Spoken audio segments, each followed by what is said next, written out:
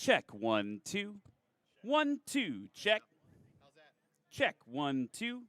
1 2 check. Can you see it enough though?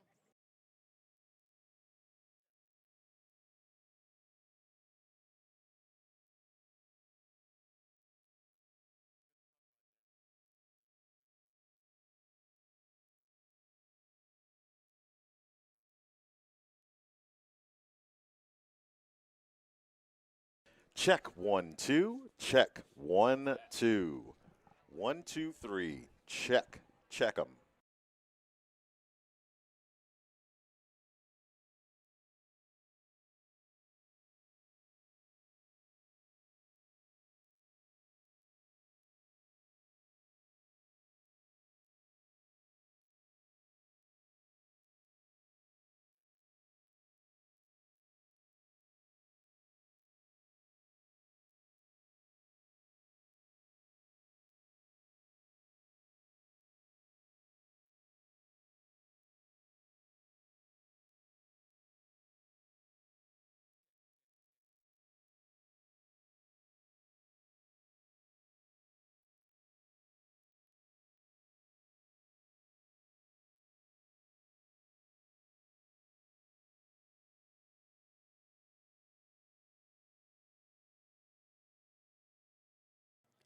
Check 1 2. National Stole starting in 4 minutes and 18 seconds. Check 1 2. National Stole starting in 4 minutes, 7 seconds. Get hyped. Yeah.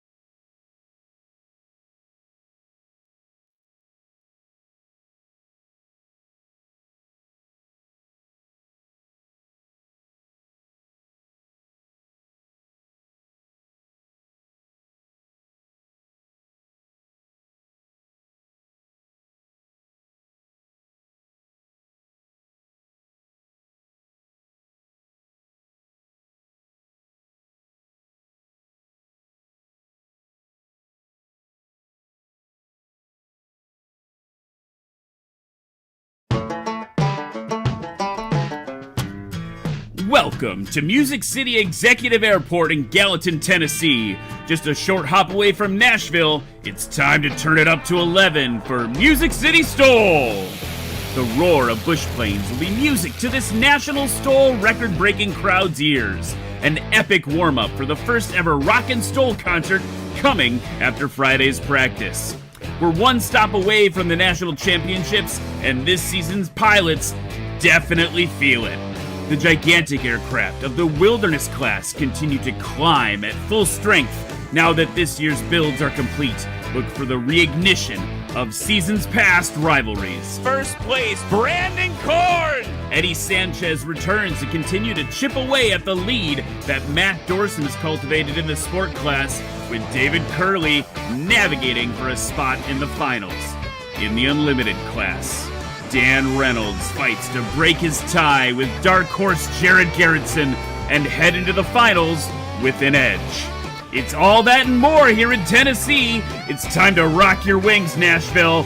Pre-flight is done, run-up is complete. National STOL's Music City STOL 2025 takes flight now. And what's up, App Geeks and STOL Freaks? My name's Ryan Dombrowski. And I'm Cam Walton. And we're here to bring you Music City STOL 2025. What an amazing weekend it is going to be, Cam. We had an amazing practice yesterday and an amazing concert last night. That was a lot of fun. Lots of amazingness. Yeah, absolutely. Stacked on stacks on stacks on stacks of amazingness. Just really, really good. So we were able to have Tyler Hubbard here last night. Yeah. Was really anyone in awesome. the crowd behind me here? Were you guys at the Tyler Hubbard concert last night? That was awesome. Yeah, it was absolutely. really, really good. So we are gearing up for the third Music City STOL. Going to be a really exciting day today. Weather, look at that, severe clear out here. Yeah, you can't ask for better weather. Could use a little more wind, maybe. Yes. Wouldn't mind a little more wind on the nose of the airplanes, but we're getting ready for it there. If you're following along at home, we are at X-Ray, November X-Ray on your schedule. It's Music City Executive in Gallatin, Tennessee. And we've got a huge crowd forming up behind us right now. We're operating on this grass between the runway and the taxiway here. It's kind of an unofficial grass strip. Yeah, absolutely. But it's really beautifully cut down. Got a cool logo there, Brower, bringing us the field here. We really appreciate them.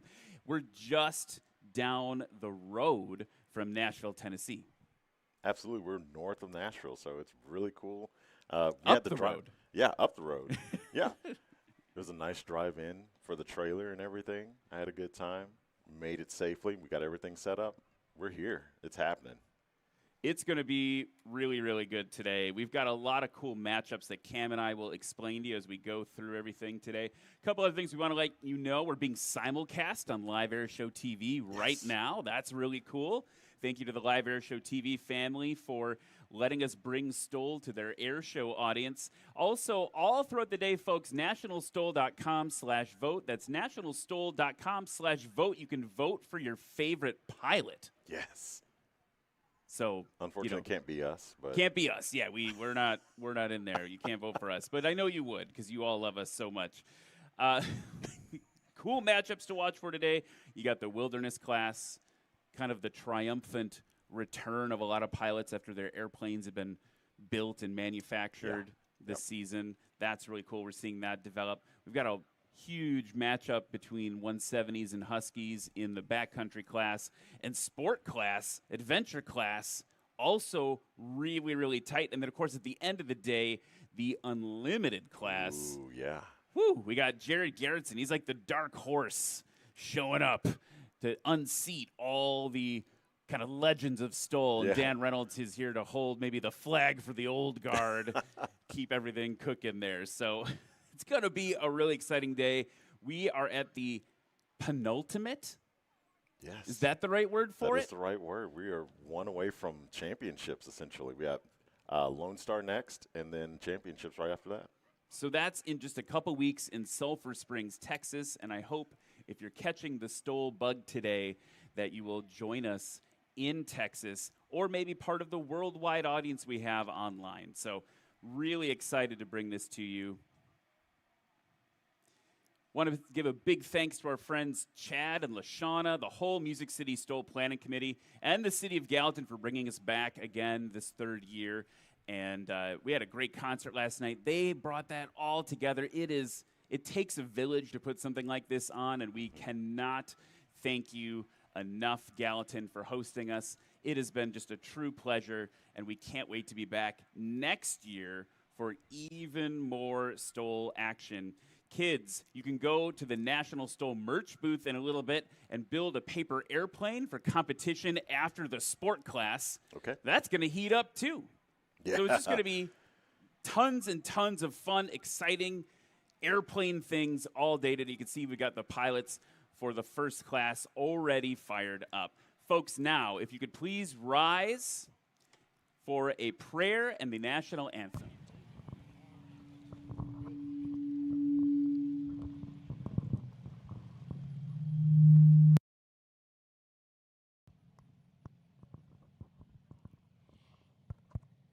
Dear Lord, thank you for today. Thank you for everything you do for us, Lord. Thank you for letting us be here today to watch the STOL competition. God, I pray for the pilots, Lord, you would give them peace and comfort, and you would just protect them and keep them safe while they're flying. Lord, thank you for everyone watching today, Lord. I pray you would just keep them safe as well. God, thank you for this beautiful day and this beautiful weather you have given us, Lord. I pray for anyone here who does not know you, Lord, you would just show yourself to them and they would come to know you, Lord. In Jesus' name, amen.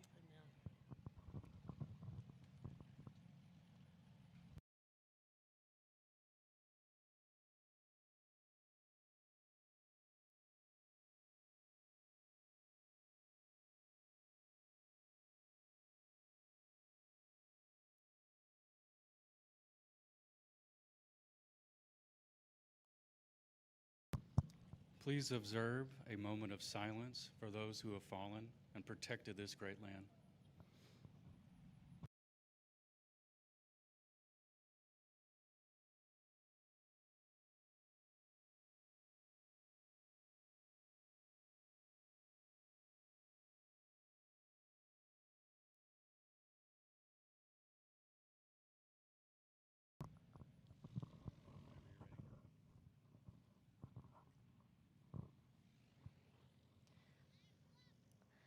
Oh, say, can you see by the dawn's early light what so proudly we hailed at the twilight's last gleaming, whose broad stripes and bright stars through the perilous fight o'er the ramparts we watched were so gallantly streaming, and the rocket's red glare, the bombs bursting in air, gave proof through the night that our flag was still there.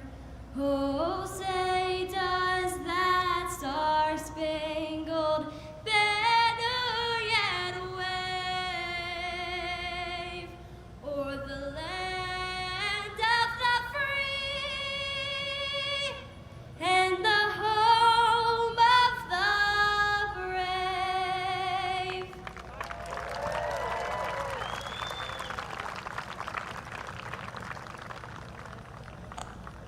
And now, folks, look to the sky to your right.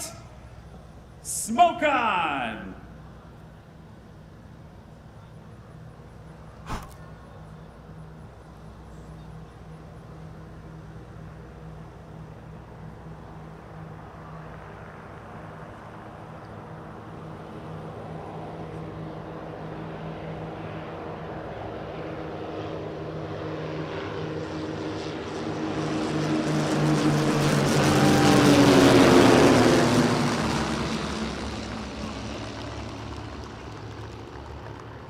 A big round of applause both for Maddie Carney and Ava Sherry. Maddie brought us that beautiful prayer, and Ava brought us the national anthem. Thank you so much to them. What a formation. Yeah, some Swifts and some RVs. That's tight. It's a tight formation. Yeah. It's really nice. Some rare planes.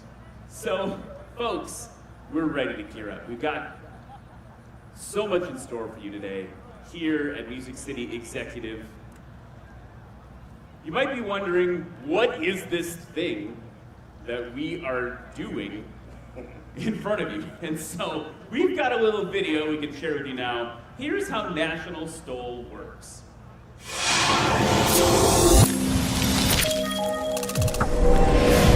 Erickson. Takeoff and landing competitions are simple. We have the pilots here competing in separate classes to get the lowest score possible. As you see behind me, we have the start-finish line, so let's start with the takeoff. This runway is marked with a start-finish line, and as a competitor parks their main gear on the line, they apply power and position their aircraft to get off the ground as soon as possible. Once their main gear leaves the ground, a line judge will mark their takeoff score using the measuring line along the side. This score will be added to the pilot's landing score on this heat. The landing is in two parts. It's either over the line and counted, or if the pilot's main gear touches down before the line, or even touches the line, this heat score is scratched and results on a landing disqualification, and the pilot will have to rely on another takeoff and landing score to get them on the podium. A quick look at our aircraft shows we have two types of landing gear: tricycle and tail draggers. On the tail dragger aircraft, the score is marked from the two main wheels toward the front of the airplane. And for tricycle landing gear, the score is marked by the two main gear in the rear of the aircraft. It's a fierce competition out here, but at the end of the day, it's all about building better and safer pilots in the skies. It's a great day for STOL competitions. Let's get it started.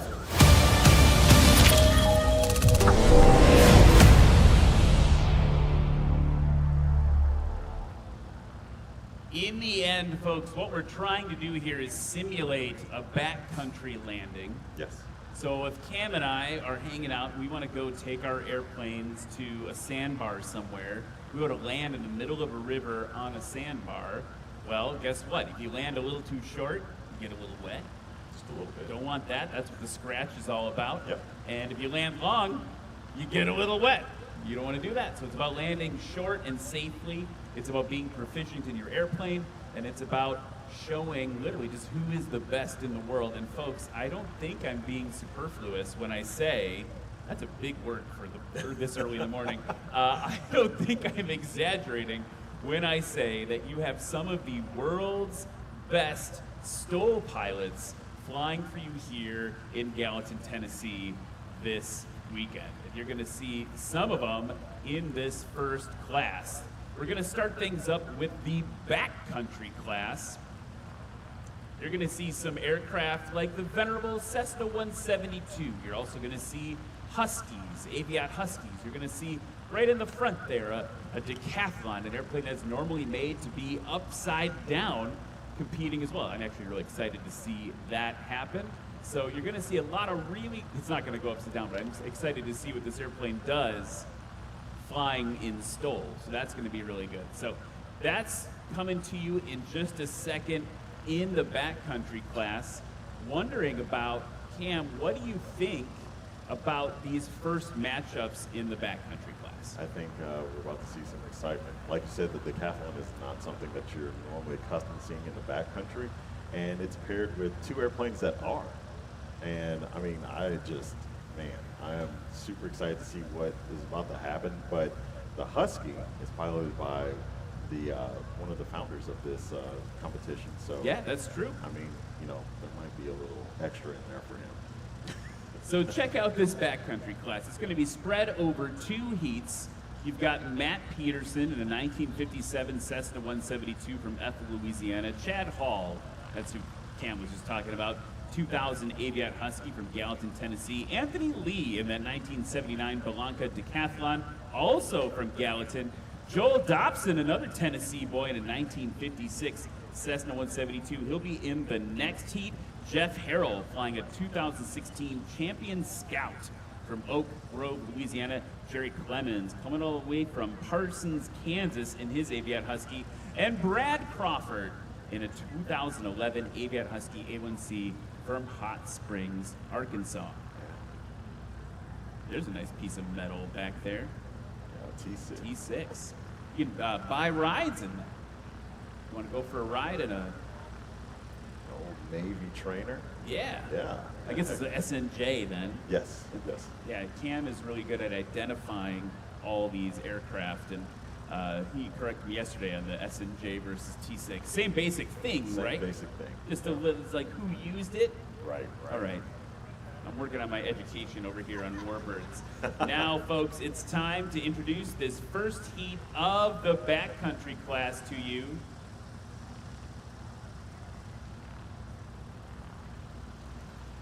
In race number 504, it's a 1979 Belanca Decathlon from Gallatin, Tennessee. Give it up for Anthony Lee. Anthony Lee is an owner and operator of Faithful Lee Aviation. He's an aviation enthusiast, commercial single-engine land pilot, and certified flight instructor and A&P mechanic with IA privileges.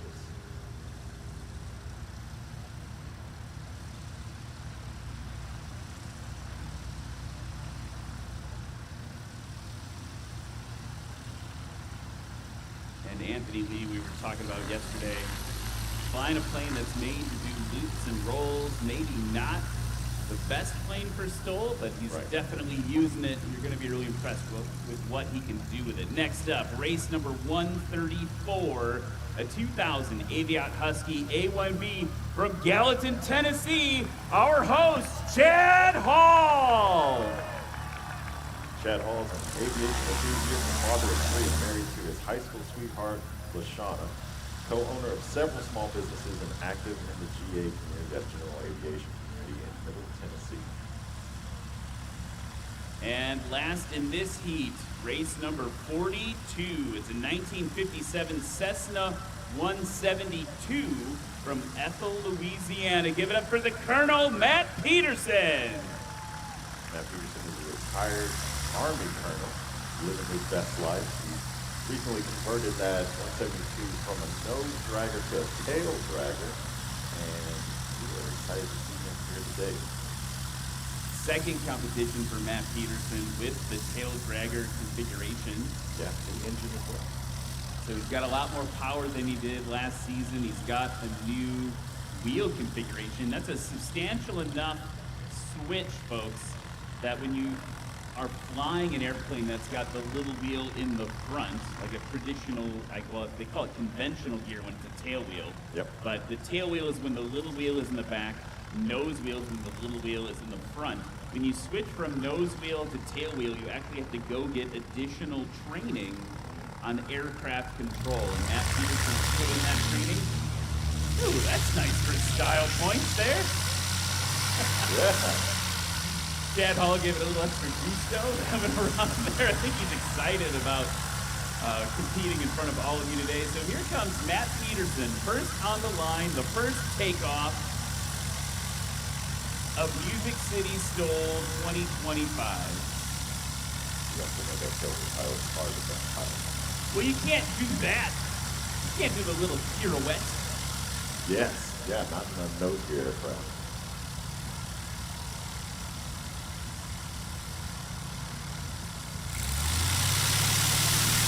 First takeoff from City STOL 2025.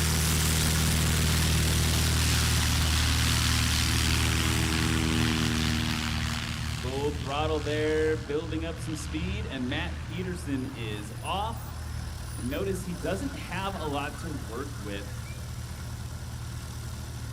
in terms of beneficial weather. So what we talk about in National STOL is we talk about kind of three key components. One is density altitude.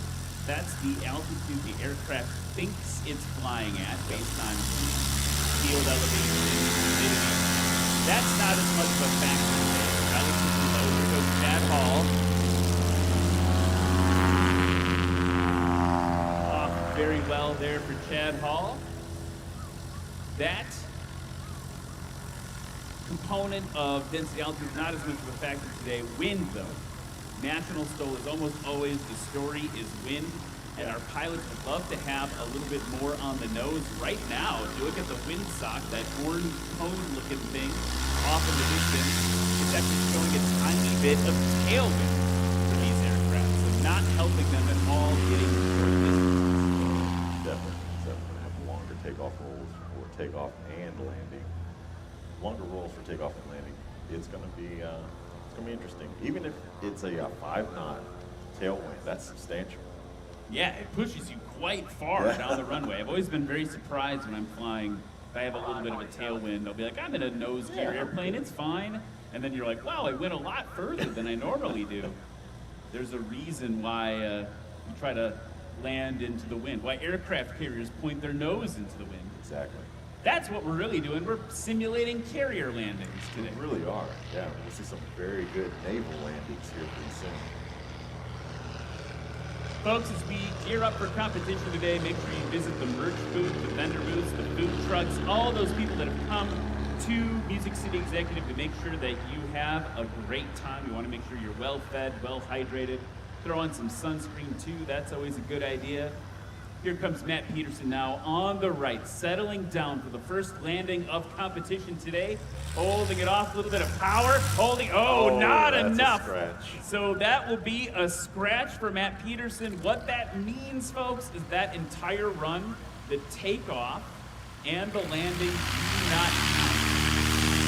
So we had a takeoff. Combined with a scratch, he is not yet on the board. To your right now, Chad Hall coming in with a 219-foot takeoff.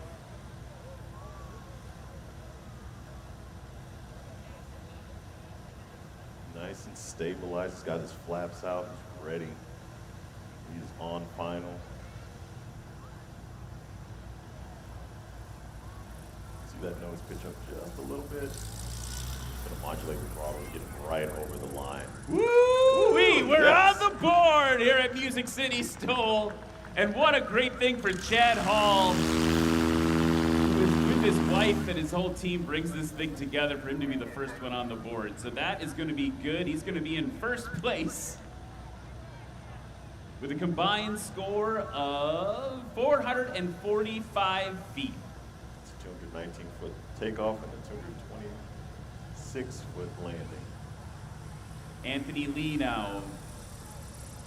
Woo! Accurate. Yeah. Well done for Anthony Lee. He's got that stick full back, right in his lap, trying to keep that tail down. Yeah, just a little bit past 300 feet. That is an awesome landing for a decathlon. That is a plane that has a symmetrical wing, so it's not really meant to land short like we've been talking about. So that is the first run, and heading into the second one, Chad Hall currently in first place with 445, Anthony Lee in second with 826. But after these three planes finish their three runs, the remaining four in Backcountry Class have to come out and play. And I don't want to spoil anything, but man, they've got their work cut out for them coming in. There's a lot of competition in this class. Heavy hitters coming up in the next heat. Veterans in the sport.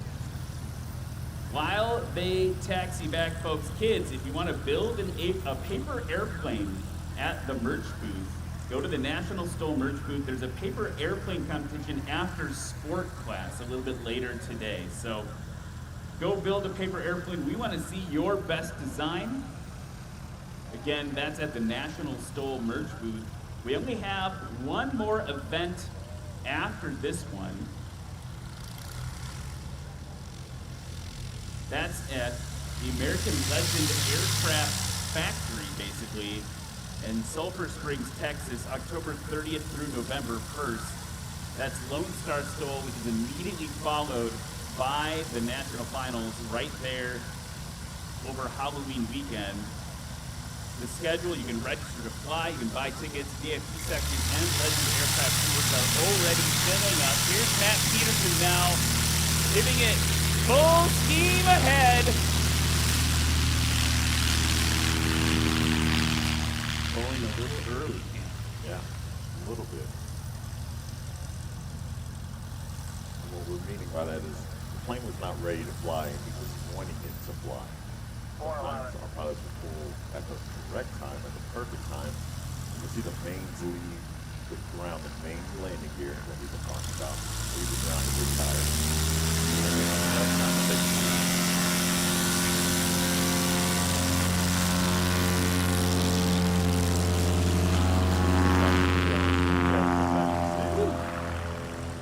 Yeah, I heard some applause in the crowd for that one. Absolutely well done by Chad Hall there. Next are aerobatic aircraft here to play STOL games. If you take note of his aircraft right now, Jeff Harrell in the next seat has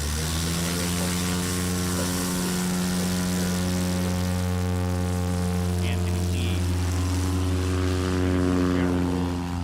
Not actually, you won't. So you see how the plane is settling down? I don't know if he touched from our vantage point, if he settled back down. If they settle back down, we have to measure from where the wheels touch down, I guess where the wheels leave the ground again. Yep. And look at this, folks. While they're taking off and heading into the pattern, the pilots from our formation flight at the beginning of the show today are landing. They're all being recovered. Look at them. Beautiful planes. We got an RV-8. We got a Globe Swift up there. Yeah. Another RV type. And Matt Peterson is now to your right on final approach. He's got the airplane configured for landing. What that means, he's got the landing gear down and locked. They're always down and locked in that one. He's got the flaps down. The flaps are those inboard control surfaces. They provide extra lift and drag to help the plane descend at a more stable rate, more increased rate. Here he comes now.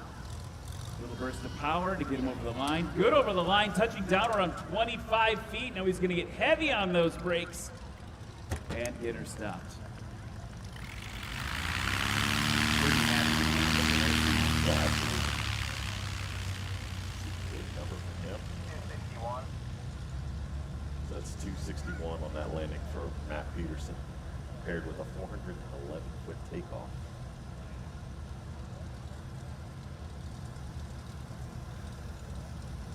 Next up is Chad Hall on the Aviat Husky.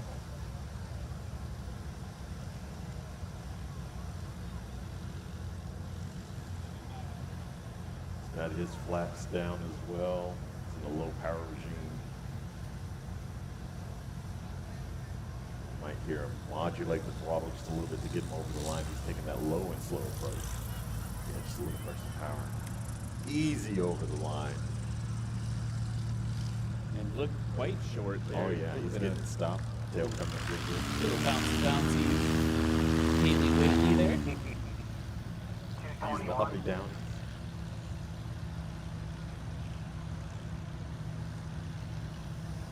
.221 for that landing for Chad Hall, paired with a 223-foot takeoff.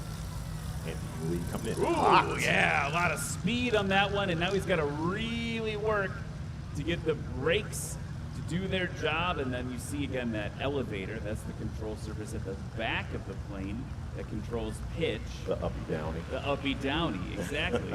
He's got to use that to keep the tail down. You're going to see that more later as aircraft with even higher braking power come into play. That's a real balancing act that you'll see play out there. It's a little exciting sometimes.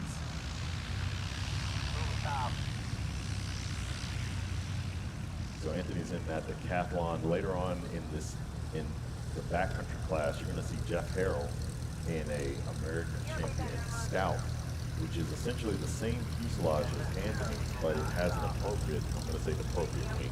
It's not a symmetrical wing for aerobatics. It's a conventional wing that is a little bit longer as well. It's a little bit wider on both ends. So you'll see a purposely built Aranca or Blanca or American Champion, whatever you want to say, aircraft later on in this class.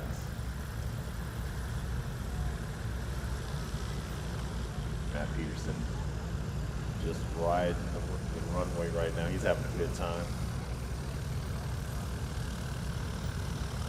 He's also the founder of Swamp STOL, who is the season opener every year for National STOL. Go out to Skinny Louisiana and you'll have a blast down there. Do the same thing you're seeing right now.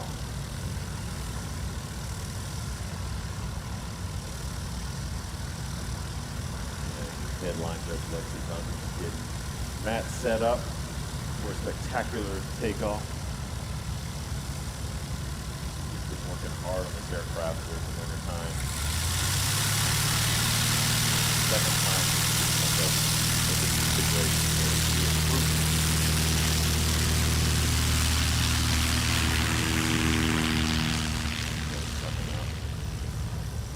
Not really ready to fly. You saw him having to work a little directional control too there. Yeah. It almost, I don't know if it's actually that way from our vantage point, like a little lip. Yeah. But it's actually, did a little ramp takeoff there at the end there.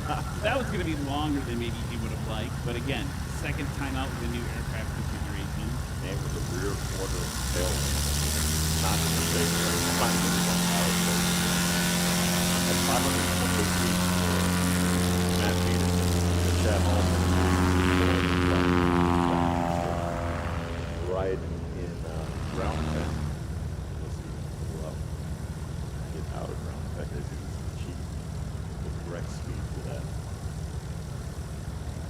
Of these three pilots, Matt Peterson is the only one on the board with 2025 season points. He's currently in 11th place overall this season. Decathlon. Let's see if it's that little jump there. I don't know. Maybe it is a little jump over there. Yeah, I think there might be a little elevation, a little ramp for them to use. I want to be clear, Matt Peterson being at 11th is actually totally normal when you spend most of the season wrenching on the plane. Yes. Like the engine was off, the tail wheel conversion. He's only had, I think, one event, right? Like one or two events this season. Yeah. He was at Swamp Stole at the beginning. Yep, yep. And then Oklahoma. So this is his third event of the year. And so no shade on Matt based on those points, just coming out only a handful of times this year while he's working on the plane. Speaking of Matt, he is on the right again, coming in for landing.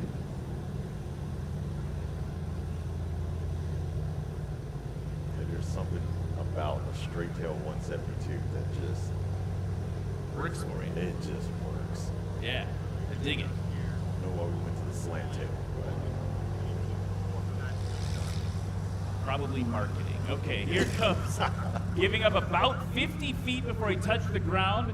Matt Peterson now working those brakes and getting her stopped. There we go, raising those flaps up.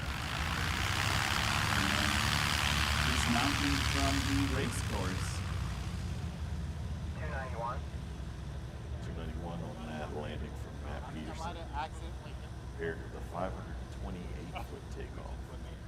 Chad Hall based a final now.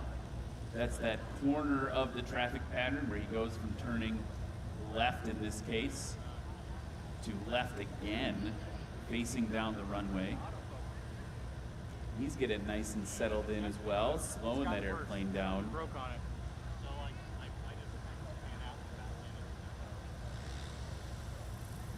Burst of power to keep him up.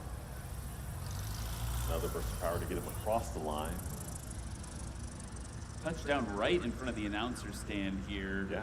Maybe 47 feet, so his distance, his landing distance, imagine if he's subtracting 47 feet from it. Yep. That's what he's working with from a skills perspective on getting the airplane stopped. He's just got to be a little more accurate with it. Right behind him now, our decathlon coming in. It is faster. Right? It's got to be. You mentioned it last or yesterday that his approach speed is. His stall speed is Chad Hall's approach speed. Okay, there we go. So what that means in the crowd is that if the decathlon, piloted by Anthony Lee, were to try to fly as slow as the speed that Chad Hall can just come in at, it would fall out of the sky. Yeah. You cannot fly as slow because it is, again, an aerobatic plane. That last landing, by the way, was a scratch. So that's going to complete that first bit of competition here at National STOL. We're going to head to the second heat of the Backcountry Class. While we do, I want to talk about some other really exciting things for the National Finals.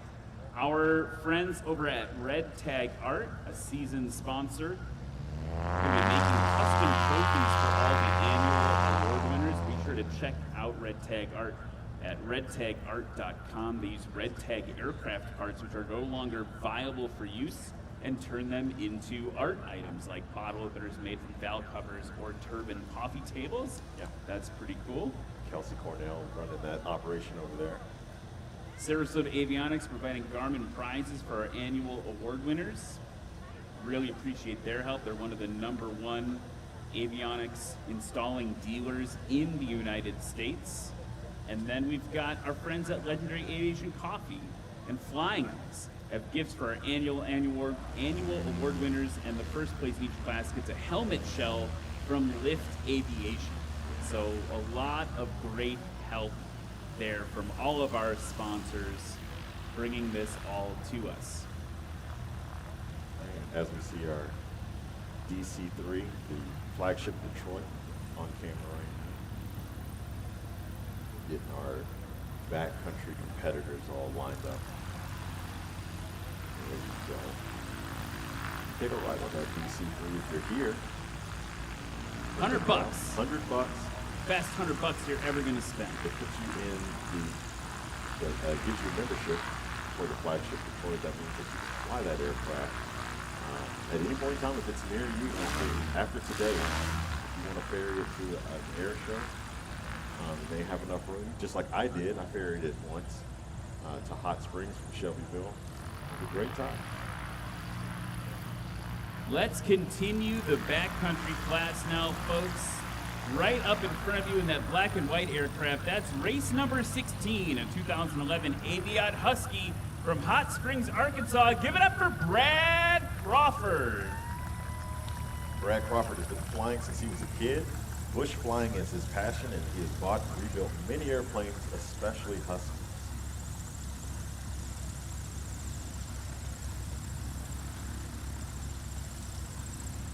Brad had a really exciting practice session yesterday. Yes, we'll to see say if he the least. keeps it exciting for us again today. Next up, folks, in race number 17 from Wichita, Kansas, a 2008 Aviat Husky A1C. Give it up for Jerry Clemens. Jerry flies a 2008 Husky A1C. The VIN number 34 double D. Showing off there, Jerry Clemens. He's also got a reverse pitch prop on that aircraft, but that aircraft is also known as Delta D. You can see by the N number on the side.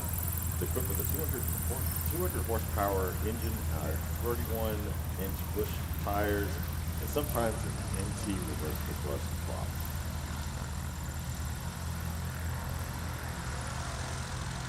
Next up, in race number 19, from Oak Grove, Louisiana, 2016 American Champion Scout. Give it up for Jeff Harrell. Jeff Harrell is 51 years old, flying an Air Tractor 802, gaining about 700 hours per season. The Air Tractor is an ag aircraft. He loves taking the Scout out and landing on the Mississippi River sandbars, and his favorite place to fly is in Northwest Arkansas. And also another one of your Tennessee boys, race number 7, a 1956 Cessna Super 172 taildragger. Give it up for Joel Dobson. His third word is airplane after Mama and Dada. He's a former F-16 instructor pilot with the 79th Fighter Squadron Tigers and the 8th Aggressor Squadron.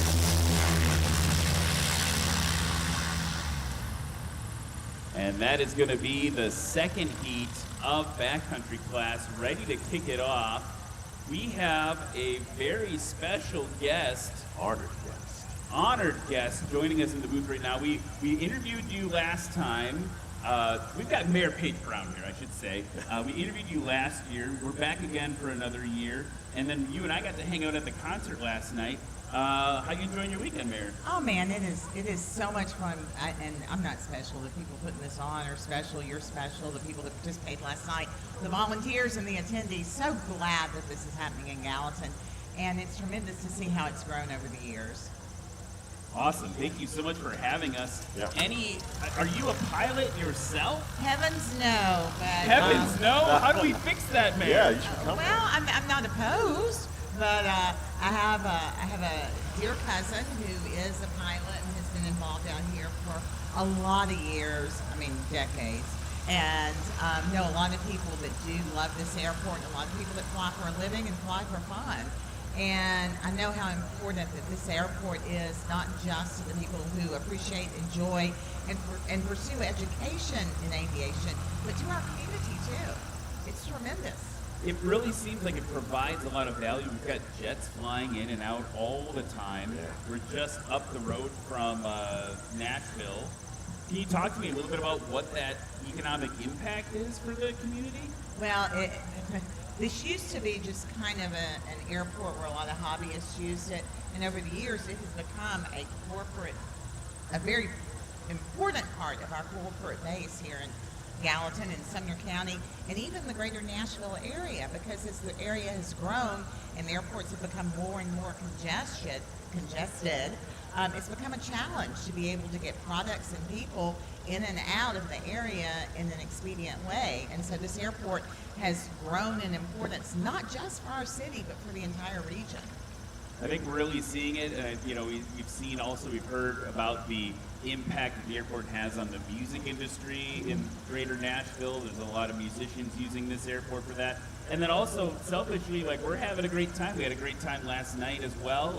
It's just a great focus for the community right here to have this resource. I was telling Karen, the lady who organizes the National STOL event, how much I love having this here and the people that it brings who are enthusiasts and expert flyers and really well-equipped pilots to come and participate.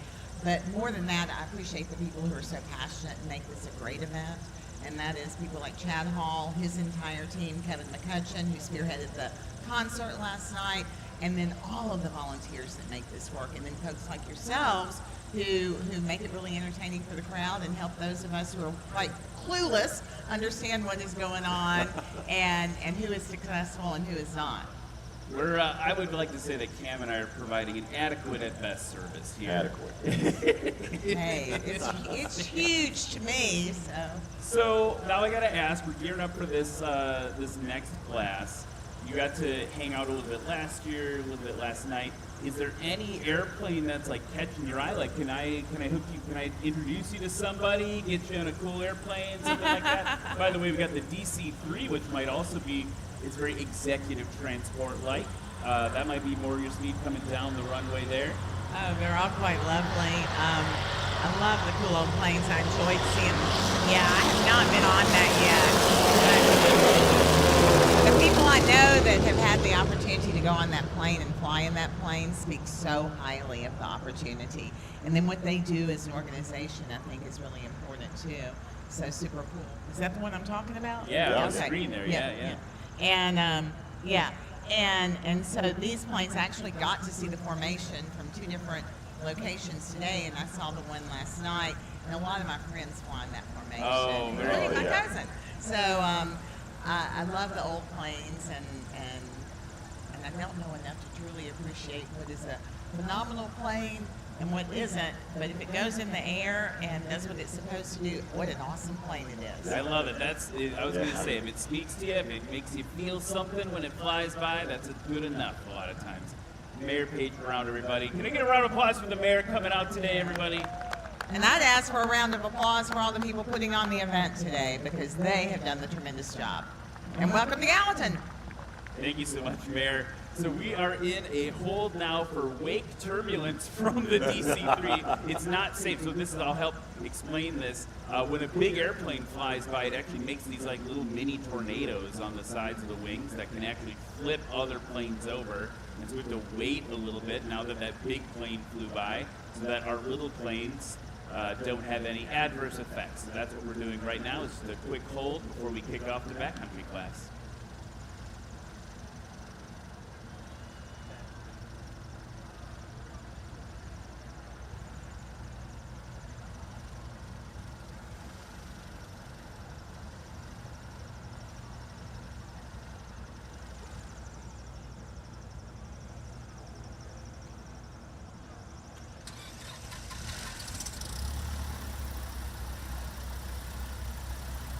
And And we've got our engines fired up again here in Gallatin. And I was just speaking to the mayor as she said goodbye. And obviously, don't forget to visit if you're new to Gallatin, like we were a couple of years ago. Great downtown, nice, cute little downtown square, and a lot of folks that can bring some really nice experiences when you're new to this city. So, Joel Dobson now, full throttle in the 172. It's the most internet comments. Yes. Because people are like, that's not a 172. That's a 180. Au contraire, mon frere. You could convert it. You can change it. You can convert it. So his aircraft, same aircraft as Matt Peterson. So we've got that pairing, and now here's the pairing with Jeff Harrell. His aircraft is very similar setup to Anthony Lee's aircraft. It is all the Blanca champion, Scout, Denali, all of it. That same lineage is what you're seeing in front of you right now. The long wing STOL version of Anthony aircraft. Now, Jerry Clemens on the line. This is where it gets exciting, right? Jerry Clemens, currently second place in the 2025 championship season with 76 points.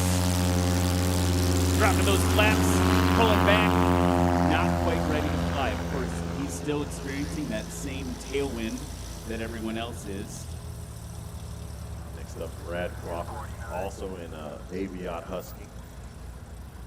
Brad Crawford currently in the lead, first place in the 2025 season standings with 98 points. So even after this event, there's a good chance if he were to not take first, he'll still be in first, but Jerry Clemens will be close. So he's got to really work to defend his national title here in Gallatin. And that was a short takeoff for Brad Crawford. Oh, waving. He's also a bit of a showman. He knew that one was good. You saw the elevator and the rudder flip-flopping around there to make sure you knew that he knew that it was good.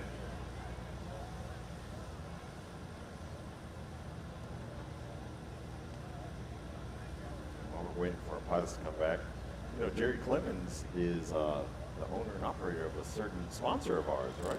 That's true, yeah. Clemens Insurance, the most affordable and best insurance coverage available, maintaining the highest standards of excellence. I'm a customer. Yeah. I mean, like, I have nothing to say but great things for Clemens Insurance. Joel Dobson holding it off there. Ooh, gave up about 25 feet. He's going to get it down and stopped. And that, you saw him fighting a little bit against, I think it's like against the lack of the headwind, right? Like normally he wants a little wind pushing him into the air, and it wasn't there for him. And we saw him kind of like getting a little unstable, nothing he can't handle, but just it wasn't quite there for him the way the air normally is. Here comes Jeff Harrell now. Burst of power, trying to line it up on that line. Good over the line. Yeah. Just under 50 feet from touchdown. He's going to get down and stopped as well. 253-foot takeoff. A little bit longer than Joel Dobson's. He's going to get it dialed in. Yeah, this is just the first run of this heat. Oh, yeah, absolutely. All of them are going to get it dialed in, but I think Jeff Harrell has some expectations for him and his aircraft. Low to the right, you see Jerry Clemens. Flaps deployed, nose high. He's going to give it a burst of power. Right now, he's going to do a little power to keep that nose up. That's why you hear him modulating his throttle. That is short. Yeah. For Jerry Clemens, that was real close to the line, and then heavy on that reverse pitch propeller, pushing the air forward, braking just like an airliner. That was expertly done. All right. Next up, Brad Crawford. That was, we just went to the replay there, real quick interjection. It looks like it's still, call still stands as good. Okay.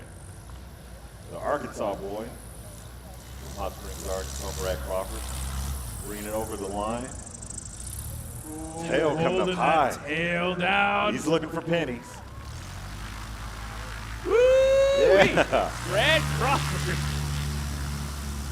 trying to mow the lawn a little bit on that one. Yeah. Going to the replay here about it getting stopped.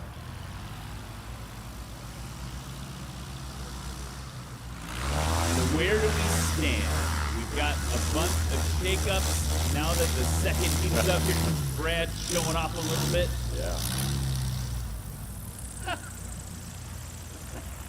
Okay, and maybe is what you would expect after watching those landings. Brad Crawford with a combined score of 373, but look at this. Only a foot behind him, Jerry Clemens with 374 combined. Joel Dobson's going to slide into third with 412, and that means that Chad Hall from the first heat is going to still be hanging on to fourth with 444.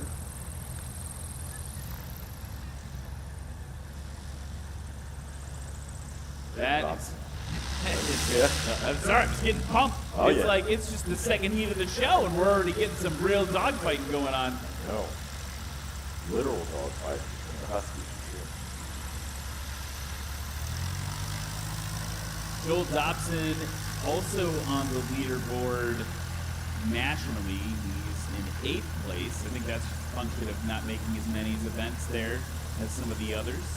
Jeff Harrell behind him, currently in 6th place in the national standings. Here comes Joel and Moxie. The award winning high place showman awards at Oshkosh just for being there. It's a beautiful aircraft. Excellent. Here's the Game Bird, a GP1 aircraft made in Northwest Arkansas. Well, that was cool. Heck yeah.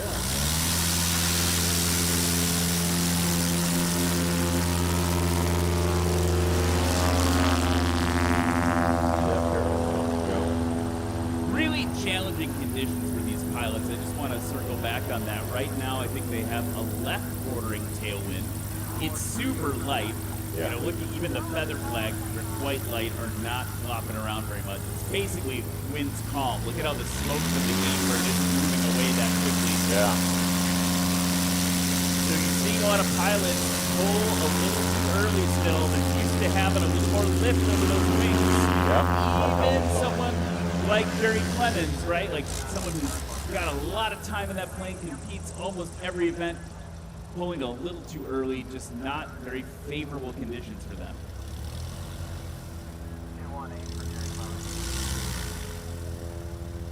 Brad Crawford on the line.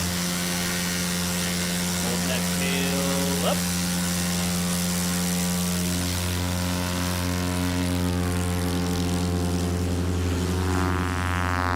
Oh yeah, you pulled at the right moment. He is working it. That was excellent. 184 on that takeoff for Brad Crawford.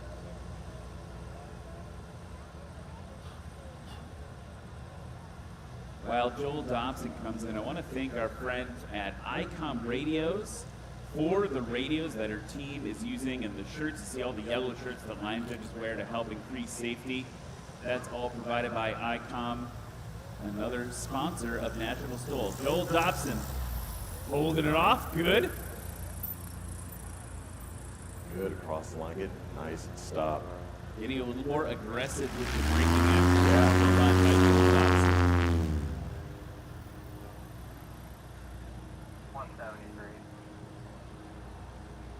173. Yes, sir. Yes, sir. Jeff Harrell next, and the Belonga Scout.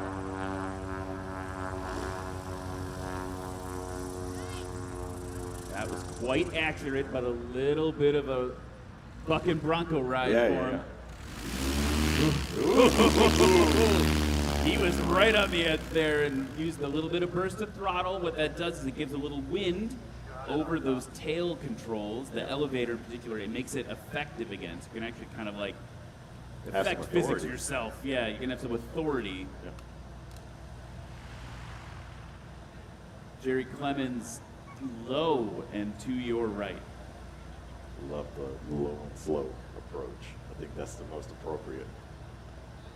Especially when we've got, well, I guess I don't know, a little bit of wind on the nose would make this a little more assured. Yes. It's a more highly technical approach right now without the wind. Absolutely. Ooh, okay, that was really cool. Using the reverse thrust to the stop even shorter. See on the replay, let's see. Yeah, he's getting a line. And it's okay if the tail wheel touches early. That is, or touches first, that's not a problem. That is going to be a gauntlet dropped by Jerry Clemens. He is now in first place ahead of Brad Crawford with a combined score of 353. He's up by 20 feet. There you go, Mercy Power to get him over the line. Ooh, fucking Bronco for real. That got a lot of attention from the crowd. It was really accurately placed. That tail high. Ooh, he's a master of it. Oh, and coming in as a scratch on replay. So Brad Crawford, look at that right main there on the replay, touching down. Dang. So that does not count. So he is still going to be in second place behind Jerry Clemens by about 20 feet. Third place is going to be Joel Dobson with a combined score of 412.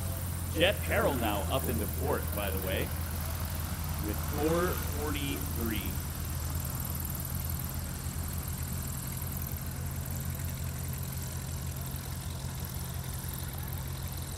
So they're going to taxi back to the final heat of the backcountry class here at Music City STOL. And just to give you a quick rundown again of those season standings, as of Oklahoma STOL, which was the last event we were at, Brad Crawford currently in first place with 98 points, Jerry Clemens in second with 76 points, and John Jughead Council tied with Austin Clemens with 50 points each. Wow. I think what we're going to see after today is we're going to see kind of the 4th through 14th section shake up a fair amount. We'll see if Jerry and Brad trade places or not.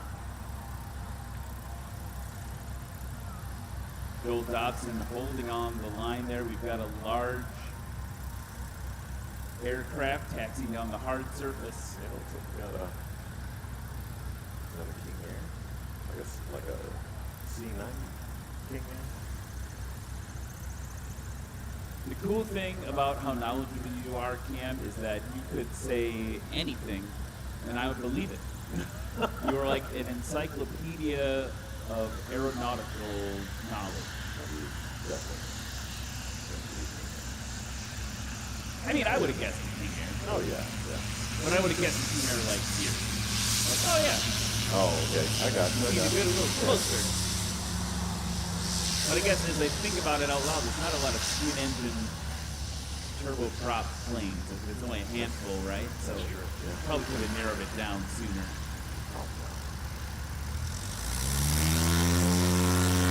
Joel Dobson introducing some power into that awesome aircraft, Moxie.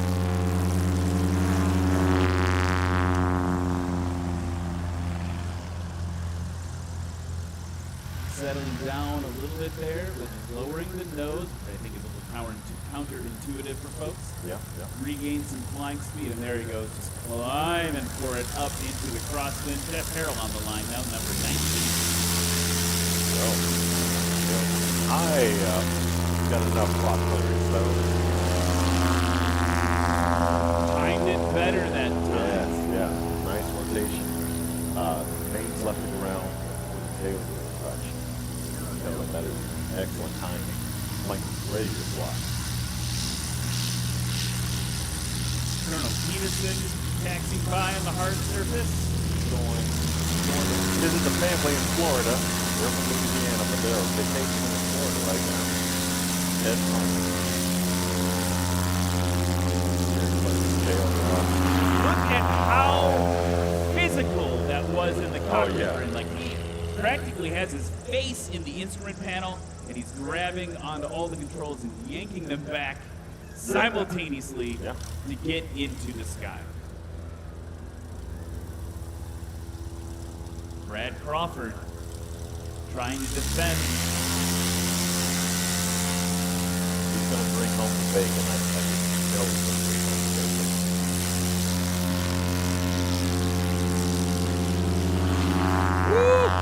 He's got those takeoffs figured out. I love the story of this. Brad Crawford kind of waltzed into, he's always been a national STOL competitor, but he waltzed into this season at Pinedale. It was like, hey, I decided I'm going to win.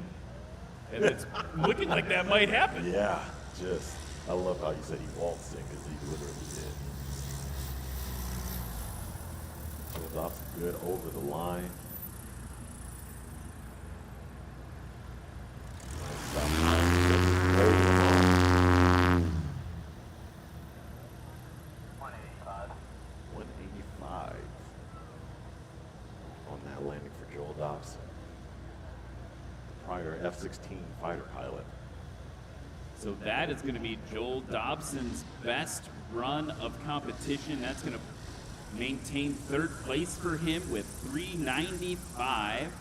Jeff Harrell now coming in, kind of eating it over the line, as Yeah. the kids say. Now he's got to get it stopped right on the edge, holding it like that. I know there's a fair amount more the tail can go up, but it's just something about seeing it any more than horizontal. And I'm like, ooh, I don't know.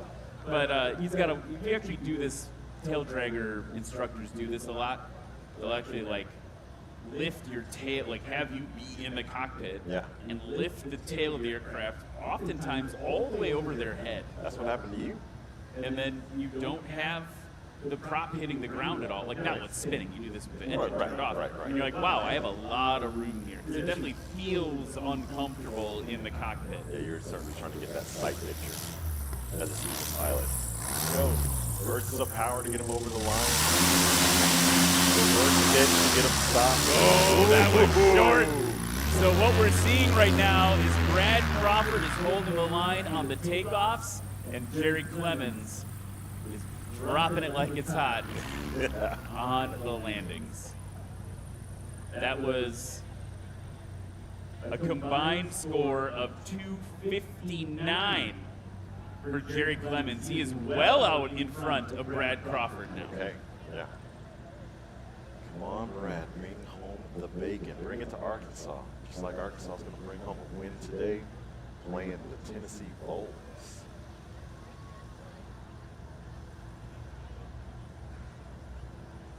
And to get that dig in, I guess nobody in the crowd behind us is the Tennessee Vols fans. No, yeah, they didn't seem to mind at all. Here's Brad Crawford now holding it off. Go Hawks. Oh, I think he maybe did it. Yeah!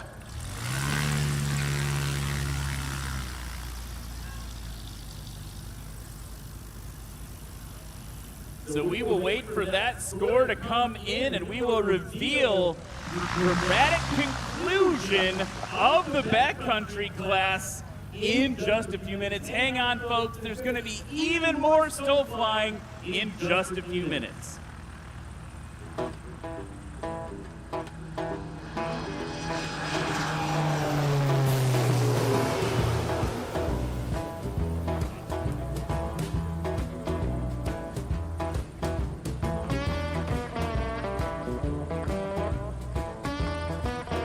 Special thanks to our annual sponsors: Legend Aircraft, Clemens Insurance, Behringer Aero, Sarasota Avionics, Lift Aviation USA, Flying Eyes Optics, Red Tag Art, Legendary Aviation Coffee Company, iFly EFB by Adventure Pilot, ICOM Radios, Tundra Tailwheel, Fly Orca.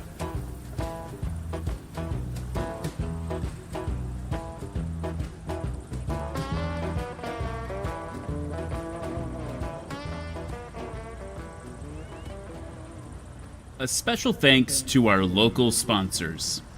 Presenting sponsor, Volunteer State Bank. the city of Gallatin, Tennessee. Gallatin Economic Development.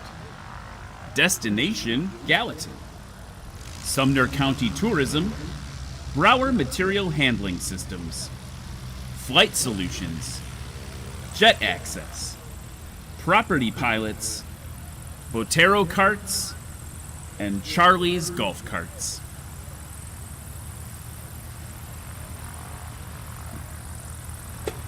With a cup of coffee. What's Gallatin like? It's kind of like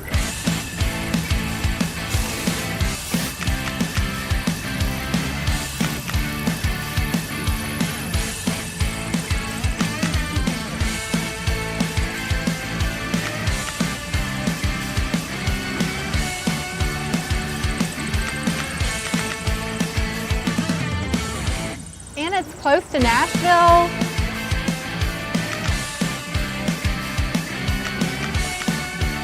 Yeah, but without all the and there's a ton of stuff to do.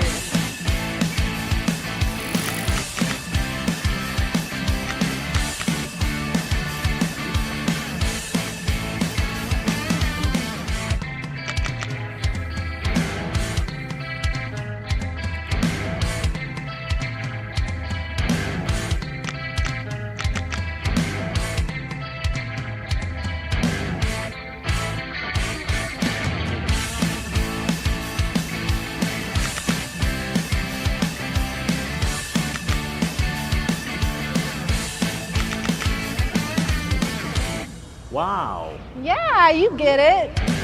And so does Gallatin.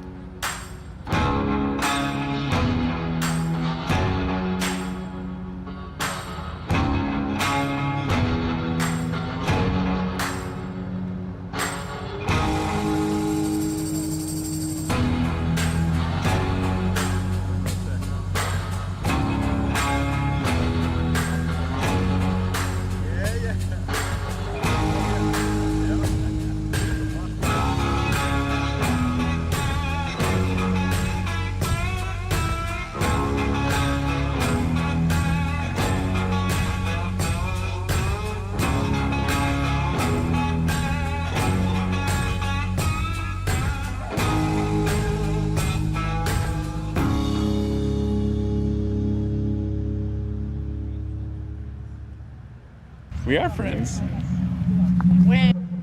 Welcome back, folks, to Lexi's up here trying to figure out who won. No, you don't get special treatment, Lexi, just because you're the headline judge.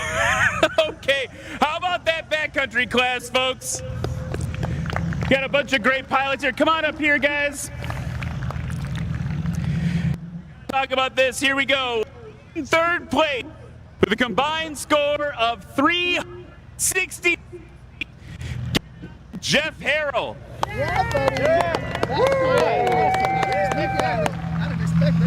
With a combined score of 262 feet. Give it up for Brad Crawford. And by only 3 feet. With a combined score of 259. Give it up for Jerry Clemens. Jerry, congratulations. I think you were saved on the second run by one of Brad's scratches and then used it. You kind of dove in and got in there with a really solid one at the end. Did it feel really good as it looked? Well, we had a little headwind on the last one, which was really, really good. Just a little bit. And I was kind of upset with Lexi for scratching Brad on that one. Well, congratulations. Let's give it up for that backcountry class one more time.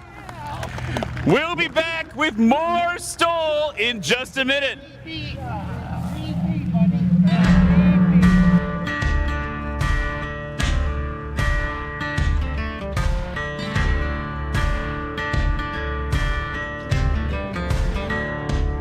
It's a kind of a different experience buying a Legend Cub because you're buying from the owners of the company. You're going to meet everybody that's going to work with you ahead of time. They're experts at every little facet of it. You pretty much can do as much of the aircraft as you're capable, and they'll kind of hold your hand through the rest of it. So I couldn't recommend it higher than truly a wonderful experience. You show up and you watch how all the fuselages are all TIG welded, and their processes are second to none. They build by far the nicest airplane, lightest componentry, great styling. Ron, their painter, is spectacular. It's not like any other buying experience. You are truly buying into a family. A lot of longtime employees. I'm friends with a lot of the guys that helped build my airplane. Legend Cub owners typically buy an airplane and never sell that airplane. You won't find very many of them used for sale on the market.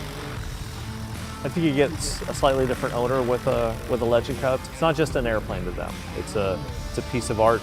It's a piece of them. It's custom designed and built for them. Any option you want is available. Hard to get much better than this.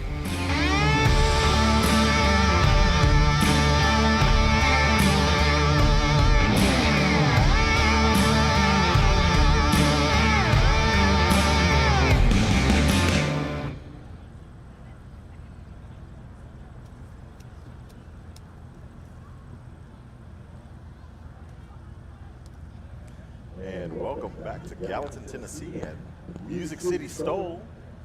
We're about to get geared up for the rookie class and the vintage Cub class. Right now you're looking at a Rand's S6 Coyote.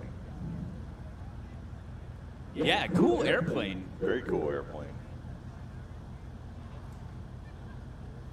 This is going to be exciting because a lot of these pilots, most of them, have never competed with us before. That's why they are in the rookie class. Lift Aviation was so kind to donate a couple of helmets to us to allow the rookies to use. So maybe this is your first competition, or maybe you're in the crowd and you want to compete. So you get here, you compete. It might not be something for you.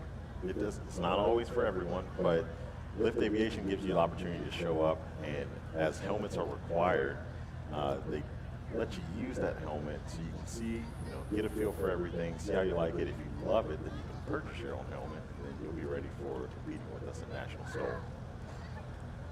So always thanking Lift Aviation for their kindness, allowing us to use their helmets, essentially for free. Yeah. And they're good. I mean, they're legit good helmets. Yeah, and they look look so cool. It is such a good thing. Now you're looking at a somewhat rare aircraft. This is a J4. This is a side-by-side Cub. You might be accustomed to seeing J3s, the classic yellow Cub. That is a tandem seat aircraft. Yeah, so that's going to be the vintage Cub class for you, Carl Rose. Yep. In that 1940 Piper J4. This is a class that was kind of new this year because we wanted to give these vintage aircraft a place to compete. And then behind him will be the rookie class, Scott Swope, in a 1998 Cessna 172. And Luke Lee flying that 2011 Rand's S6ES. The rookies from Tennessee. I think, is everyone from Tennessee? Looks like everyone It's from a, Tennessee. it's a complete Tennessee heat, folks. How you like that?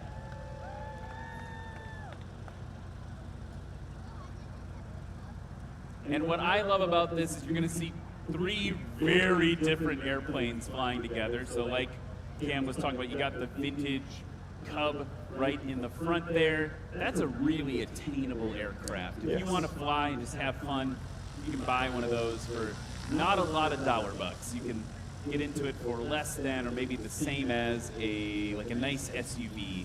I think it's a lot more attainable than people think it is. Absolutely.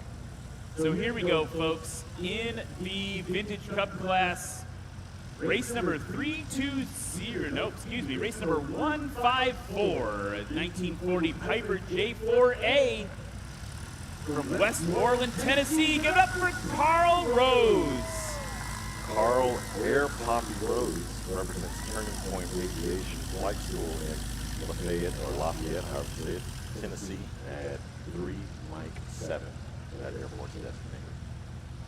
Next up, race number 320, a 2011 Rans S6 ES Coyote 2 from Jonesboro, Tennessee. Give it up for Luke Lee.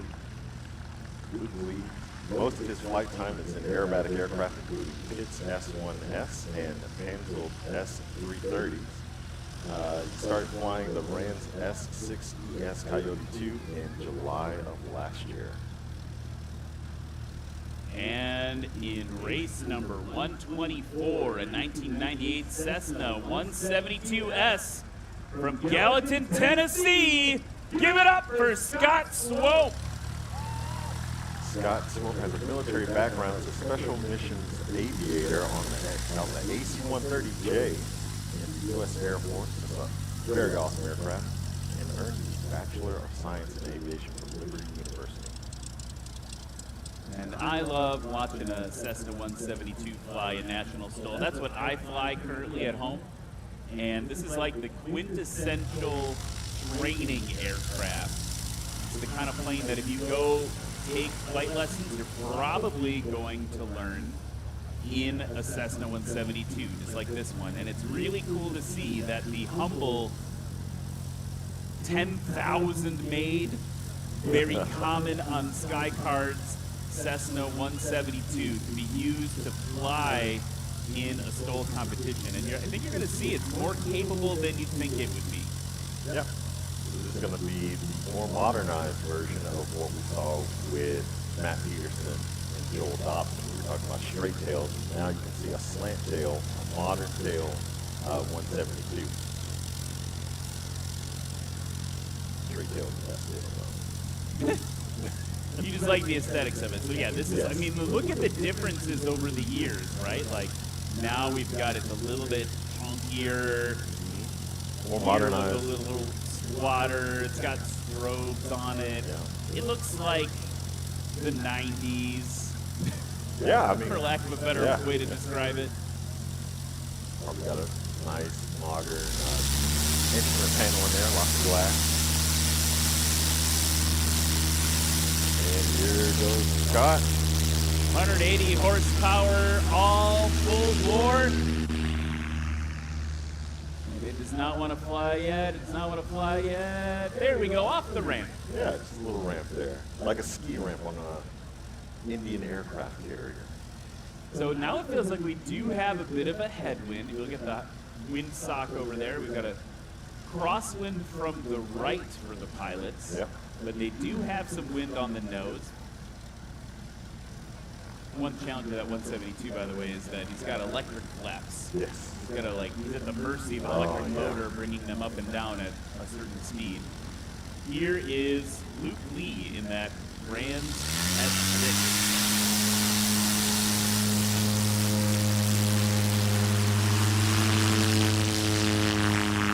Well done, Luke Lee.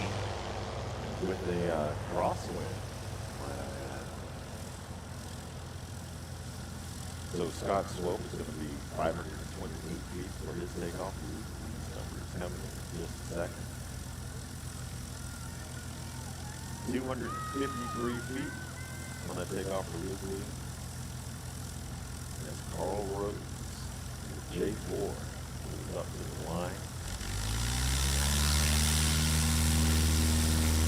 Big difference here. We're now at about 85 horsepower. Yeah. And look at how much shorter it's going to take off. Yeah. Well done for Carl Rose. A lot lighter, that airplane, I should say as well. Like you've got that airplane weighs 750 pounds. Scott Swope's dealing with an aircraft that has almost 1,000 pounds more. Yep. But it's got 100 more horsepower, right? So not totally apples to apples here. That's why it's the vintage Cub Class versus the rookie class. But we got 268 feet for that takeoff for Carl Air Poppy Rhodes. Scott Swope on final. This is the last leg of the rectangle that we use to land aircraft on. So when you take off, you're on the departure leg. You turn left. For the crosswind leg, you turn left again. For the downwind leg, you turn left another time. for the base leg, and now you're on the final leg after you turn left. One more time. Ooh, good. Yes, held it off. There we go. Yeah, I mean, today we're just doing airplane NASCAR, yeah? Yeah. Turning left. See what the score comes in there for Scott Swope.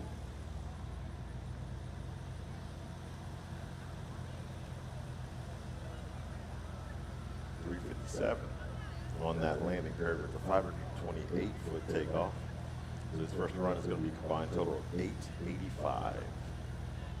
Luke Lee coming in with a 253-foot takeoff. This rookie class is great because it gives you a lower pressure way to get into the sport. The only real rule from a season standings point is once you win the rookie class, you cannot compete in it anymore. Giving up about 125 feet, maybe a little bit more there for Luke Lee.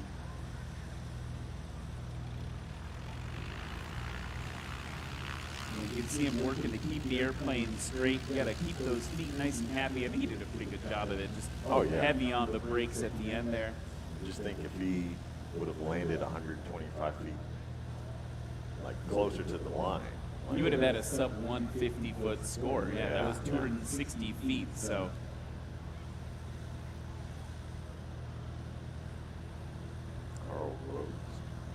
Take a look at the wind on the screen there, folks. You can see that the wind is almost coming right down the runway now. Exactly what we need. Now we just need a little bit more of it. See Carl working that rudder right now. Since he's in a low speed regime, there's not a lot of air going over the ailerons, which would normally control the roll of the aircraft. He's going to scratch. Oh, man. Too short. So it's a delicate dance on final like that. Like the higher you want to pitch the nose up, the more power you need to introduce to keep you above ground. So it's kind of counterintuitive when normally you come in, you just have enough power to get get down to the runway. And now we're specializing this. We're doing a spot landing competition essentially with your landing, trying to get beyond the line. And the higher the nose goes at a lower speed, the more power you're going to have to introduce. So you might not have had enough power. So if you see those noses come up on final like that, you're going to hear a little bit more power. Or you'll see some of the pilots that are too high, they're going to just get a little bit of burst of power to keep them high enough to get over the line.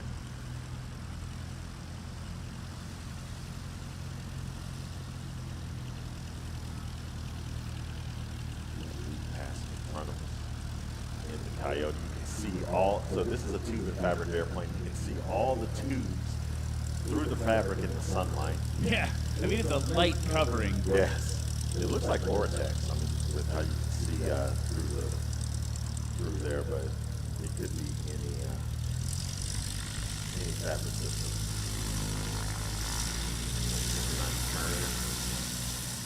From our two rookies.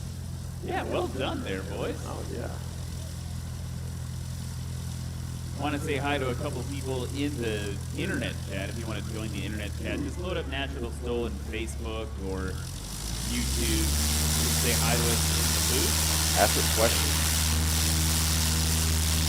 Scott Swope on Mighty Wings. See our line judge, Patty Baker out there, way out there. And that one was a lot better this time. Yes. It was a lot cleaner. He got off the ground more decisively. You can see him now off in the distance there, keeping that nose down to build up some speed and climb out. Oh, yeah. Bringing the Coyotes to life. Leave that tail high up already. Yeah.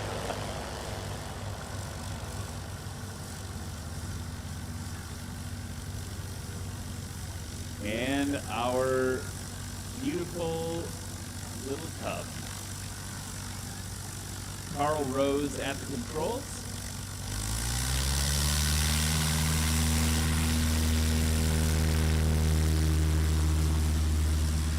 love that it's a side-by-side where it has a stick. That was nice. Yes. Well done there. But it's got a stick at the controls. A lot of the side-by-side vintage airplanes switch over to yokes. Yeah, there you go. So in the chat, we got some people who got to say hi to. Sandy Trevino is here. Good morning, Sandy. Nice to have you in the chat. Hello. Katrina, one of our worldwide fans, is in the chat. An STOL pilot. She's here. She's even been an STOL announcer with you. That's great. Yeah. So Katrina, so great to see you there, advocating for a chonker class of like ultra heavies in the chat here. Also got Duncan Brady is in the chat saying, "How did I miss the announcement that this was happening?" I guess he must be from Tennessee and wishing he was here in person. Oh, man. Other folks, Jason Harper's in the chat, LBR's in the chat. Hello to both of you. Victor is here from Poland. Victor Wasser. It's great to see you again, sir. Very active chat right now. Yeah, the STOL community is keeping the chat alive a lot of times. All right. Scott on the final leg on approach. Holding it off. Oh, too short. man. I was just about to say, yeah, that nose is coming up. It's going to need to introduce just a little bit more power. And you can see that scratch.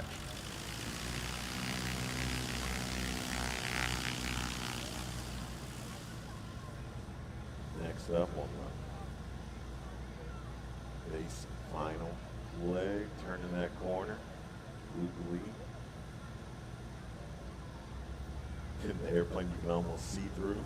I love it. I mean, yeah, absolutely. The S6, I mean, it's super cool, right? This is like part of the pedigree of bush planes, experimental bush planes. As Rands had this ultralight aircraft, they needed a trainer. They built the S6. People were like, whoa, this thing's awesome for the backcountry. Can I sit behind the person instead of next to them? S7. Yeah. Here's the S6 now. Luke Lee gave up about 75 feet.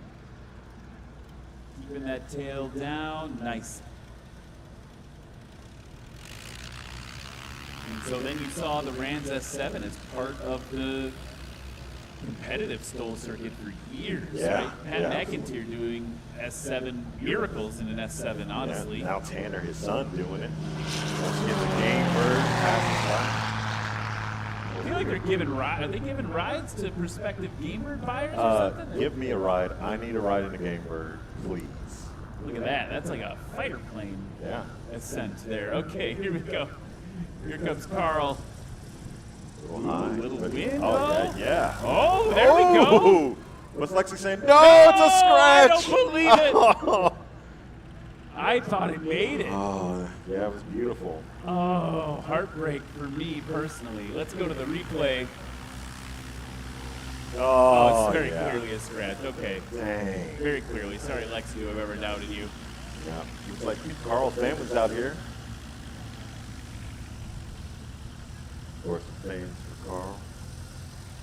Man. Well, they taxi back. We want to talk about another one of our sponsors, our friends over at Fly Orca. Orca was created to help you achieve your aviation goals. You connect with the community, discover training opportunities, and share your journey from tracking your improvements over time and reflecting on your progress to striving alongside your buddies, finding trusted instructors, and all that, and you can celebrate your aviation journey with your familia and friends. Fly Orca is here to keep your aviation fire burning strong. That's a cool app. It is a really cool app. Yeah, I've used it. I'm in the commercial using the app. Ooh. Yeah. Sitting next to a celebrity. Oh, yes. So time for the third and final run of the rookie class and the vintage Cub class. Right now, Luke Lee out in front with a combined score of 456. Scott Swope looking to get on the board again after that first run with 885.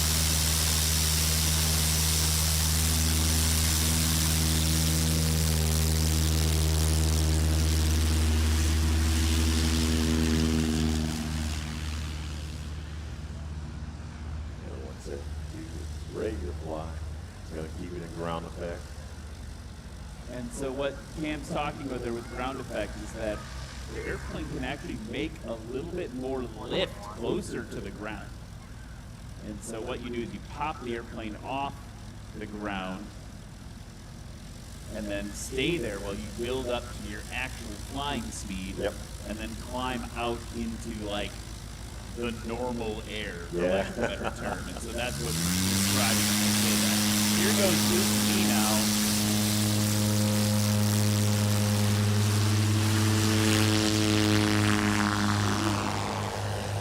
But he was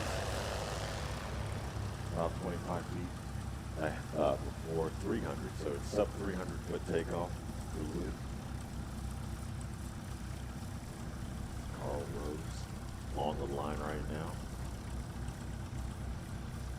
An airplane that's kind of making me a little jealous.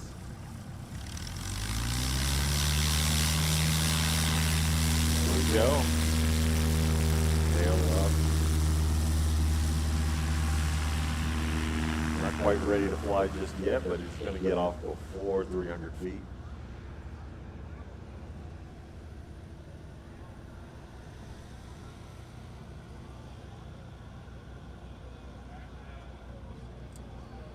And just a reminder for all the kids in the crowd, make sure that you're building your paper airplane at the National STOL merch booth. We have our paper airplane competition slowly approaching.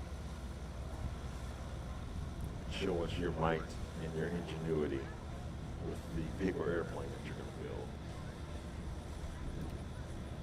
All right, Scott on the base leg, going to make his left-hand turn for final.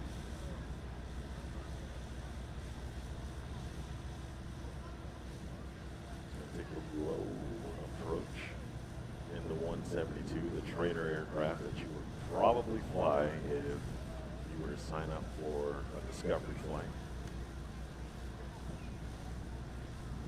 The rest of your curriculum for your private pilot license. Battling some wind right now. We've got a crosswind right now, so it's going to have to put in those controls for that. Ooh! Oh no, it's a scratch. Oh man, that especially with all that wind coming down the pipe there for him. Yeah, I mean, he was working hard for it too. You can see him.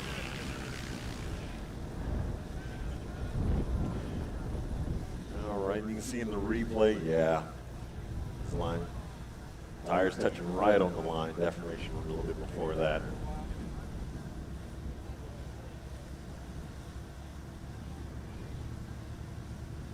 All right, up next, Luke Lee in the Coyote 2. So I think the covering on his aircraft, because we can see the tubes through it, I think it's Vortex, which is a plastic covering. The normal fabric that you're going to use is nylon, which is also plastic technically, but this is essentially a sheet of plastic that is glued over the frame of the aircraft, where traditionally we have like nylon fabric. That's the skin of super fabric aircraft. He's good over the line. Gonna lose a little directional control, but that's all right. He's gonna get a warning for that. Not exactly what we want to see him, but he's feeling a little embarrassed by that there. Got it stopped, but yeah, that'll be a warning from race control at minimum. Pretty dramatic. Never like to have to do a 360 to taxi off the runway, but also rookie class. Yep. Figuring it out. That's part of what we're doing here. Getting a little bit more aggressive on the braking. His tail was coming up. Felt it safe to give it some right rudder, some right braking as well. And Carl Rose on final. He's going to lose a little bit of wind. But that's okay. He's high enough to just chop the throttle and get it over the line. Nice little bounce. He's going to step on those brakes hard. All right, yeah. Sub 300 feet once again from Carl. Doing an excellent job in the side-by-side J4 Cub. Cub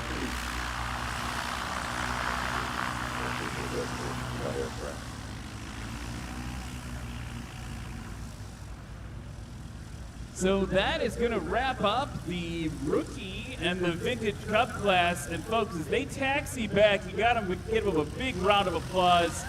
They can hear you in the cockpit of these airplanes, especially when you got the doors off. Yeah.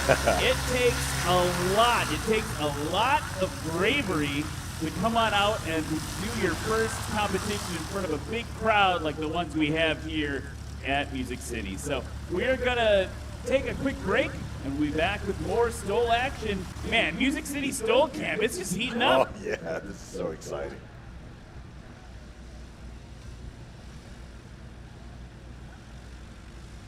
Sarasota was created actually back in the 70s, but we and Bert and Vince, my two partners, they've sold their business to Ryan and Sean, which is my two other partners now. We started around in 1999, 2000. Just had one little spot in this hangar, and we've built it up from there. So we've been here for 23 years now. So, and then we have 5 facilities now here in the state of Florida. First starts in Tampa, Sarasota. Venice here is our main headquarters, and we have Punta Gorda and then Fort Lauderdale, Lantana. Then we have partners in Brazil, South Africa, Greece, Tullahoma, Tennessee, all over the world. We're the largest Garmin dealer in the world. So that's probably what we've been known for. So we do more installs on aircraft, general aviation, anything really under 10,000 pounds than anybody else in the world. So, and we've been that for quite a few years now.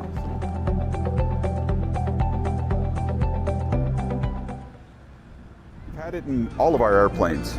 Ever since we started with the Piper Saratoga in the early 2000s, we did the pulse oximeter and CO detector in there.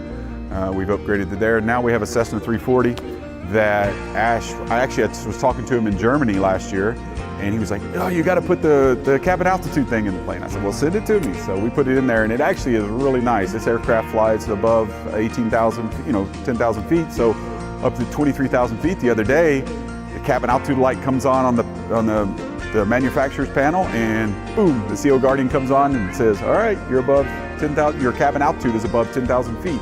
So watch out. So it's kind of nice to have that redundancy in the plane. So for a pressurized aircraft, that is so important for me. I get that oxygen mask ready, make sure my oxygen is good.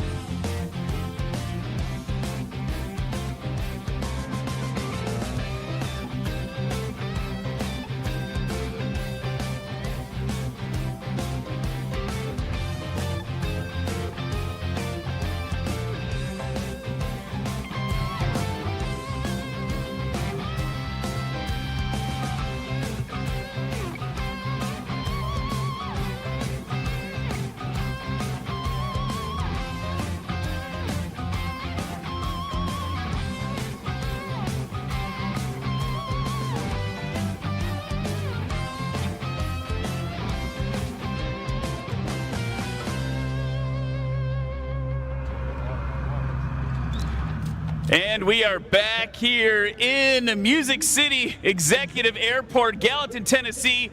I want to give a big round of applause from the crowd. A round of applause from the crowd for our vintage Cub class and our rookie class.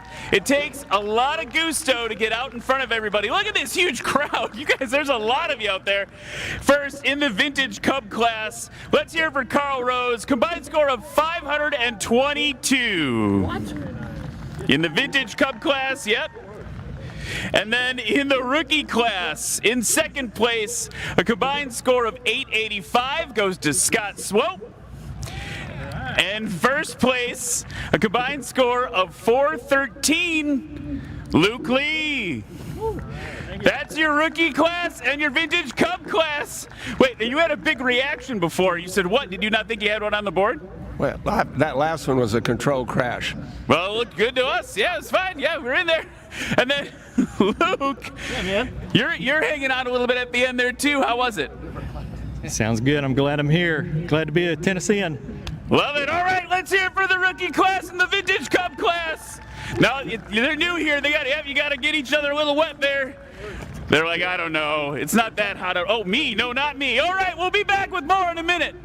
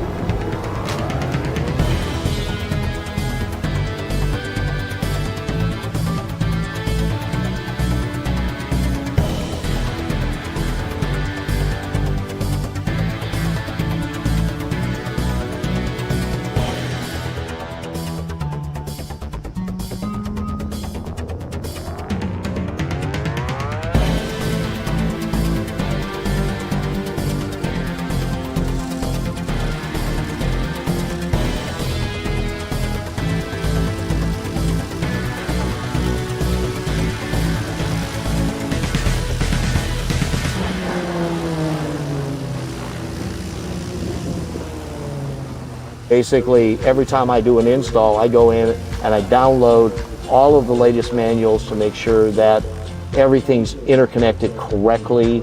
We don't miss anything. We don't miss any on-off switches, any warning lights.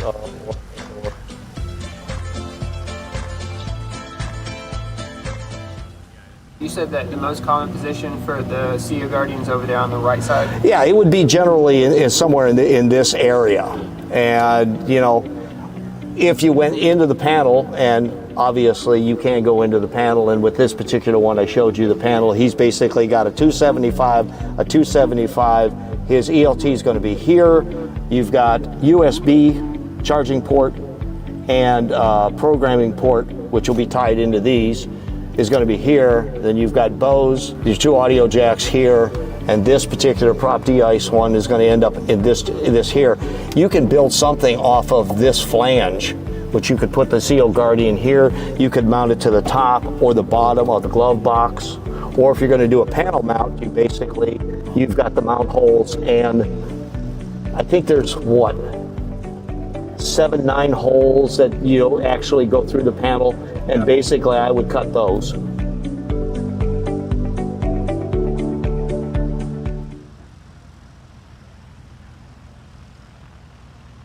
And folks, we are back in Gallatin, Tennessee at Music City Executive Airport, getting geared up for the Cub Class. So all these aircraft you're about to see are pretty closely similarly rated. Variance in some engines, not very much in the horsepower though, but these are all aircraft based off of the quintessential Super Cub. It is a quintessential backcountry aircraft. So like right now in the front you'll see that very iridescent aircraft named Blue Tranquility. And part of this class, we've got race number 222 Ryan Melendez in the 54 Super Cub, race number 108 Dave Warren in the 67 Super Cub, race 828 Foster Carney in the 57 Super Cub. These are all Super Cubs, I'm just going to keep going. 68 Nick Ardillo, 219 Lee Boyd. Lee Boyd, another Tennessee boy. Yeah. We got, look at this spread too. We got as far west as San Diego, California, and 2 Tennessee pilots, and then Nick Ardillo bringing it up from Texas. It's a pretty diverse crowd.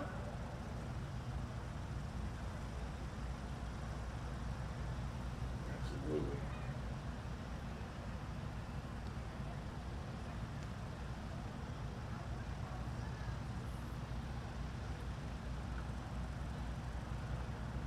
So we'll get them started for you in just a second here.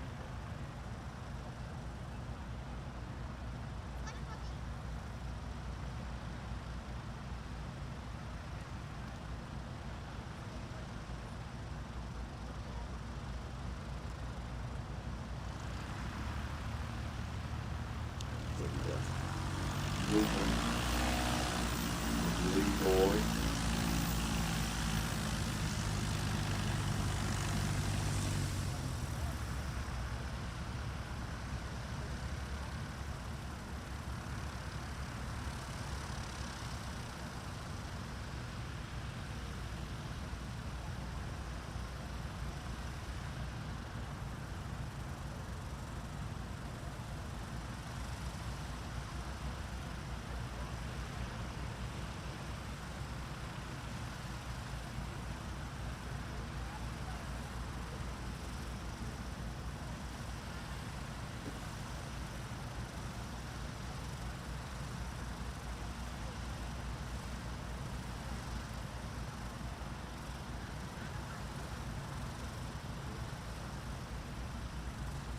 the way from Addison, Tennessee, Lee Boyd.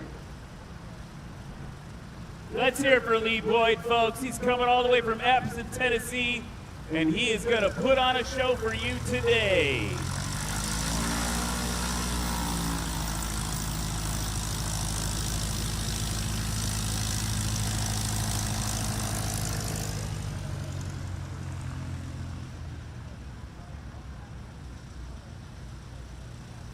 Next up, race number 68 from Dallas, Texas, Nick Ardillo.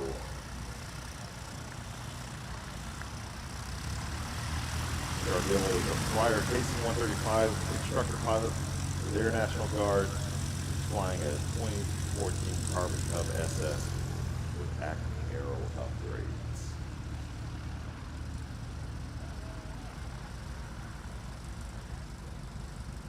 And from Gallatin, Tennessee, a hometown hero, 828 Foster Carney.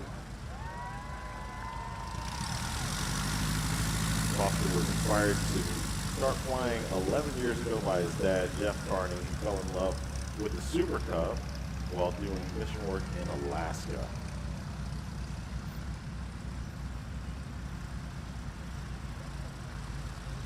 Race number 67. Mr. David Warren, all the way from Mobile, Alabama. 6'7", I think is what the kids say, right? Yep, something like that. That's a traditional Super Cub. Not modded at all, as we found out yesterday. No mods. And from San Diego, California, race number 222, Ryan Melendez. Ryan is a full-time airport bum and a part-time airline pilot. His aviation journey began at 17 after being hospitalized with septic shock and later diagnosed with leukemia. Now he is the founder of Warriors with Wings.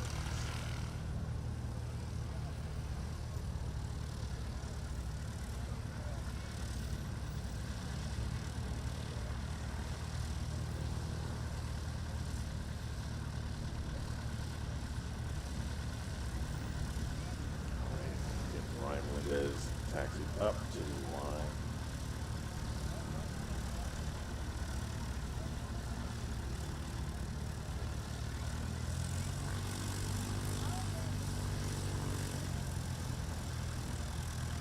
The name of his aircraft is Goldie. He's done very, very well on our West Coast tour and into the mountains and into Wyoming. Apply the power and that tail's going to come up.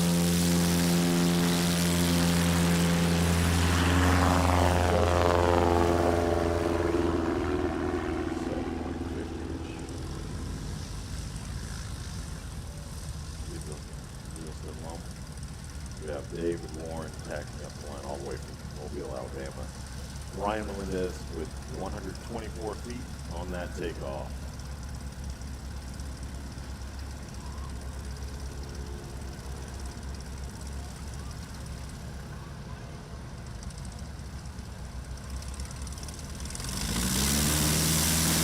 Give it full beam, as Ryan would say.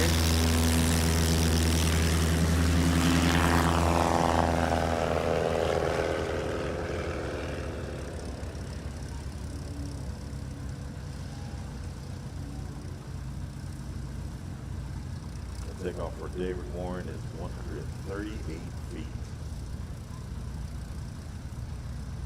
I love this paint job on Foster Carney aircraft. Yeah, and he did it so clean. Yeah, it's very reminiscent of an aerobatic aircraft paint job.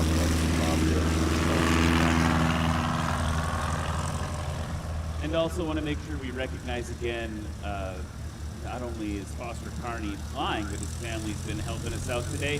Maddie Carney again giving us that invocation at the front. Yeah, Foster also donated his trailer for us after our trailer fire.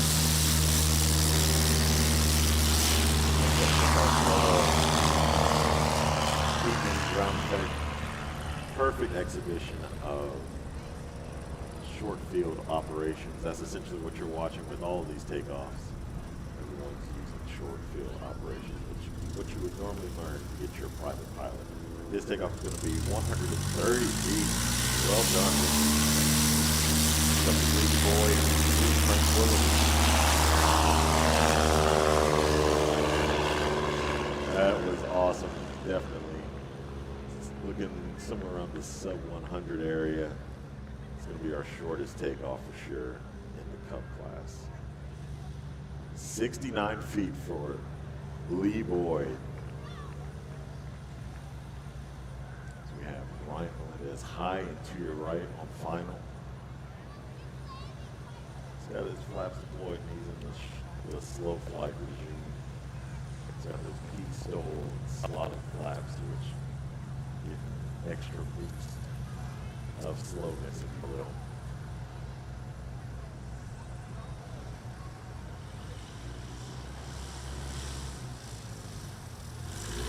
Holding it up. Oh, I think it might have been good. Lexi says too close to call.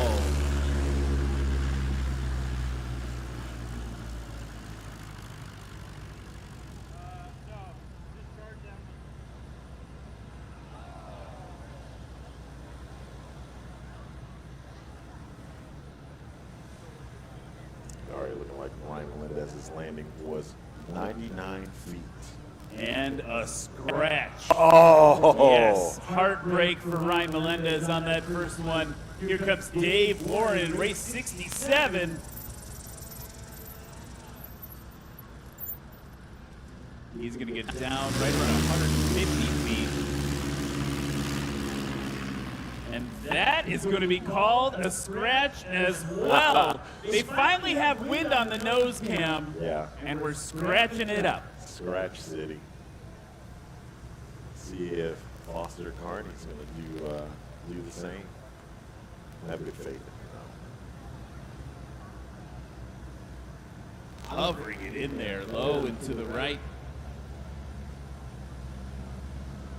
Ooh, almost tickling the grass. Oh, no! Another scratch in the Cub class. This is the scratch class. I don't think they want to be known as that, though. Too bad. One better. Whoa, Camp coming out strong. Too bad for four better. Nick Ardillo on short final.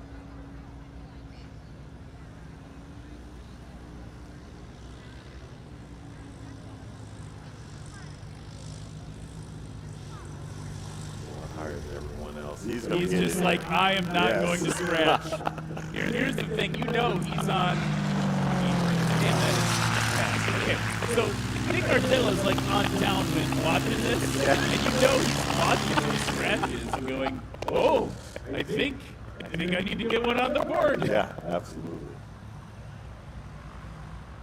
So right now, Nick Ardillo on the board, 130 feet takeoff, 165 foot landing, 295 feet rise. Only one on board. Lee Boyd bringing in super slow.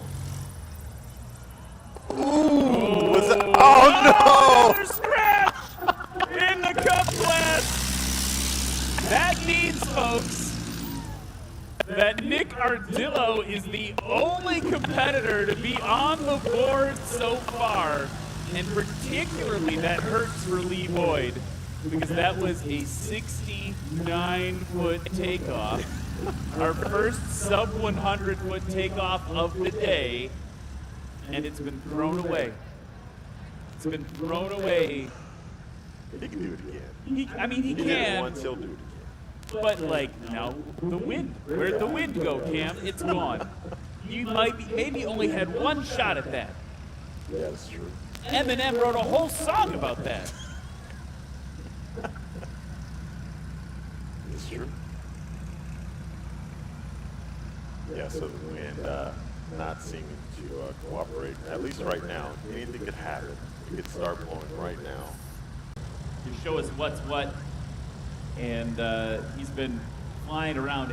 Can't make every event because he's a professional pilot. He's got to work things to do. Yeah.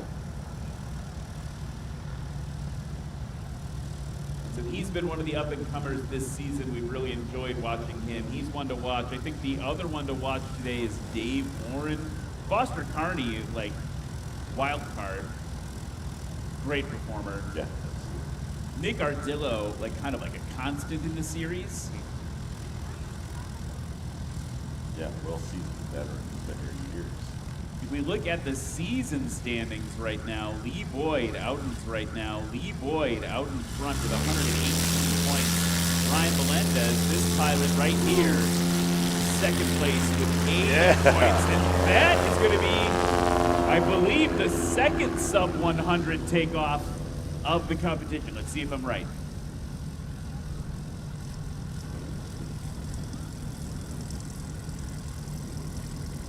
Yeah, you can see the precision in Ryan's flying. As that tail comes up, it snaps, stop, like horizontal perfect. That's an 82-foot takeoff for Ryan. So David Warren doing the same thing.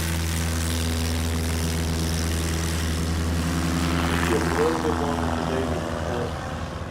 A little bit of a disadvantage with horsepower. I believe his plane is both stock dry. Ryan Melendez's takeoff was the second sub-100-foot takeoff of the day with 82 feet. Dave Warren's takeoff that he just did right there, 168 feet.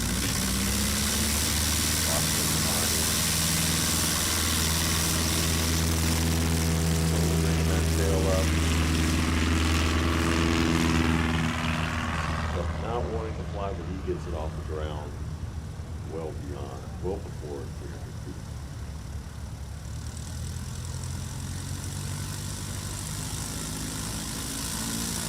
On the line, ready to go.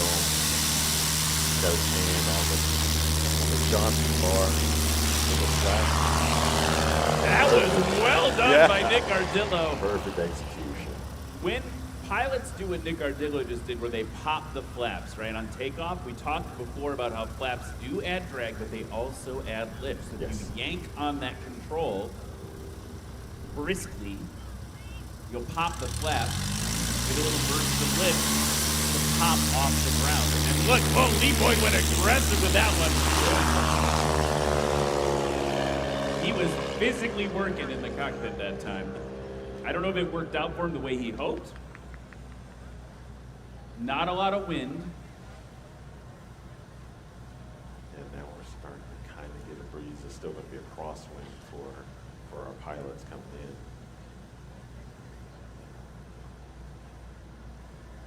Waiting on Lee Boyd's number to come in here. That was 114 feet, and that goes back to what I said, Cam. Yeah. You said he could do it again. Well, true. But can the plane, can the weather, together? Forever. Here comes Ryan Melendez now. Little bit of power to get him over the line there, and he's going to get, that looked almost too unremarkable. It might be one of those things like, what is it, Navy SEALs? Slow is smooth and smooth is fast. Yeah, absolutely. Maybe we had a little bit of that going on just now. That was buttery smooth. I like my butter golden. Yes. Goldie. Yeah, that's what I was trying to do right there. Yeah, Okay, yeah. Here comes Goldie. Here comes Dave Warren now. Good over the line, going to give up about 40 feet.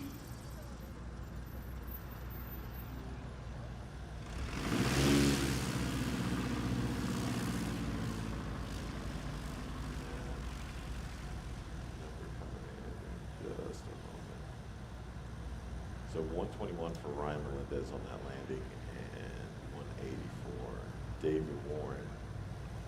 It's going to put Ryan in first place. Foster Carney over the line, good to go. That was weirdly smooth too. Yeah. So we did have a shakeup, right? We had a huge shakeup. Ryan Melendez now up in first. Nick Ardillo sliding down to second. Dave Warren also on the board now in third. We'll see where Foster Carney slots in. Good over the line as well there. And that leaves Nick Ardillo and Lee Boyd to round out this run. Foster Carney's going to slide into fourth place with a combined score of 504. Here comes Nick Ardillo.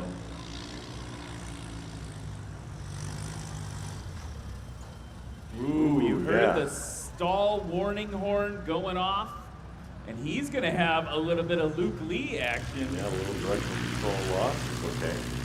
He is going to get warned for it. Can't do that over and over again. They are going to measure from the wheel that's furthest from the line. So it really is no advantage for the pilots to do that for a distance or a numbers perspective. Nick Ardillo holding on to second place with that 186-foot landing. Ooh, popping it in. Lee Boyd says, I want to be on the board, please. And we're gonna see what that score is. He had a 114-foot takeoff. Nick Ardillo still holding on to second for now, but Lee Boyd with the second shortest takeoff of that run. And he is going to push Nick Ardillo down into third. So now our top three, Ryan Melendez currently holding first with a combined score of 203. Lee Boyd with a combined score of 253. And Nick Ardillo in third with a combined score of 334. So now we can kind of see where everyone's gonna hang out. And it's all about this third and final run. And if you're Lee Boyd, I feel like you're really upset about that first scratch, but you're also looking for a weakness in Ryan Melendez this next run. And it looks like our DC3 is about to depart. The flagship Detroit. And if we go over to the season standings, we do have a fight between these two there as well. Lee Boyd currently in first place with 118 points. Ryan Melendez with 80 points. And Dave Warren, weirdly enough, in third with 67 points. Race 67 with 67 points. 6-7, huh? Yeah. Huh. That's weird. Some kids need to tell us what that actually means. All right. So those are the top three. They're duking it out right now in the Cub Class here at Music City STOL. Nick Ardillo currently in fifth place overall for this season with 30 points. So he's going to move up at least into fourth after this competition. I hear the sound of round. DC3, what do you do?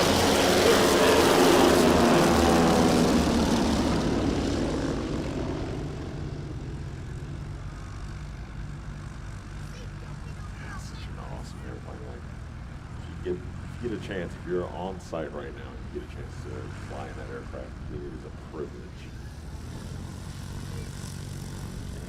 Make all your aviation friends jealous. Here we go. Ronnie Melendez and Golden. Creeping up to the line.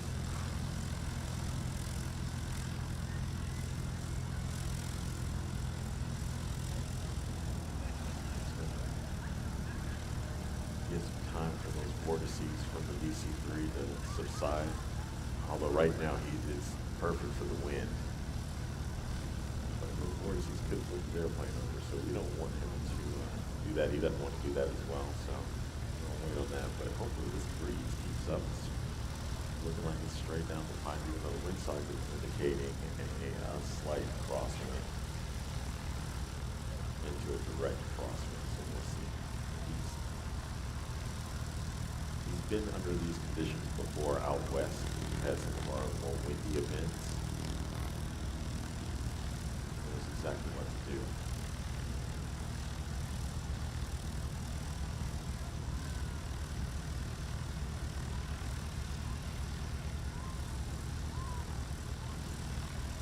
So we're just waiting, I believe, on the wake turbulence of the DC-3.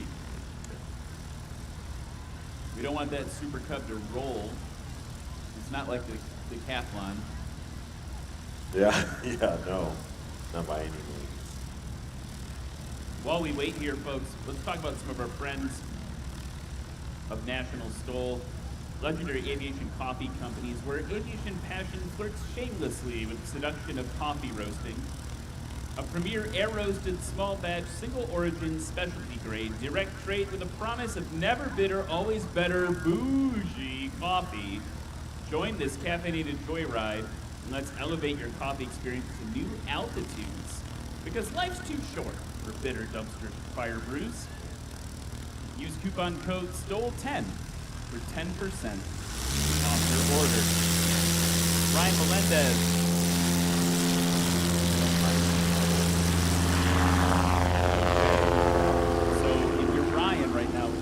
Kind of all on you, right? You're in first, somewhat healthily.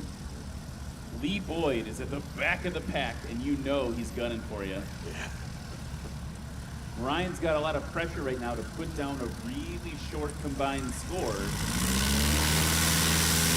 ward off whatever Lee Boyd can do. Race 67 now. Takeoff for Dave. Had his nose into the wind, a little bit added advantage aerodynamically.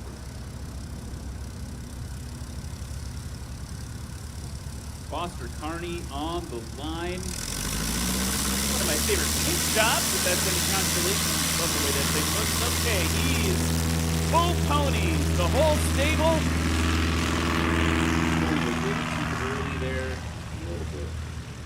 Not again, the wind is being such a cruel mistress this weekend. Now we're over to a right crosswind. It's just not giving us maybe what we want. Not at all. Make our pillow.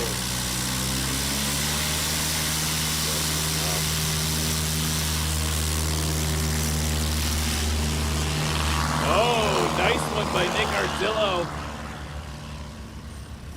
He's going to climb out now safely and securely. That number 122 for him. That's a foot off of Ryan Melendez's takeoff at 121.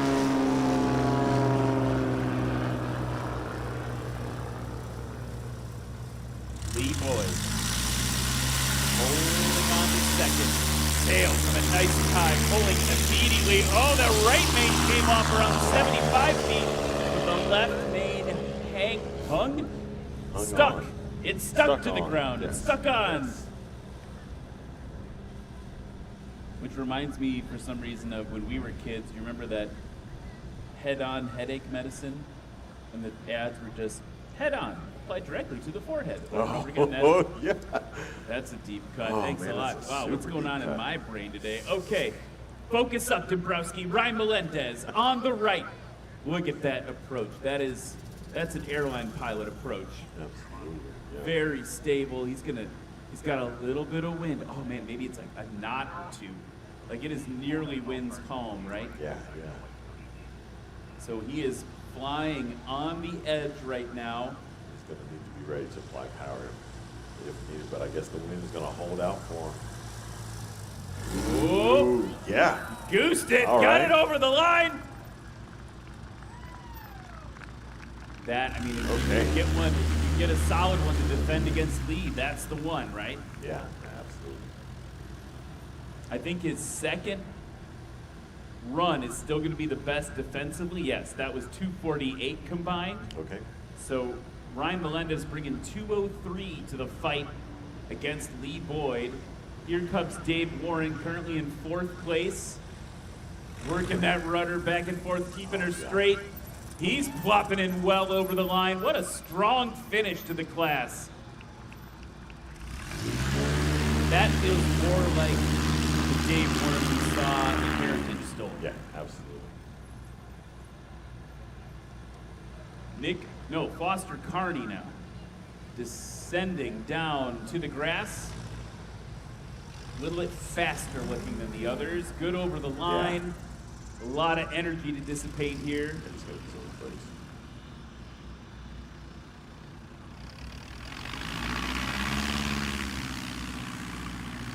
See if that can move him around out of fifth at all. Nick Ardillo. Midway up the sky, got those beautiful Tennessee clouds behind him. Those wig-wag lights.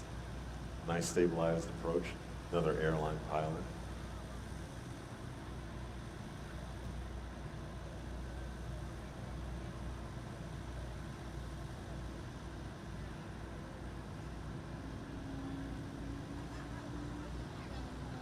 You can hear him modulating the throttle, keeping the nose high. Enough altitude so he doesn't need it. Another bump of power. Another bump of power. Too close to call for Lexi on the line. Let's go to the replay.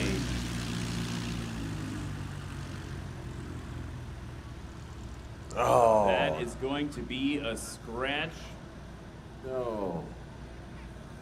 Such a good stabilized approach, too. Just a bit too short for Nick Ardillo. Yeah, and it used to not be a rule, right? Before last year, you could touch the line. Everything was okay. This one felt like it was down even before it. But yes, that is a rule change. I mean, we could fight about it. Yeah. You want to fight? No. Okay, No, I we love can it fight. too much. No. Here comes Lee Boyd, trying to grab it from Ryan. Ooh. Good over the line, a little bit faster than we're normally seeing him. Woo, okay. Yeah, he plopped it in. We've got some math to do, folks, but while we do it, we're going to take a short break. Look at this replay here, Cam. Holy moly. Flopping down. That is flying at its best. With those acting shots, good work. For sure. Oh, I cannot wait to see how this one wraps up, folks. We'll be back right after the Cub Class, going over to the Sport Class and the Exhibition Class right after this.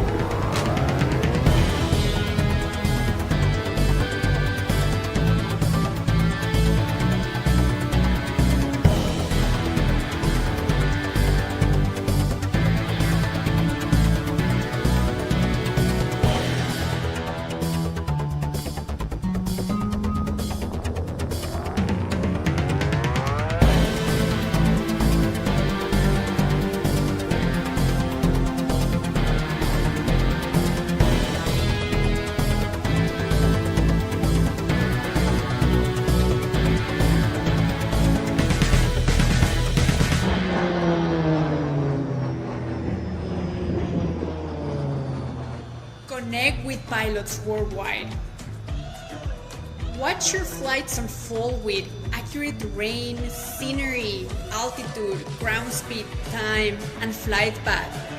Improving your wind situational awareness by reviewing your flight path with wind data. Invite friends to join you. Debriefing with peers is a blast. Balance striving with fun.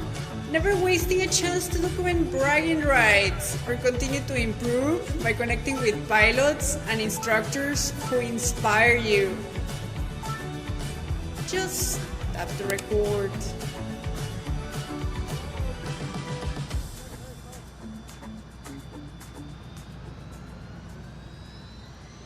A special thanks to our local sponsors. Presenting sponsor, Volunteer State Bank. The City of Gallatin, Tennessee. Gallatin Economic Development. Destination, Gallatin. Sumner County Tourism. Brower Material Handling Systems. Flight Solutions. Jet Access. Property Pilots. Botero Carts. And Charlie's Golf Carts.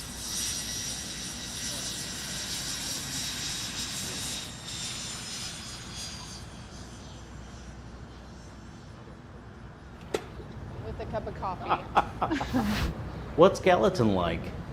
It's kind of like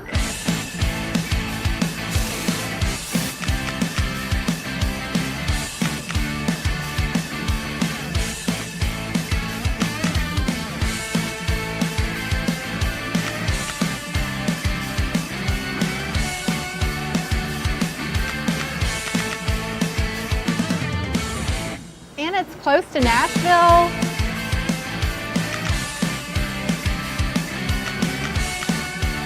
Yeah, but without all the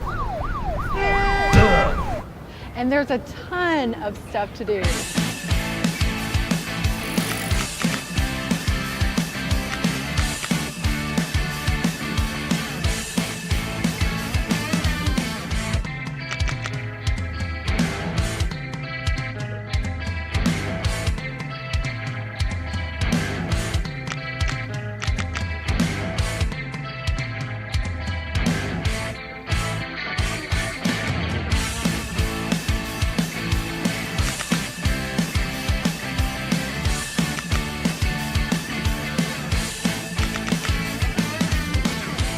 Wow. Yeah, you get it.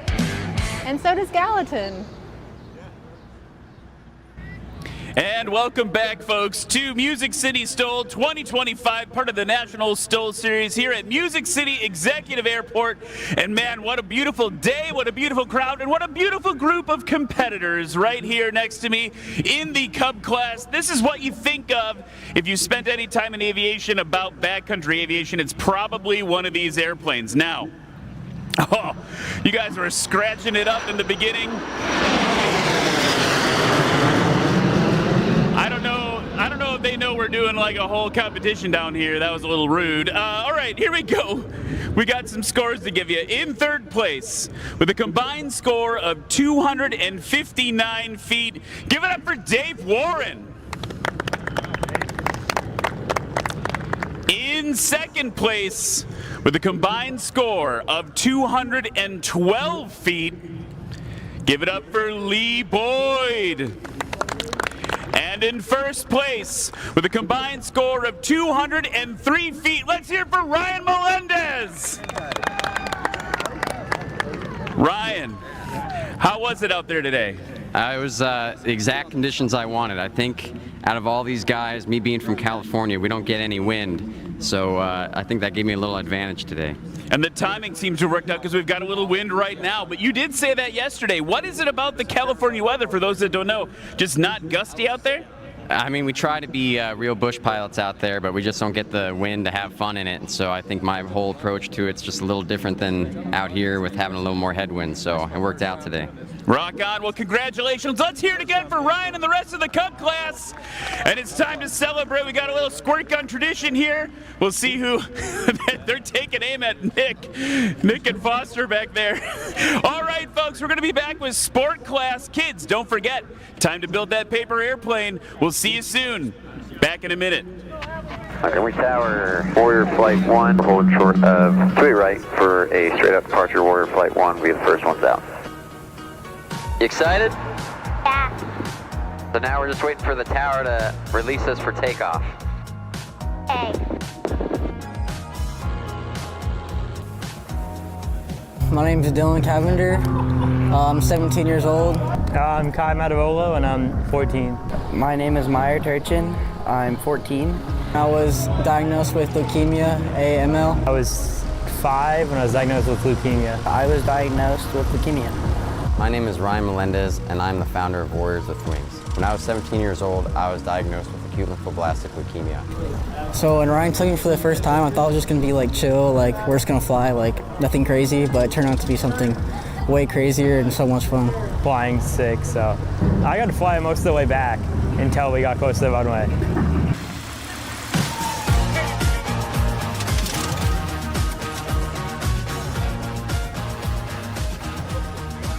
Eventually, I'd definitely be interested in getting a pilot's license or something like that. Maybe not for like a job, but just to have for fun. You just see everything. It's sick because everything's so small, but like you're only at like, we were at like 1,400 about like max. So you can still see everything because when you're in an airliner or stuff, you're really high up, you can't see much. All right, do it yourself. Go back. Go back, go back. Hard, hard, hard, hard, hard. Keep pulling. Push forward hard. Whee! Pretty good.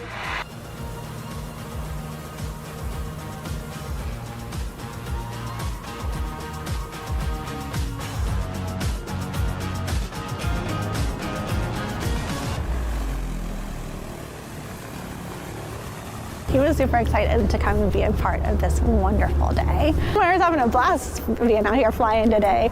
I don't think he ever really thought about flying or what that meant before. I think like the closest he came to really being in like a small plane or helicopter was on his Make-A-Wish trip, and he fell asleep in the helicopter.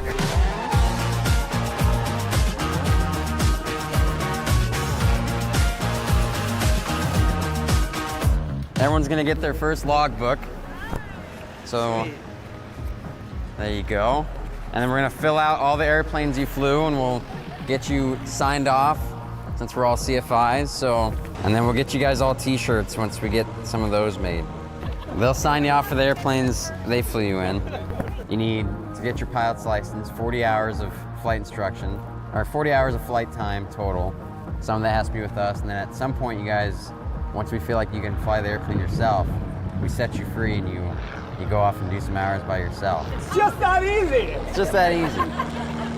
Couple more days like this, you go fly an airplane Yeah. by yourself, you're good to go. You're almost there. All right, perfect. I'll steal the pen.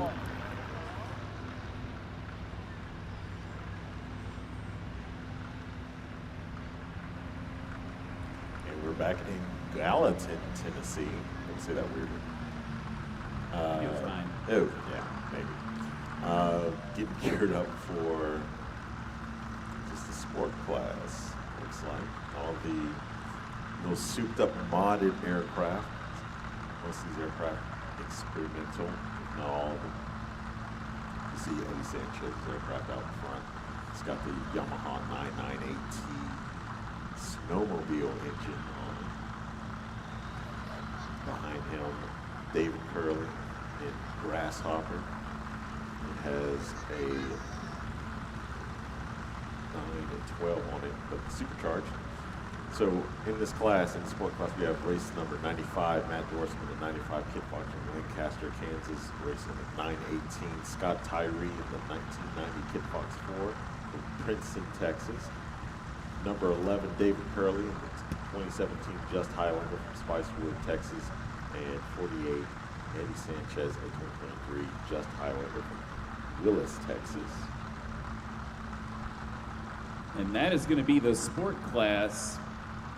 And there's another airplane hanging out just behind them, and that is going to be an exhibition for us today in the exhibition class.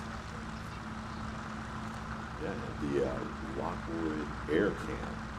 The race number 377, Abe Gaskin, flying a Lockwood Air Camp twin engine aircraft, so there's not a lot of room for that competitively. Right.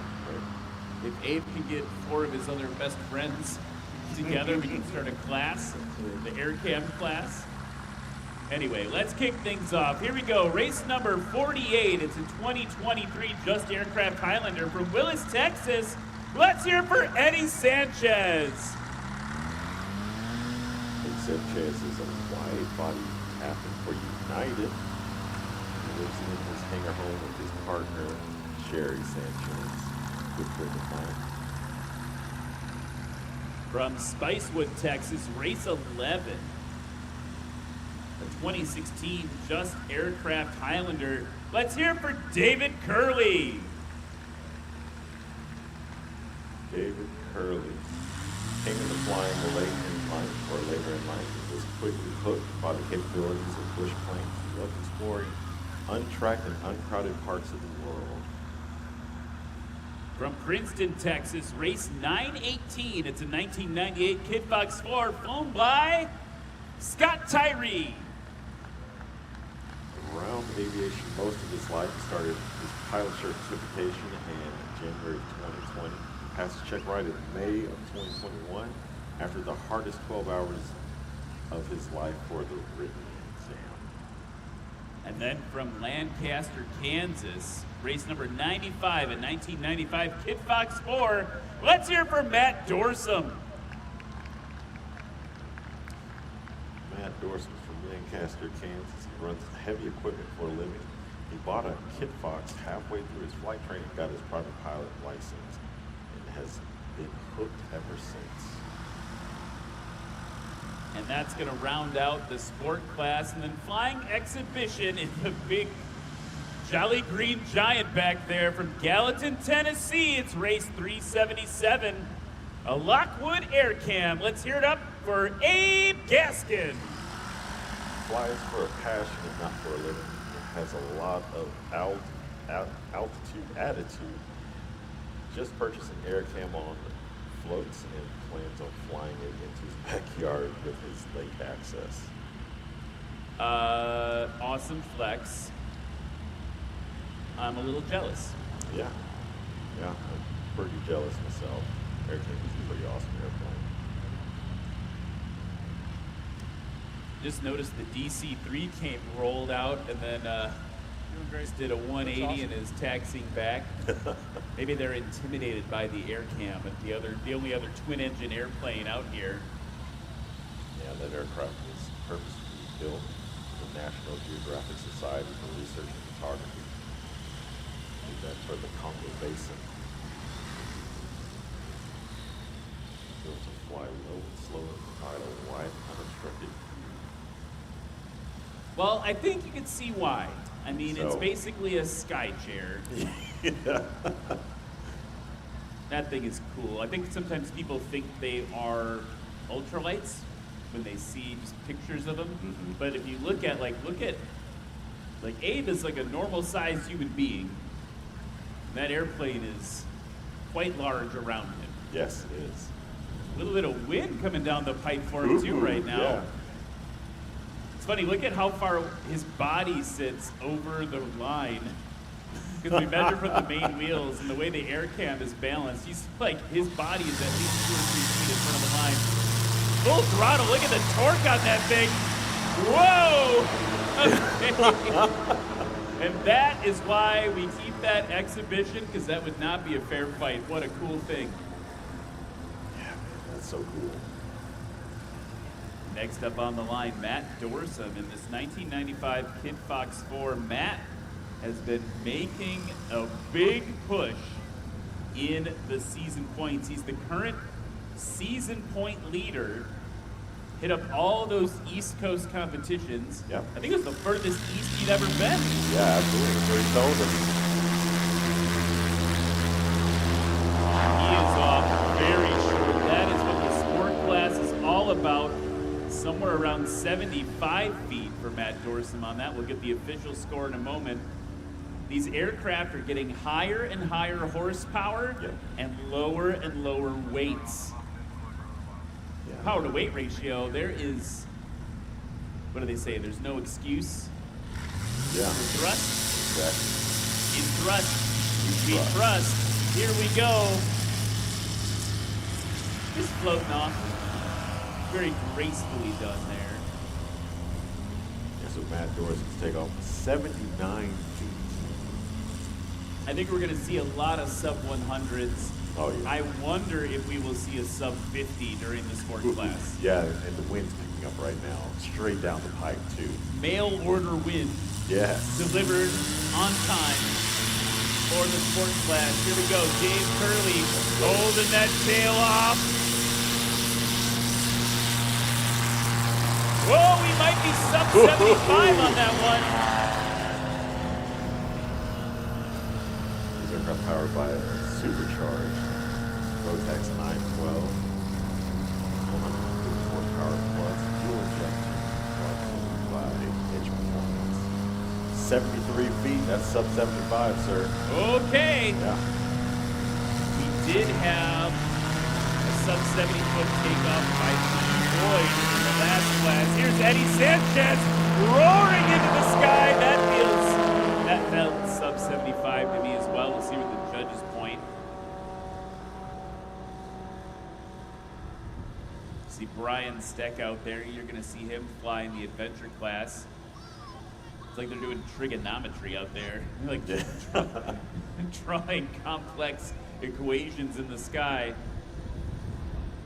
So that is going to be a 76-foot takeoff for Eddie Sanchez. That means Dave Curley with the shortest takeoff so far of the class at 73 feet. All right, let's go.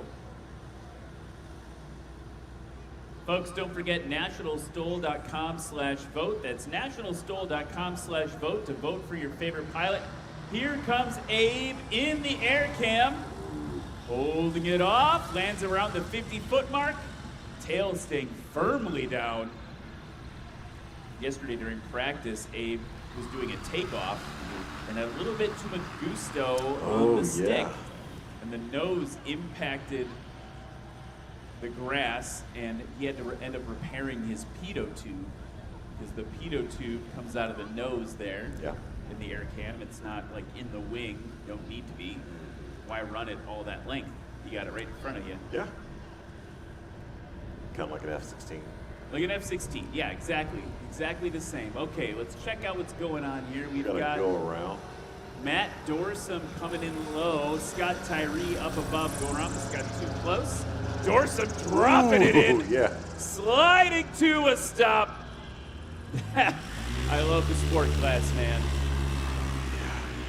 That's so cool. So Scott Tyree's going to make another left traffic pattern. He'll slide in behind Eddie Sanchez. Also, to get a little bit of jet action come into play. Ooh, I hear it.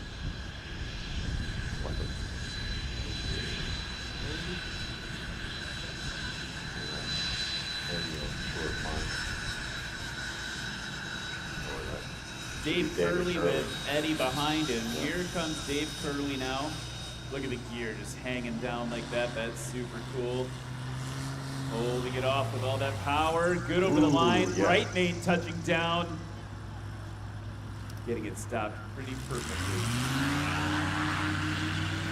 It's not just doing well today. With those very brakes and the wheels on them. Combined score for Abe Gaskins, if you're keeping track, 436. Over in the sport class right now, Dave Curley currently in first with 187.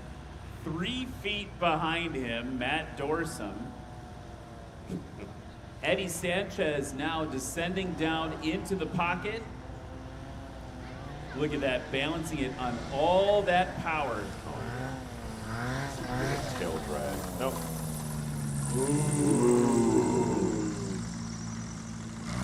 Just over 100 feet. And look at the way that Eddie balances the aircraft out. Braking action versus tail downforce. Yeah. Very expertly done there. That will be surprisingly the longest combined score so far. This is tight, you guys. We have Dave Curley with 187. Matt Dorsum with 190. Eddie Sanchez with 193. Scott Tyree scratching way down. Hundreds of feet too short. I don't know if the wind dropped out on him there as we were talking about scores, but so that'll be a scratch for him. Oh, we have a prop that's not moving. Yeah, he's engine out. He's unbuckled. See what's going on with him in just a moment.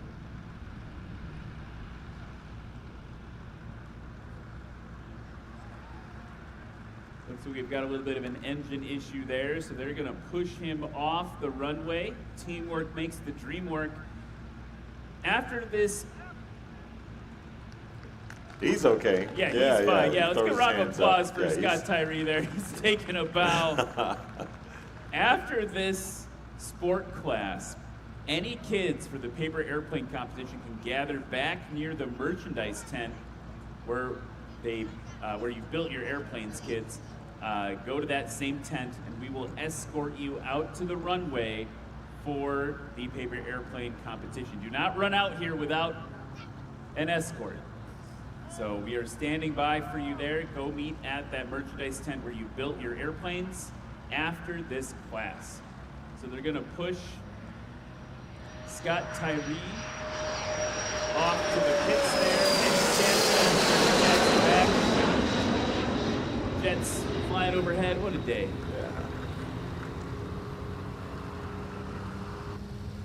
Kind of welcome this breeze because it is feeling really good right now.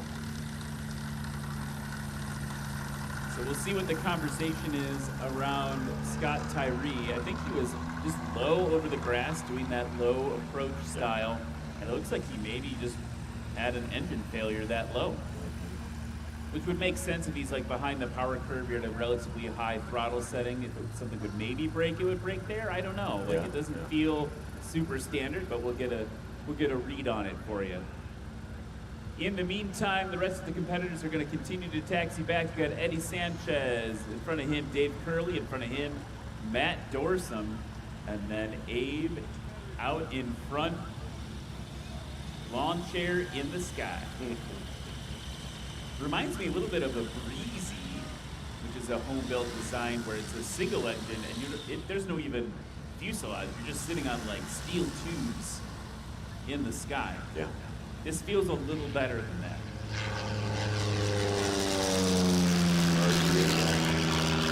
Bolting out of here, as one does.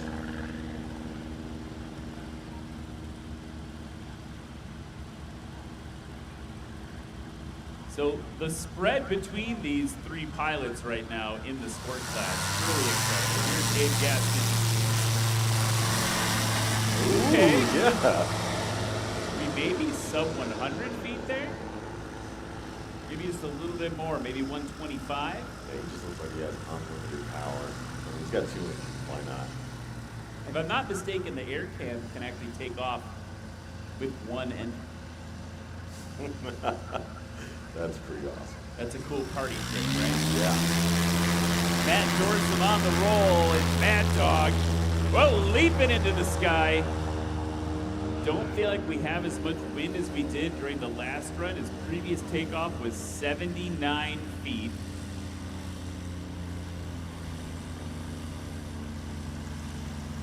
Dave Curley taxiing up into position. Yep. Supercharged. Grasshopper. Super Bowl jumping on the Calvin. LED lights on the front.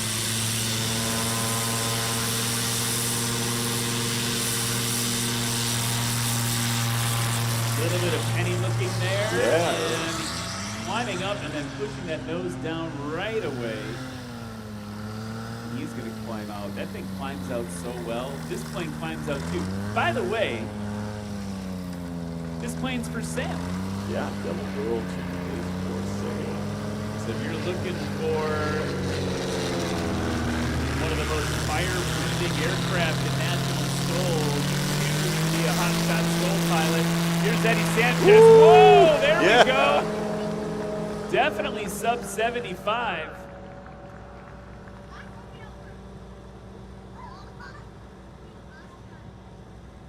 So David Curley's last takeoff, 87 feet. Matt Dorsum, 110. Eddie Sanchez, definitely sub 75. 270 horsepower on the front of that thing. Yamaha 998T Sidewinder turbo. Yeah. 67 feet for Eddie Sanchez. Woo! Yeah. Very short. So right now, they are all separated by 6 feet in the sport class. I can't remember the last time it was that tight. Here comes Abe Gaskins. Air cam. Well done. Yeah. talking to Chad Hall last night about Abe's flying, and he said he is just like a really good stick. This is like, sometimes people, they really can just kind of feel the air. And that's what Chad was explaining, is that Abe's just one of those guys that just knows. A virtuoso of the sky. It's a very nice talent to have. Look at Matt Dorson now coming in on the right.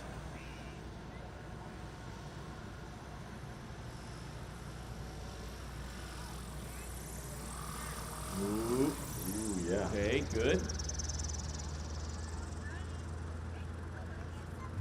And it's interesting to watch Matt be so competitive in this aircraft, right? He's got 160 horsepower. That's a lot more than a Kit Fox 4 would have. But the other thing is that Kit Fox 4 is not renowned for its like chunky, lifty wing. Yeah, not at all. Shorter wing, tends to go a little bit faster than like the Kit Fox 7 or the Rand's designs we were talking about. Yeah. So the fact that he can be this competitive with an airplane that is less lifty, very impressive. Dave Curley now, kind of flopping it over. Oh, hold that tail down. There we go, Dave Curley. Well done. He wanted it. Yeah, he wanted it all day. But Matt Dorson has some modifications on that aircraft. It's not a stock Kit Fox. Oh, that's true, yeah. It's definitely got a longer cord line on the wing than a traditional Kit Fox. It's got the piggyback STOL kit. Correct. Yeah. So that does give it a little more lift over the wing. Here comes Eddie Sanchez. Just flexing all that muscle. Oh, right on the line. Very good. Nice one for Eddie Sanchez. That is what you came to see, Music City.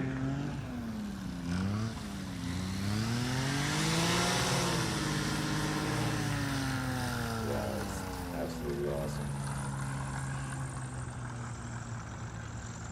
It just sounds so mean.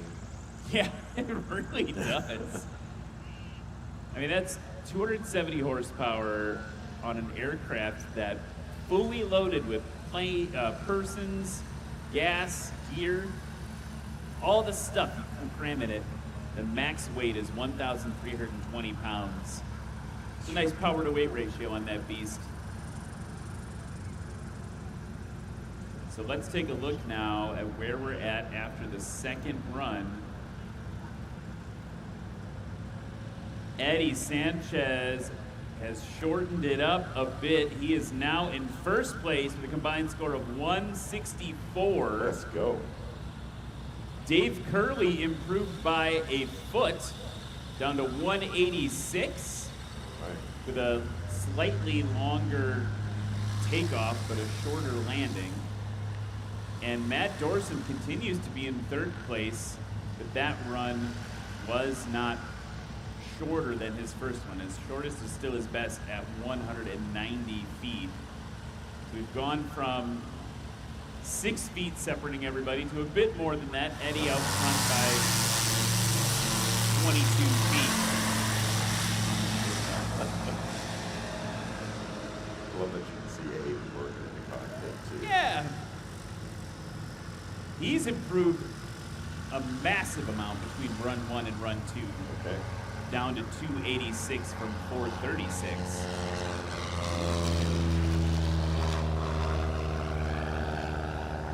Now it's back over to the sport class.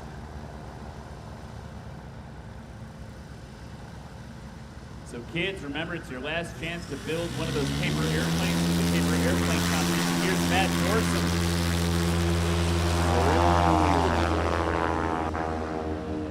There's a lot of discussion on the line about that, about where that one landed. It happened so quick I didn't even see it.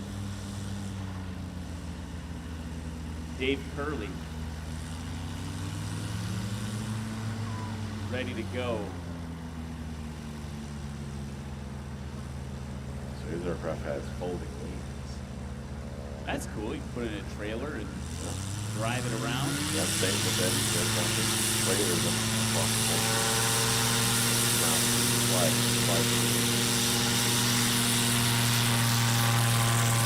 Oh, just 2 early of a pull there. Yeah.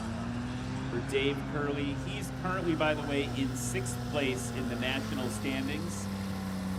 This pilot here, Eddie Sanchez, currently in 2nd place with 75 points.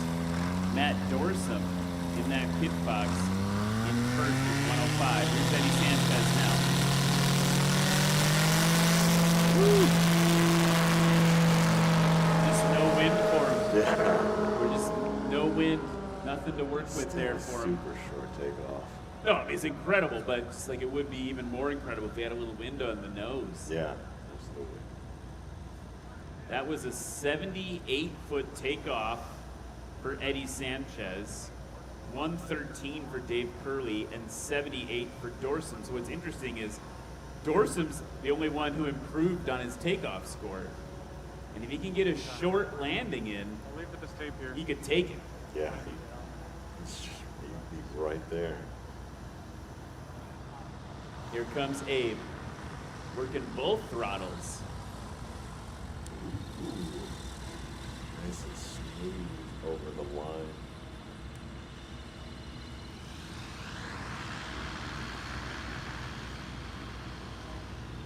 That's such a cool plane. While Matt Dorsum comes in, I want to remind folks that there's a lot of ways you can support the local community here. One of those things you can do is obviously, take a ride in that DC-3. All that money goes towards a good cause. The commemorative Air Force is here with 2 aircraft. You can give them a look. Give yourself a little taste of Warbird action. Here's Matt Dorsum dropping it in, but it's, I think, going to be too long to make a difference.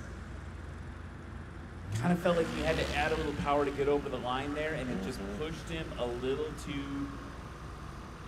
too fast. Talking to race control right now, but our friend Scott Tyree, he is out of the running. Looking for a report from him on that. Obviously, he's okay, but all we know so far is that on the radio, he said, "I have a problem."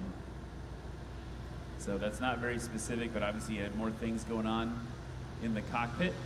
Okay. Very Houston-y. Gallatin, I have a problem. Okay, Dave Curley. Ooh, okay, yeah. Right on the line. Oh, Lexi's calling a scratch for Dave Curley.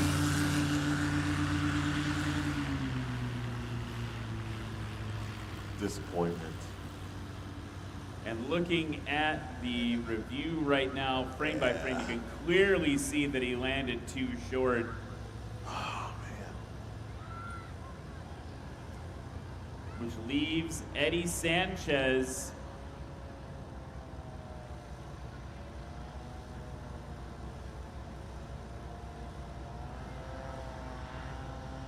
I kind of just want to see the old Sanchez tail drag. Yeah. Ooh, caught a gust. Ooh. Okay, all right. He's going around.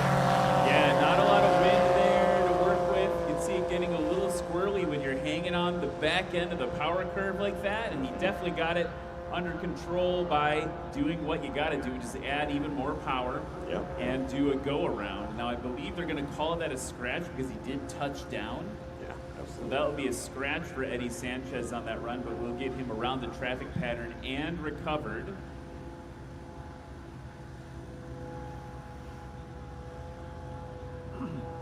So after this, Cam, we're going to take a little break from the big airplanes, and we're going to shift to very small airplanes. We're going to have this paper airplane competition with the kids here in Gallatin. We'll see who can take home the medal for the longest paper airplane flight. Very exciting to see. That is always exciting to see. New addition to National STOL. Eddie Sanchez is already back around, by the way. And I'm sure he's still going to try. Oh, maybe not. He's going to put it down. He knows it was a scratch. He's going to slide it right into his parking spot. What an exciting class that was. Yeah, that was super At one exciting. point, separated by only 6 feet. That is something else, folks. We are going to take a quick break, and Cam and Ryan will be back with more in just a few minutes.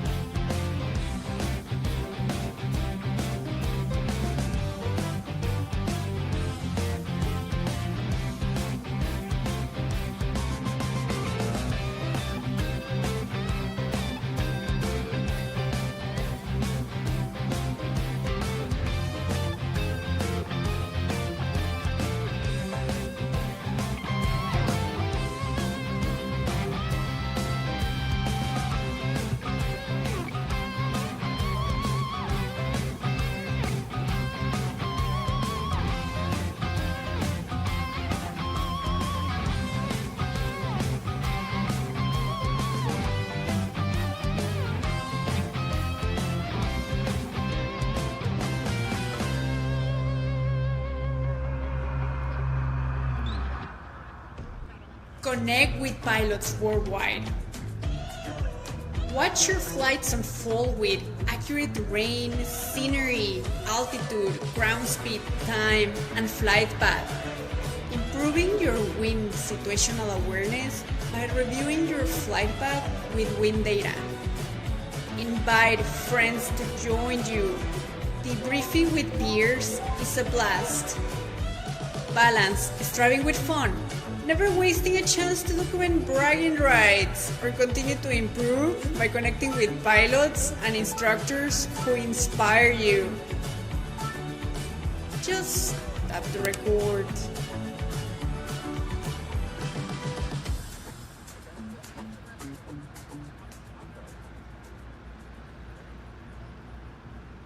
Head gasket went out, and also there was a bunch of stuff plugging up the radiator, so lines couldn't fully circulate, so that was why that was happening. It was pressurizing my system. I wound up kind of making the decision to pull it, so I just went and got one and put it in. Took about a day to put in, a day to test. Figured out the radiator issue, pulled the radiator, and there was a core line in the radiator. It was kind of dark black, which means that it was hot. There wasn't anything getting through it, so we figured it out. Part of it. We're out here running these machines at 6,000 RPM. The unfortunate part is when you're not cooling them correctly, like what was happening to mine, it'll get hot below the head gasket. It's been awesome to fly it up the East Coast for the last 4 or 5 days, 9,000 mile motor. Got super lucky to find it, put it in. Hello and welcome back to Music City STOL 2025 here at Gallatin, Tennessee's Music City Executive Airport. And man, what a cool time. Can I get a round of applause for these pilots here? We've got the sport class and the exhibition class. Hey, we gotta talk later. That's a cool airplane. So in the exhibition class, Abe, raise your hand. There we go. Combined score of 286 in the air cam. Round of applause for Abe, everybody.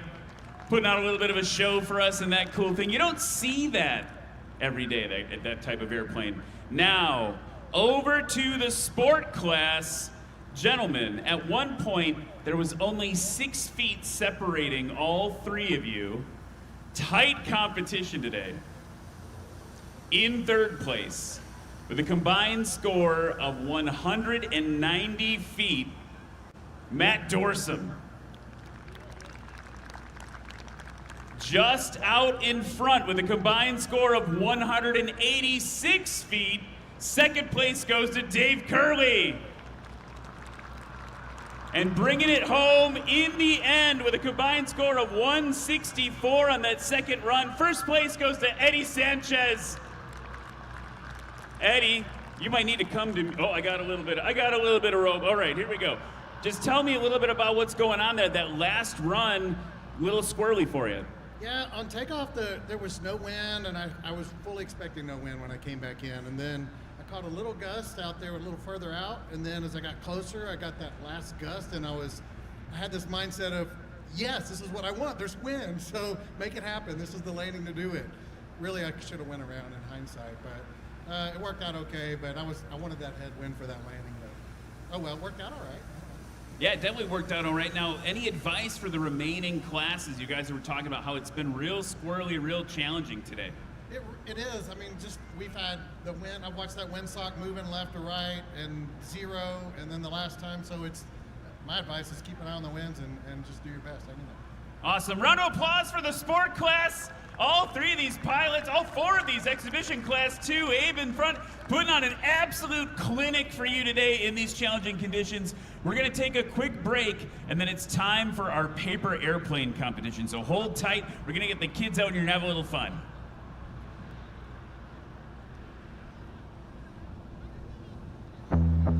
What's up, Av Geeks and Stol Freaks? Welcome to Lone Star Stol here in beautiful Sulphur Springs, Texas. It's Luke Spore, everybody, 2019 American Legend Aircraft Boac.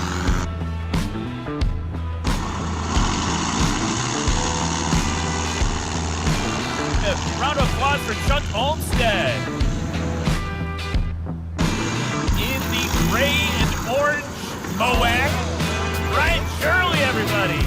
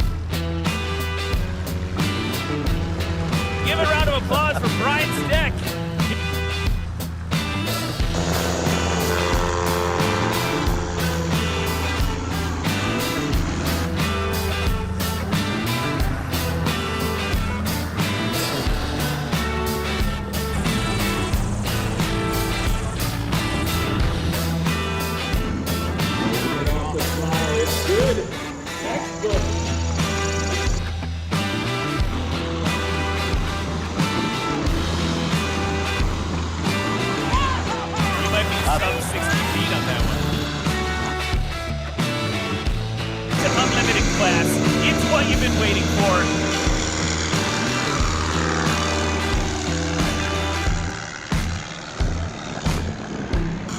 That's right, the beast mode coax, Colin Kaniba.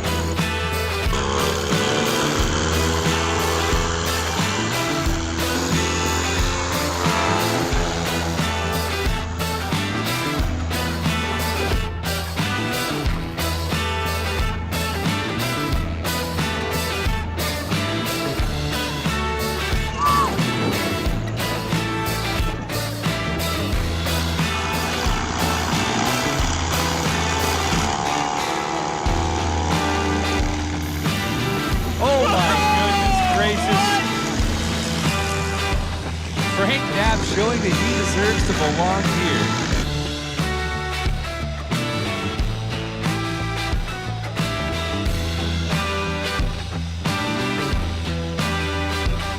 Whoa, that was legendary.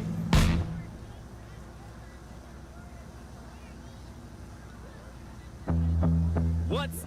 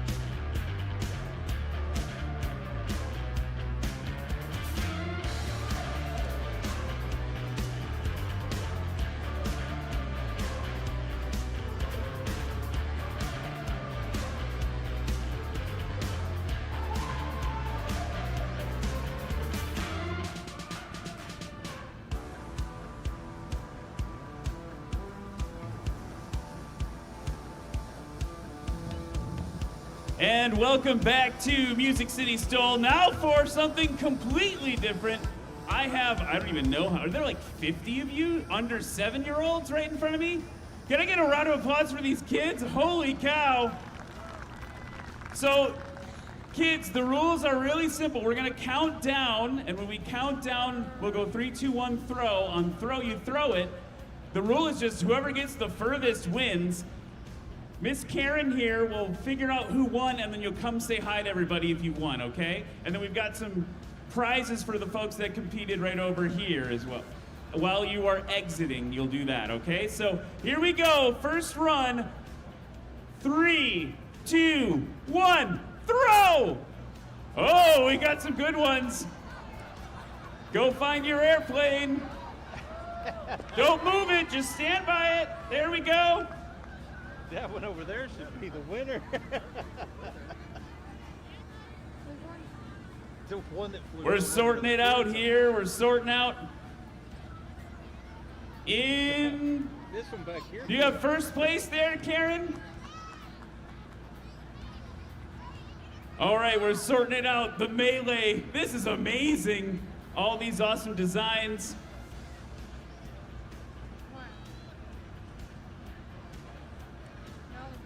I think we got our 1, 2, 3. We're sorting it out.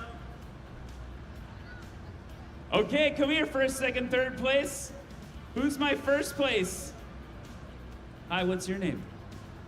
Chuck? Wait, where's our camera? Here, turn this way, okay? Chuck, tell me about your airplane. Is it cool? Is it fun to make?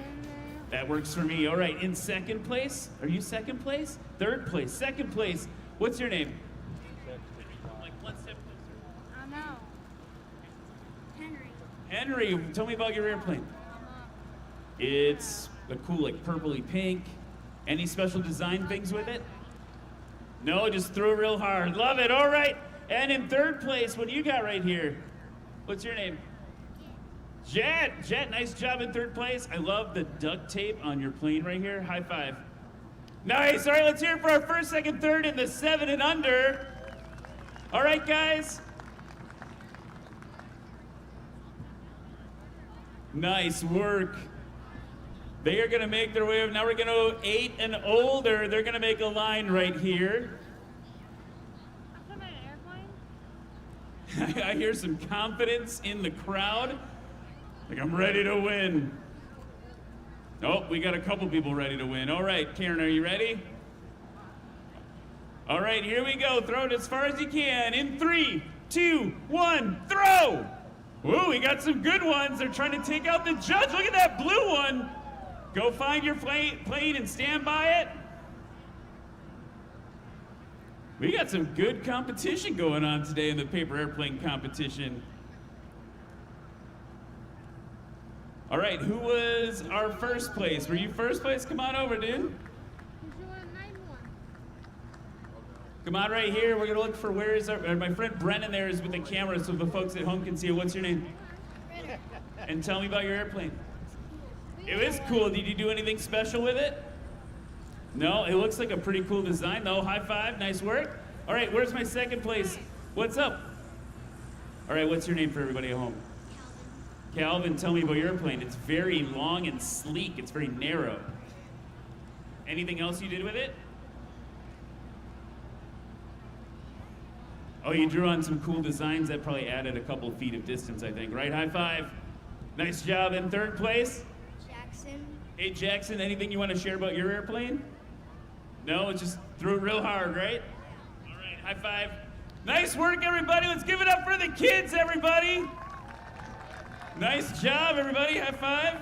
Whoa, that thing looks cool. It's like an F-15, right? It is an F-15. Holy cow. All right, we're going to take a quick break and nerd out about these airplanes, and we'll be back right after this.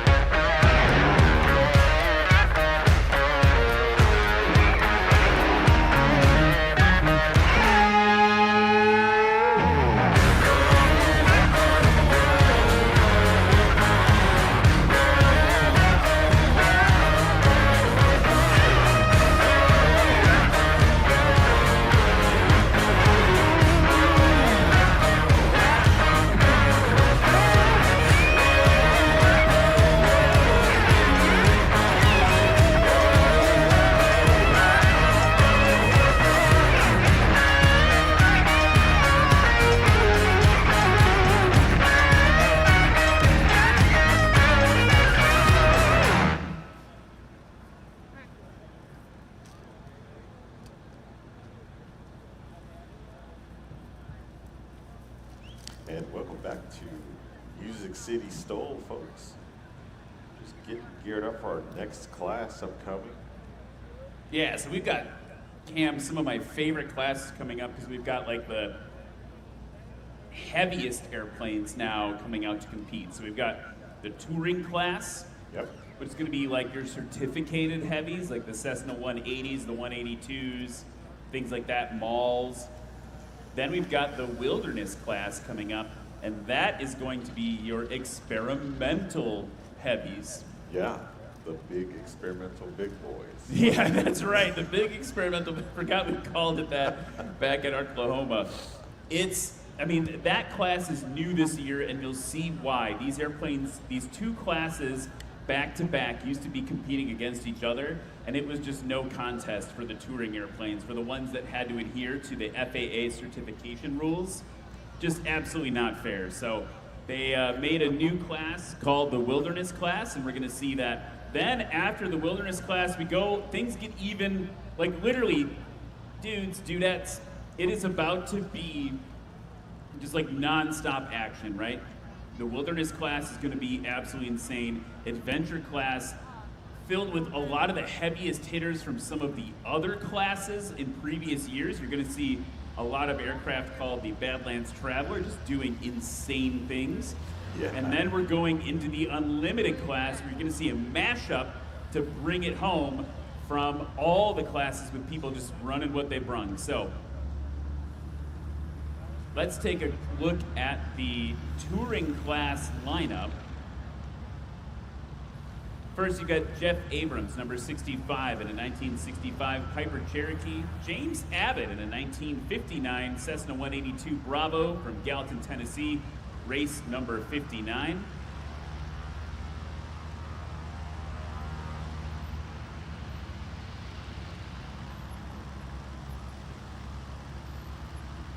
Then we've got James Cartwright in a 1978 Cessna 185. Rick Holman in a 1991 Maul MXT-7. Garrett Hine in a 1994 Maul MX-7. Derek Holman will be flying a 1991 Maul MX-7. It's a lot of Mauls. Ooh, yeah. All stacks on stacks of Mauls in the touring class. And then you're going to see this plane flying, which is going to be in the wilderness class. We're just seeing it a little bit ahead of schedule because two pilots are going to be flying that same aircraft. Oh man, it's going to be awesome. Going head to head.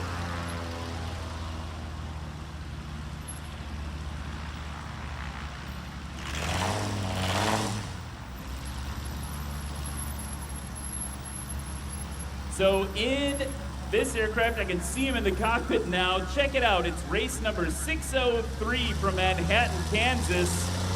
Flying the 2024 Backcountry Super Cup Class. Give it up for Jared Garrison. Jared Garrison is the second season competition in national soul. Buys, sells, trades, and deals experimental backcountry airplanes. He's known for saying if he can fit in it, he can fly it. Next up, from Cresswell, Oregon, race number 45, a 1991 Maul MXT-7 180. Give it up for Rick Holman. And his co-pilot. Trike. He's also got a skeleton sitting in the right-hand seat. They share that aircraft. The skeleton's name is Theodore. They told me yesterday, they're like, the funny thing is we're not like spooky people. It just happened. All right, next up from Nashville, Tennessee, race number 728, a 1978 Cessna A185 Foxtrot Skywagon. Give it up for James Hoss Cartwright.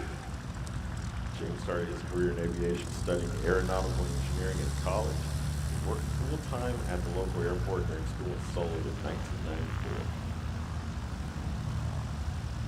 Got a lot of airplanes, by the way. He owns a 1946 Globe Swift, a 1975 Beach Baron, and this 1978 185 that he calls Fat Girl with a PH. All right, next up, also from Gallatin, Tennessee, race number 59, 1959 Cessna 182B, piloted by James Abbott. James is a retired military helicopter pilot. 25 years of uniform service. The last 8 years, he's been a part-time instructor and aviation consultant. Literally flies every helicopter. I think he's probably flown every single helicopter ever made, except for maybe some of the real vintage ones. All right, next up, bringing up the rear, from Ocala, Florida, an airplane called Piperzilla. It's a 1965 Piper Cherokee 180, race number 65. Give it up for Jeff Abrams. Jeff is retired after flying with 3 airlines over 35 years. The last 25 years with UPS. His career highlights include flying Eagle, President Jimmy Carter, Marie Osmond, Peter Frampton, and Howard Hughes on his final flight. So that is going to be the touring class with a little bit of wilderness class mixed in at the end. I think it's really important when you watch Jared Garrettson fly the Backcountry Super Cup boss, know that he is not competing against these other airplanes. They are that different in performance, but it is the closest we can group them together. He's going to be taking off much shorter than some of the other airplanes. So kind of fun for him to mix it up with us here. But first, you're going to see a clinic, a master class on pilot control in this Piper Cherokee that Jeff Abrams is flying. Jeff Abrams, again, as Cam mentioned, like a very accomplished transport pilot. And he's going to do things in this Cherokee 180 that honestly just shouldn't be able to do. Yeah, seriously. I mean, by reputation. Right? Yeah. I mean, this is an airplane that we both trained in at some point in our pilot careers, and that's not what I was doing in the 180. So touring class underway at Music City STOL 2025, dropping those flaps off quite short. He's got a little bit of wind. Again, the conditions today a little challenging. 283 for takeoff for James, or for Jeff Abrams, I'm like, okay. Well, James is up next. That's right. So now we're switching to something a little beefier, right? This 182. It's like the Cessna 172s you saw earlier, but blown up a little bit more horsepower, more size inside. James is going to give it the old 1-2, and that was excellently timed by James Abbott. Expert execution of the military helicopter pilot. I was going to say, very helicopter-like. Yeah. This is probably going to win the award for the prettiest airplane of the competition. The Boys is pretty now. The Boys is pretty. But the classic line, the 25. Listen to it roar. That's working in action. And that was interesting, because like he was modulating them Yeah. trying to find the best place to put them. That's very cool. It's a big airplane. So that is a chonky boy. Chonky chonk. Now, over to the mall, Rick Holman, one of 2 pilots you'll see flying this aircraft today.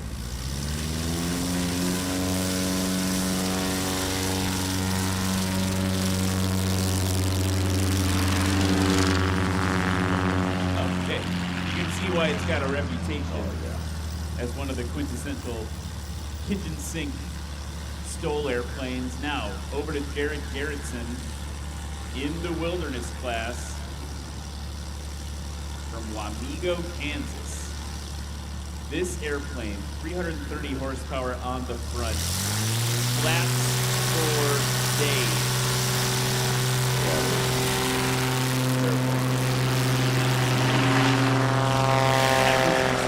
That airplane,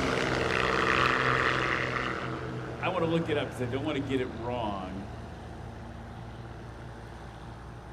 That's right, empty. It weighs 1,780 pounds and fully loaded, what we call the gross weight. So the airplane plus all the stuff you can safely put in it, 3,600 pounds. Jeff Abrams soaring in kind of fast there in the Cherokee. Now that's another one of those airplanes we were talking yesterday during practice about airplanes that could use a little dose of wind.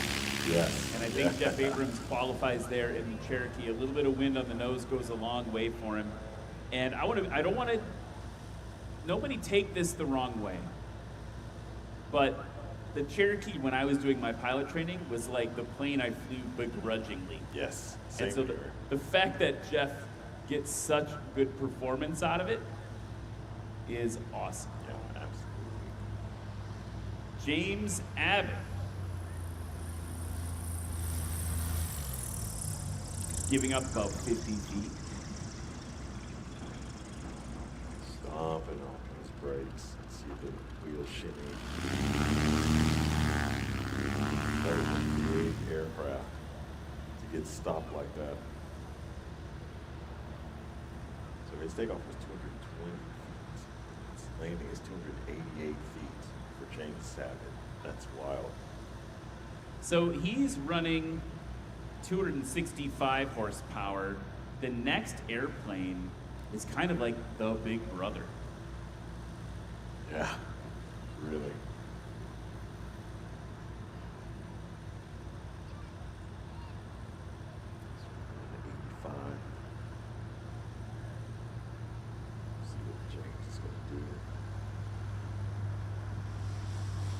Holding it off. Good over the line, touching down at about 48 feet. He's got to get heavy on those brakes. It's a lot of weight to slow down. He's got to slow before that ramp for sure. We don't have the empty weight of this particular 185 listed here, but its gross weight is very similar to the Backcountry Boss that we saw take off earlier. So it is by far the heaviest airplane in the touring class. Here comes the Mall now.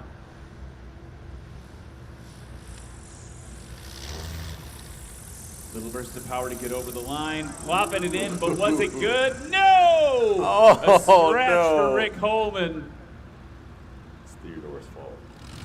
You heard him give that little burst of power to try to get it over the line. It just was not enough. And now look, low and to your right. Cam and I could probably do a Shakespearean sonnet in the time we have before Jerry Garrettson gets over here in the Boss. Look, it is even squirrely for him, working through the wind. All the flap hanging out of that airplane as he comes in. This airplane, that traditional configuration, right? The tail wheel orientation of the gear, small wheel in the back. There's some advantages and disadvantages to that. Yeah, absolutely. Especially getting into those backcountry strips. Using all 330 horses. Good over the line. He gave it, he goosed it a little bit. Yeah, you can see him throw the stick down. That's funny. So, like, when he was descending there at the very end of that dramatic finish to his approach, you heard him kind of go like, vroom, vroom with the engine, just trying to get a little bit of thrust to cushion the landing so it's not a total crusher on the gear. Right. Just trying to arrest that descent right. So, I mean, what do you think, Cam, right? So we got like planes like this, like the Mall and Piperzilla and what James flying that 182 that had the nose wheel. What are the pros and cons of a nose wheel aircraft in STOL comps? I would say the biggest deal is the heavy braking. I mean, you can stomp on those brakes, and as long as you have the prop clearance, you aren't going to nose over the airplane. So, I mean, there's no flop strike. There's a possibility of something catastrophic happening to the nose gear and there's a flop going in, but as long as the airplane is maintaining airworthy position, then it should be okay. But I would say that's the biggest one. Just the ability to brake super heavy. Oh, yeah, because I mean, all of these aircraft are heavier, so I mean, you're going to have to apply heavy braking to them to get them stopped, and they have higher stall speeds. So, I mean, you're going to be coming in a little bit hotter than a lot of other tailwheel aircraft. And I guess then the disadvantage of the nose gear is that you've got a lot, no pun intended, riding on that individual wheel and tire and nose gear assembly up front. Yeah. You can taxi a tailwheel airplane without a tail wheel. Right. Certainly, like we saw Brad Crawford today, you know, putting the tail up, moving around. You can do that functionally. There's like a functional reason to practice that. If you use your tail wheel, you can still get around in the airplane. Here's Jeff Abrams now in Piperzilla. Settling back down, touching again, and he's going to go off that ramp. Well, we have that ramp there. Abbott working with like control surfaces. Got a little moving up and down. Just waiting his turn, maybe. There you go.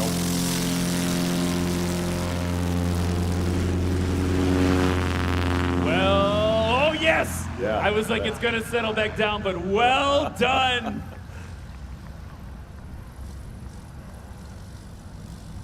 Very well done. Now, so then we talk about it again with the tail wheel. Yeah. I mean, the disadvantage is the brake. Yeah, you can stomp on those things a little bit too heavy and be in a situation where you're getting assistance from other people.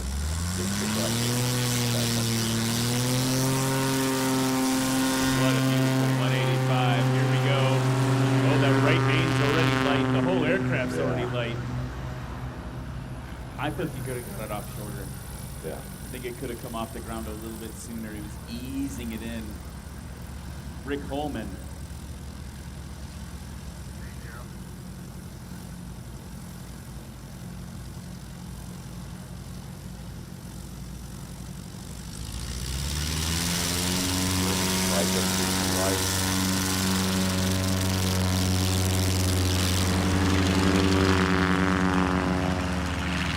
That is a masterclass in tail wheel takeoff. I mean, part of the disadvantage too of nose wheel takeoff. Part of the disadvantage is like if you look at the way Jared's sitting right now, like the plane is already in like flying position, right? It sits with an inherent angle of attack against the wind. It's already technically generating lift right now with a head. Yes. And the ball is not as much, right? Yep. A lot of guys. Okay. All right, we're in that 125 range of a plane that you can sleep in the back. Yeah. Yeah, a lot of people go into calculations about how big their main landing gear are compared to the tail wheel. Like you can choose like a 10-inch tail wheel or an 8-inch or a 6-inch, depending on the angle of how it sits on the grass is advantageous for taking off. Here we go. Jeff Abrams. Scratch for Jeff Abrams on that one.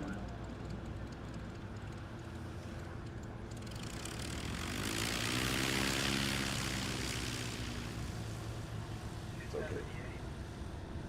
He's got another run at this. So we're in an interesting position right now because we don't have everyone on the board, and of course we've got another heat, another mixed heat of wilderness and touring. And so right now, Jeff Abrams holding second place with the DQ on that last one with a combined score of 558. This gentleman here, James Abbott, is going to be giving up some footage there. Actually not too bad, just short of 50 feet.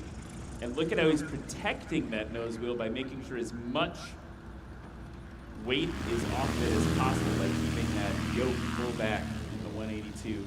The yoke is like a steering wheel for airplanes. James right now in first place with a combined score of 508. That was his first run.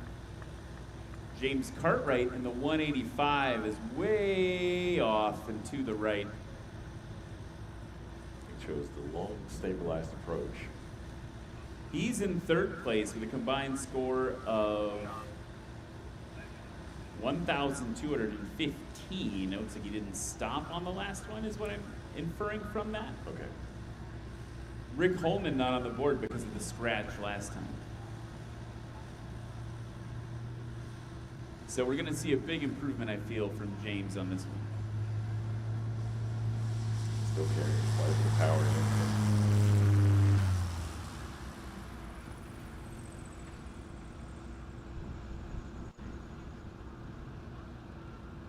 Yeah, I mean, we got to pull the power a bit sooner. Yeah, that's what I feel like. I mean, that is still an impressively short landing. Like, that is still a competent backcountry landing. Most strips that you're going to go to, like, what did someone say to me last night? Well, you can go most places that have a name. I think that was Levi Nogues yesterday. He was like, yeah, the airplane like that, you can go most places that have a name. It's the places that don't have the name that you can't do a landing like that. Yeah, absolutely. Rick Holman hoping to get it over the line. Oh, woof. Double X.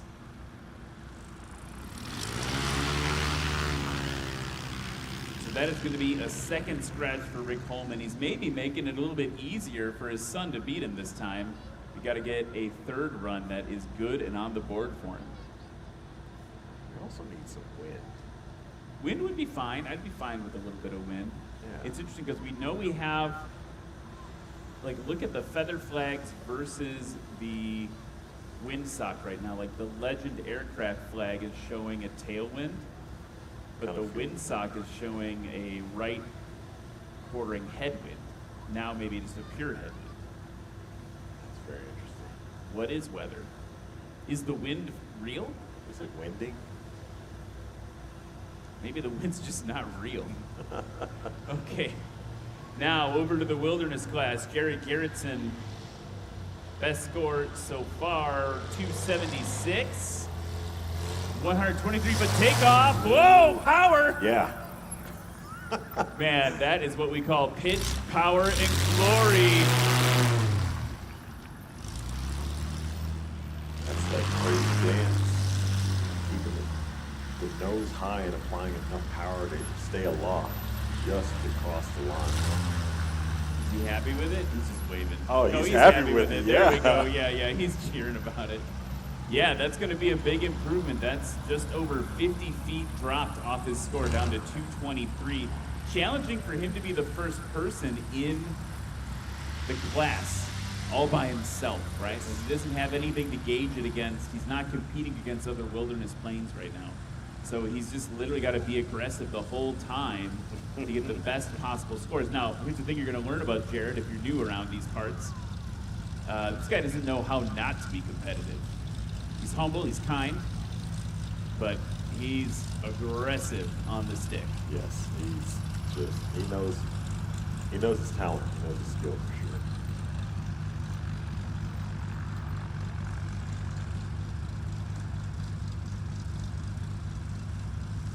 While they taxi back, I want to talk about our friends Behringer Aero. The company Behringer Aero has been manufacturing wheels and brakes in the same spirit of quality and performance for 30 years. Since 2002, Behringer Aero makes wheels and brakes for a wide range of aircraft, from the ultralight airplanes all the way to certificated aircraft like the Pilatus PC-6, the Cirrus SR-22, and the Vision Jet, and others. You got to check them out.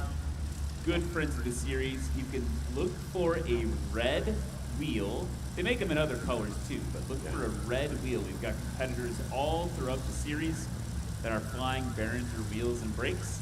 Just look for the red wheels on the airplane and you'll have a good hint about who's flying Behringer. Okay, Piperzilla.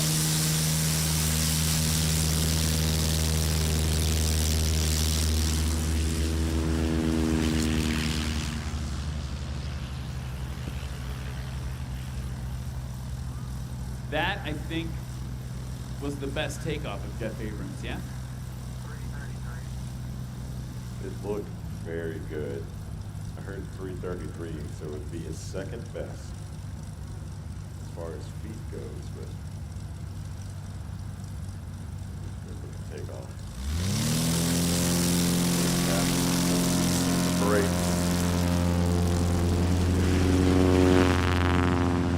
Okay. Yeah. He's still hanging on to it. Yeah. Looks like I'm guessing he's got electric flaps as well in that aircraft. That feels like the right assessment. So what we talk about, folks, is like if you look at a lot of these planes, there's a handle you pull on or a bar that you pull on to lower or raise your flaps. Late model Cessnas have switched over to electric flaps. The benefits there is it's very consistent, like the application of the control is very slow and consistent, but the disadvantage is it's slow. And you're at the mercy of an engine, like a motorized your skill as a pilot. Here we go now, James Cartwright. Oh, there we go, like popping off. Yeah. I'm very much enjoying watching James fly that airplane. Rick Holman not yet on the board. Dragging that tail to the grass. Just a little early. He's so good at managing that edge of where lift begins and ends on the takeoffs. Yeah, very well.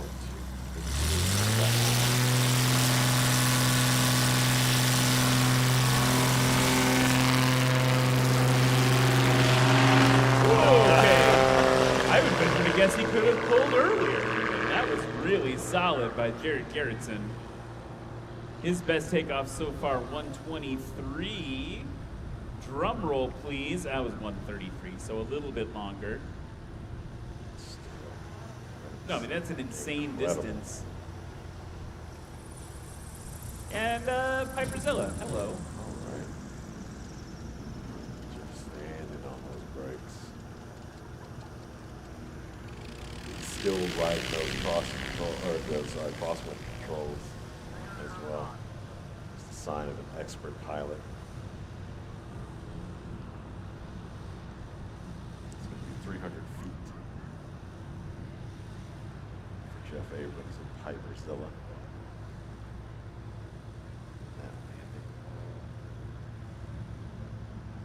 Which coincidentally is shorter than a football field. Just to put it in perspective, here's James Abbott. Standing on the brakes, you can see those wheels shaking.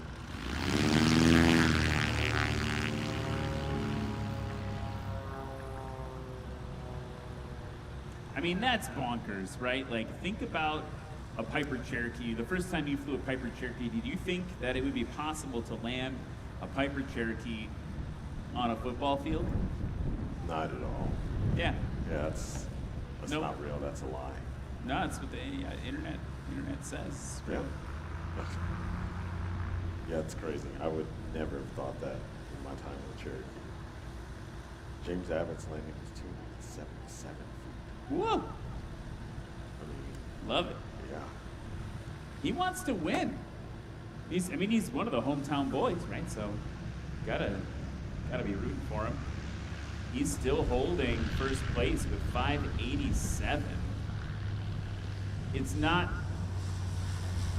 assured, but it's close. Oh, that right main was close to the line. Lexi's saying it was good. Ooh. And look at that. Look at that shortest distance from him on landing. That was a 312-foot takeoff. Okay. And I heard 304 on the radio. That's going to put him at 616. So he's still solidly in third place right now, but he over halved his distance, his combined score between the second and the third run. Yeah. Now, we have to talk about Rick Holman, because he is going for the scratch hat trick. We got to get him over the line here. He's got to get on the board. He's got plenty of wind down the pipe right now, it looks like, or it feels like. Ooh, yeah, he's over the line. Landing assured. I was going to say he kind of was safe on that one, but then he definitely, like, yeeted it in. Like, definitely came in aggressively.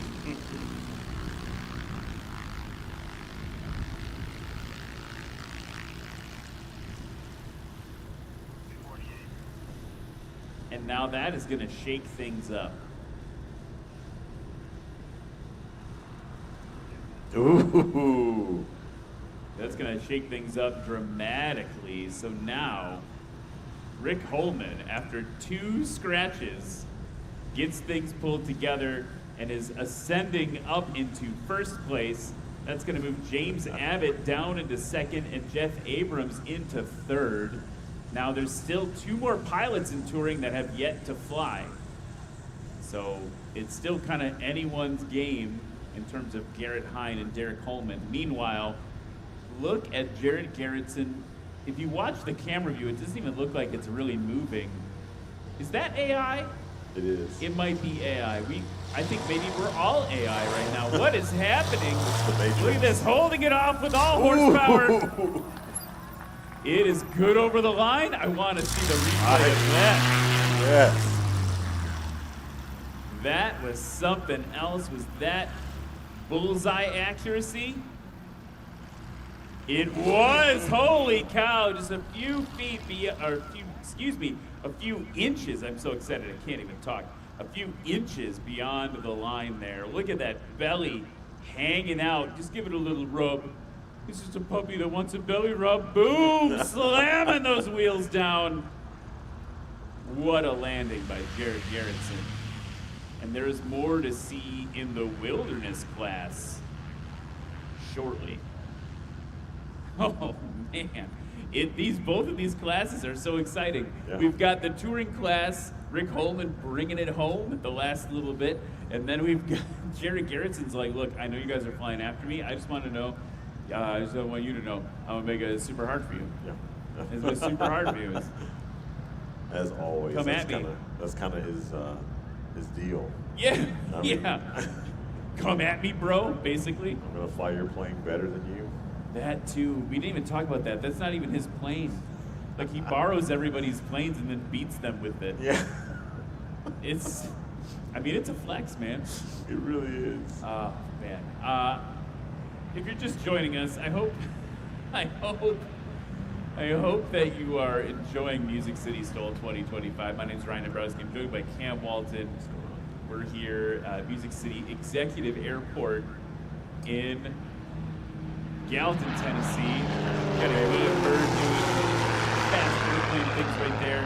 We are in the middle of kind of a combo set of heats. So we've got the touring class and the wilderness class competing together, but still separated from a scoring perspective. So we just saw the first kind of 2/3 of touring class with Jared Garrettson doing things in the Super Cub Boss, Backcountry Super Cub Boss. And then we have now, we're gonna kind of switch and lean more weighted wilderness class with the heavy experimental big boys, Yes. as Cam and I have decided to call them. And we are going to see that, but still with two pilots from the touring class kind of rounding that out. So it's still kind of anyone's match in both of those classes. Yeah, it is. It's going to be a dogfight. Another dogfight again after we had the Huskies. Bark, bark, bark. That is what's happening right now. So that's really cool, folks. Don't forget, you're seeing some great performances right now. Go to nationalstol.com/vote. That's nationalstol.com/vote to vote for your favorite pilot. We're gonna pop over now to get ready for the next class. Let's see who's competing in that wilderness class. We've got John McCardle in a 2025 Bearhawk 5. Luke Strandlin, race 260 in a 2009 Murphy Super Rebel. He's all the way from Mora, Minnesota. Brandon Korn from Hearn, Texas, 2024 Backcountry Boss. We find that same airplane that Jared just flew. And of course, Jared in the Backcountry Boss as well. You just saw him put on a bit of a clinic with that. Pressure's on for Brandon, pressure's on for John, pressure's on for Luke. So it's gonna be a fun one. And then joining them will be Derek Coleman and Garrett Hine from the touring class. And so Derek, you're gonna see fly that same trike, that same maul with the nose gear that his dad was flying. And Garrett is also gonna be flying a maul, but with a tailwheel configuration. That's really cool. We're going to get to see that nose wheel versus tail wheel action happening, see the differences in performance, if any. Yeah, I mean, is it going to be more than tomato? I don't know. I think. It might be. Now, there is a difference in the horsepower between the two mauls. I think the Holman's is a 180, and Hines is a 160. So it's 20 horsepower difference, but You got that extra weight of the nose wheel. And we don't know, we know Derek as a bit of a known entity in National STOL. We don't know Garrett Hine particularly well in the series. Flies a lot of STOL, does not fly a lot of national STOL. Yeah. He's got 500 hours logged, with most of that in the mall, compared to Derek, who's 19 and has about 100 hours of flight time. So just a difference. Just a little difference. Some differences there between the two of them. So we got the DC-3 hanging out over there. PT-19 from Ryan.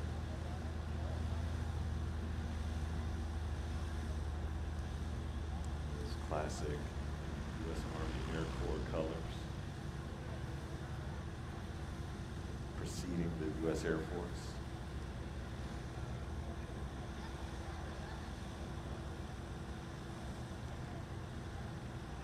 It's a really classic aircraft. I'd like to take a spin in one. It'd be a very meta moment. Ryan and Orion. Yeah.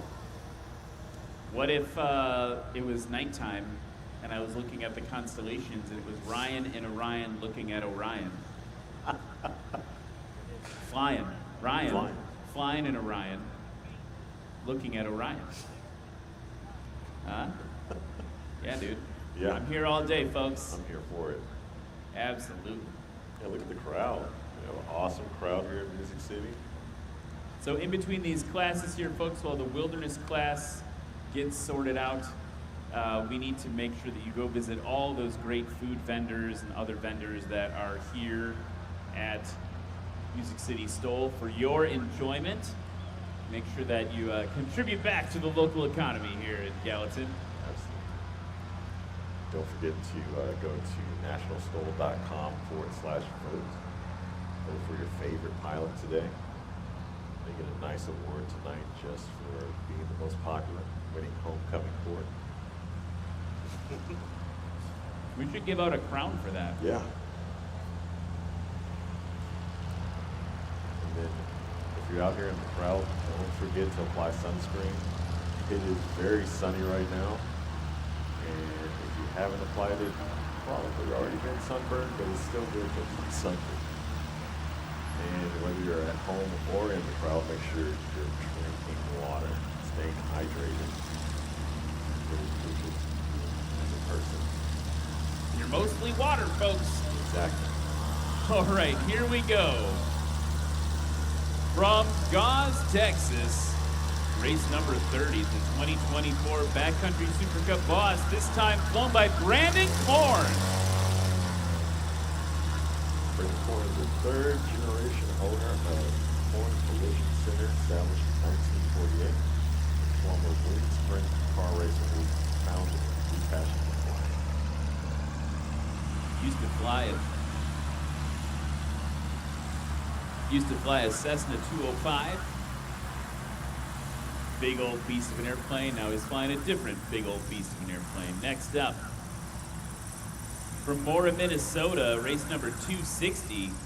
2009 Murphy Super Rebel. Give it up for Luke Strandlin. Luke Strandlin began flying in 2014 for his first ever six. Then in Civica 2, he moved to a PA-31E. Murphy moved from young Savage and now to Super Rebel.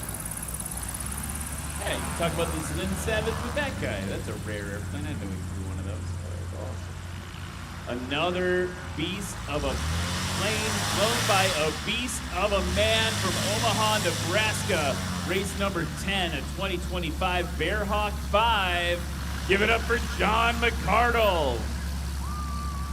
John's been a pilot for 3 years with 450 hours of flight time. He grew up playing football and earned a scholarship to play at Kansas State. He also played professionally in Germany for 3 years. No kidding.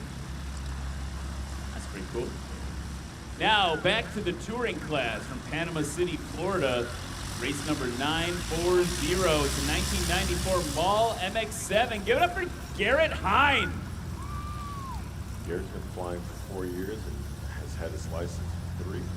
Almost 500 hours logged with 90% flight time to the mall. And the white, green, and black mall is also back from Cresswell, Oregon. Race number 345, it's that 1991 Mall MXT7, this time flown by Derek Holman. His name is Derek Holmes, but it goes by DJ. He's 19 years old with around 100 hours of flight time as a college student at Southern Utah University with goals of ending up in the airline.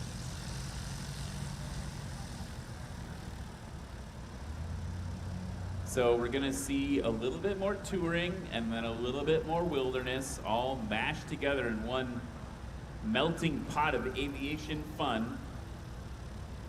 Things to watch for here, now that you've seen the Backcountry Boss, you can kind of see what it can do. The other two giant wilderness class airplanes, like Luke Strandlin in the Super Rebel, the white and red one over there. Yeah. Race number 26. That's an airplane that has an IO 540 engine on the front, but it's liquid cooled and twin turbo, and every time that it's come out, it has a little bit more horsepower. Speaking of horsepower, 100 gallons of gas an hour coming out of that DC-3. A lot of dinosaurs. Lots of dinosaurs. So Luke Strandlin's got all this power. He thinks maybe upwards of 600 horsepower when he's done with it. That's the claim. We'll see if he can back it up maybe with some sort of dyno test or something. But meanwhile, John McCardle right next to him, doing little wheelies back there. John McCardle is running 400 horsepower on his aircraft. And those aircraft, while McCardle's is a fair amount lighter, they end up having the same gross weight, which is interesting to me.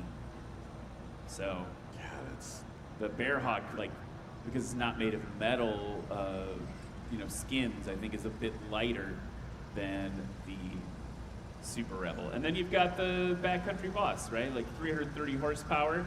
So weirdly, the lowest horsepower of the Wilderness bunch that you're seeing.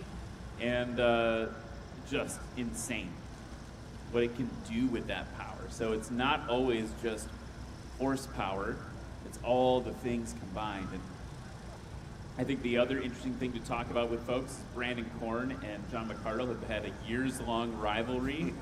They're really good-natured about it. They are really fun to see fly against each other, but they both were in the touring class, and they both built very big, expensive experimental planes for backcountry flying, and now they're back at it again at fighting each other on the runway. And both touring prior champions. So we're just, that's true. So just waiting on the wake turbulence, that safety bit. Actually, I wonder if that's the wind or the wake turbulence we just felt go through the. Yeah. Was that the wake of the DC-3 that just came through the tent here? Or is that a little bit of wind? Maybe, let's just say it's a little bit of both. It's cooler. It feels cooler if it's the DC-3 that gave us a little hello on the wind. That's kissed by the wind, off the wings of the DC-3. Very poetic. While we wait for them to get started, folks, I want to say thanks to our friends at iFly EFB. The most complete EFB app for Android, iOS, and Windows that has all the advanced features pilots want and the most intuitive flight planning and navigation solution on the market. The iFly EFB team brings together the perfect balance of technology and real-world flight experience. You should fly your freedom. It's different up here. Check out iFly EFB. I think that Android, iOS, and Windows thing is the critical differentiator. That is a game changer. Hit all three platforms, let alone just even two. A lot of stuff is mostly iPhone. Right. And then you're at the mercy of Apple's iOS updates. Sorry, Apple, it's true.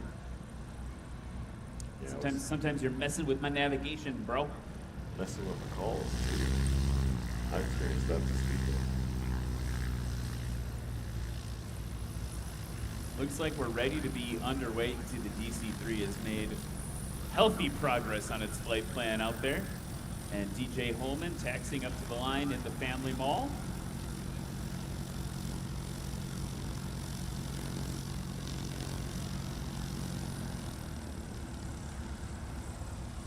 Also got Theodore sitting right seat, telling secrets.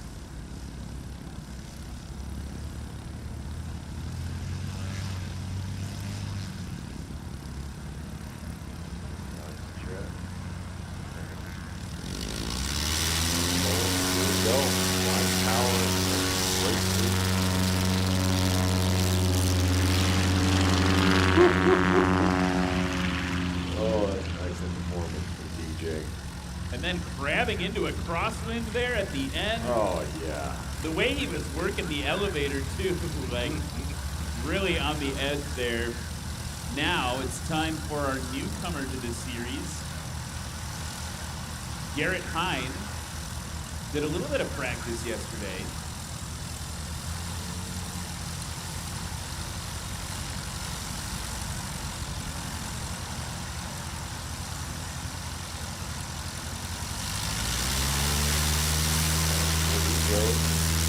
Putting down 300 to 400 foot combined scores yesterday. Settle back down, settle back down. So that's something he's got to improve on for the next run, but he's feeling out those winds. Right now, the wind, a crosswind from the pilot's right.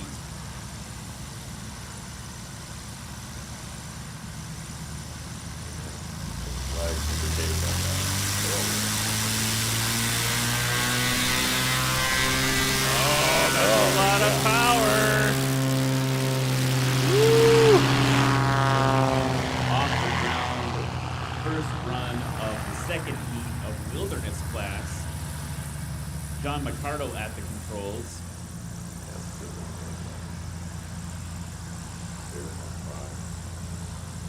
Up next to Stranded. I wonder if this one is going to hurt as much as it did in Oklahoma STOL. It's very loud, emitted very specific noise. It might be an ear plugger. Sensitive to loud things. Yep. Something about the tone. It gave me goosebumps again. Oh, wow. Look at that takeoff. It made me feel weird. The seat was vibrating very much so. More so than Oklahoma. We're a lot closer to me where we were too. Oh. All right. Over to Brandon Korn now, flying the Backcountry Super Cup Boss.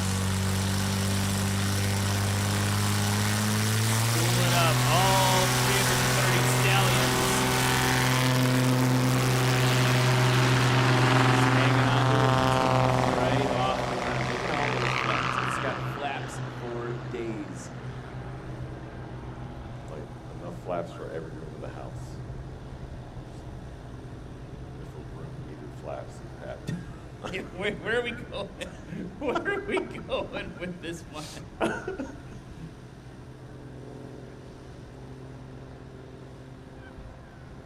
Katrina in the chat saying, I think I'm deaf. Wop, wop, wop, wop, wop. Okay, DJ Holman, too short. Like father, like son for them on the first runs.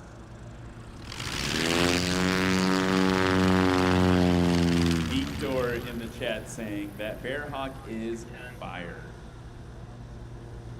Nice. Husky that's not competing with us coming in. Sure.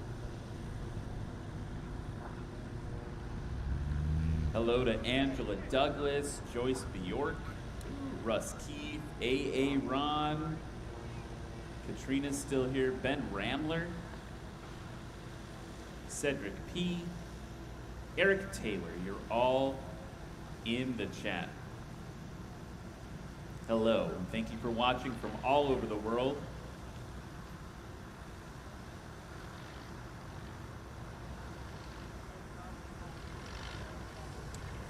Garrett Hine. Tail them all in. Ooh, that's a scratch. Another scratch on the board for the touring class.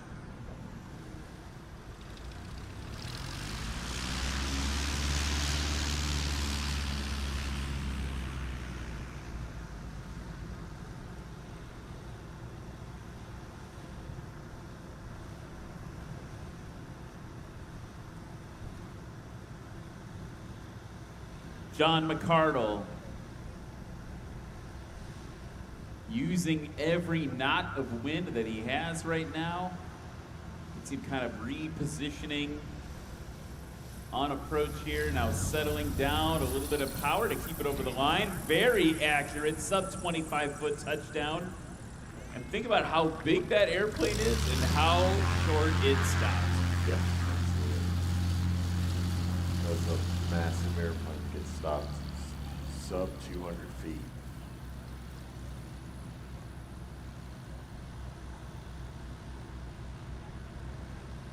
And look at that.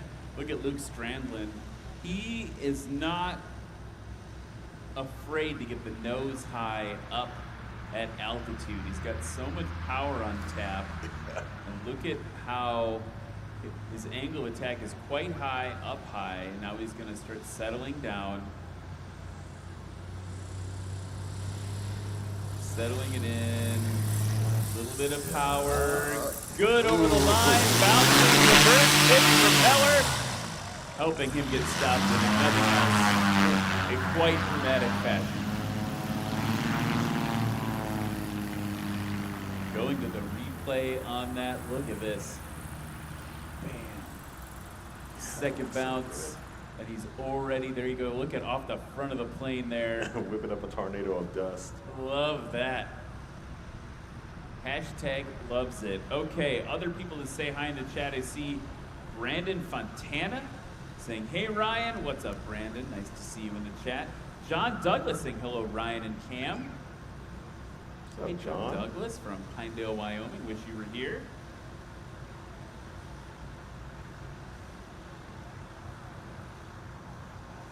So AA Ron asking in the chat, can you go into any detail on the complex wind conditions during final? Lots of pilots struggling, has to be good and interesting reason.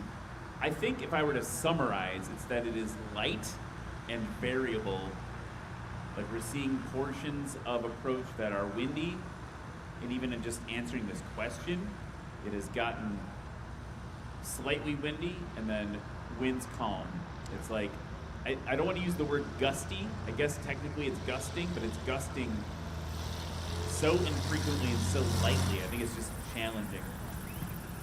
Well done for Brandon Korn on that one. So to elaborate, Aaron, I think we have wind on the nose. Obviously that's a good thing, right? And so like we're seeing the windsock point right down the runway right now. That's exactly what we needed to do. And we'll have, like if I describe, if I narrate the wind I'm feeling right now, it would be like wind for a second or two, then nothing. Then maybe a slightly stronger gust for a second or two, then purely winds calm. And then maybe winds calm for like 30 seconds or 40 seconds. So it's that thing where like when we talk about flying, I always say like my worst flying performance are days when it's winds calm, or when it's light and variable. It's just like really hard to get yourself calibrated. It's easier actually to have like a 15-knot wind straight down the runway than it is to be light and variable, because you know what you're dealing with. Or even like a 15-knot wind from a set direction. And Chris Williams in the chat saying currently they're reporting variable 3 gusting 11. Yeah. Yeah. I guess it's kind of what I'm describing, right? Like absolutely accurate. 3 knots, a little bit of wind, gusting a lot, and then nothing, right? Not very favorable conditions for a pilot on fire. We do have like severe clear conditions today. We've got great visibility. Not particularly hot out today, at least out of the sun. And that part of the equation not really hurting us the way the wind is. And as the day has heated up, we've had more wind. We had even less earlier in the day. And so that was even harder. But you saw Eddie Sanchez. Real gnarly out there. Here we go, DJ Holman. So, man, he is just, they are, the Holmans, something about the way they fly that thing, like right on the edge of settling and not settling. Really good at it. They're very good friends with ground defense. Yes.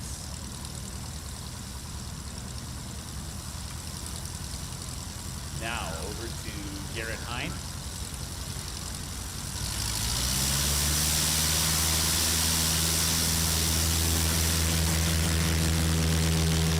Currently on the board in third place.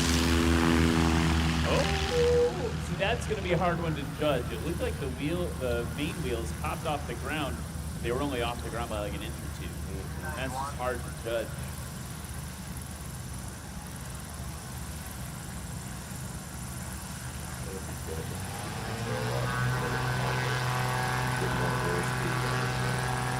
Yeah, it's the hair, right? So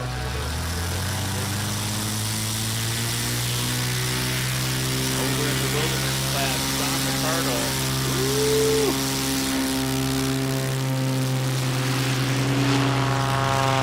400 horsepower. You're not mad at it at all.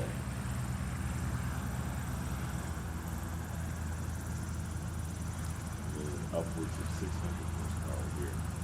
This airplane looks different every time it competes. Look at the like ladder vents on the cowling there. Yeah, everything looks crazy. Woo! Yeah, that is the noise. Oh, Luke, what are you doing to me, man? Wow. You start calling that airplane Guile. Yes. With all the sonic boom he's doing. Oh, yes. That's a joke just for millennials. What's the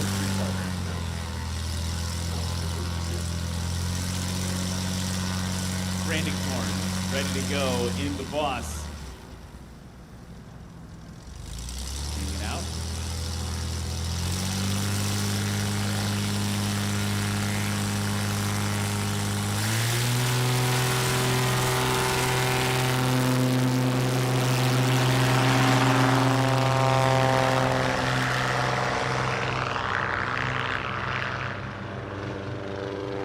Looks like we got DJ Hallman with a go around while Brandon is taking off. And let's look at the wilderness class standings. Well, Brandon climbs out there right now. Jared Garrettson still clinging to first place with a combined score of 223. The rest of the pack is behind him, and I feel like they've had better wind. Am I making that up? They maybe have had a little bit more wind. Second place goes to John McCardle right now with a combined score of 266. Brandon Korn in third with 278. And fourth place, Luke Strandland with 292. So everyone is within that 200 to 300 foot range. Garrett Hine now descending down. I do like fat tires on them all. They do look very much appropriate. Ooh, a little backfire. Yeah. That's all right. Here we go. Compressing down, too, onto those gear under braking. That was kind of squatted down really dramatically. That was cool.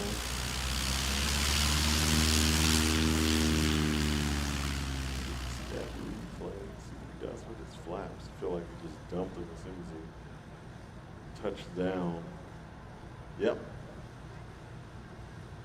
And again, dumping those flaps, removing that control surface on landing is going to kill that lift. You do lose some of the drag you need to slow down, but I think it's better to get rid of the lift, make the plane fly even less, and put more pressure down on the wheels, which you can then use the brakes to slow down. Little Rube Goldberg explanation there for you. That's going to be a scratch, I believe, for John McCardle. Let's see. Yep, that's what's being called by headline judge Lexi Duncan. Still a good land. I mean, still an entertaining landing. Oh yeah.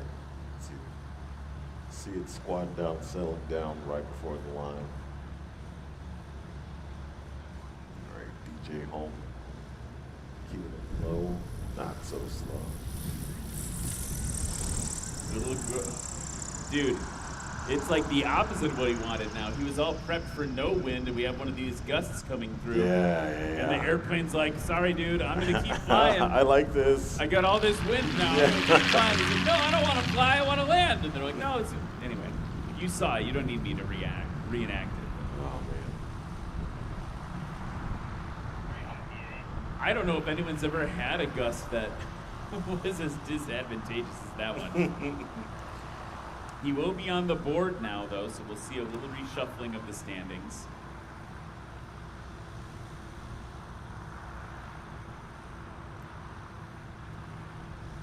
Brandon Korn now. No, Luke Strandlin. Oh, yeah, that is the moose. The wings look very similar way out there. My hint that I had gotten it wrong was that there wasn't enough flap showing. The flaps on the Boss are more of the wingspan.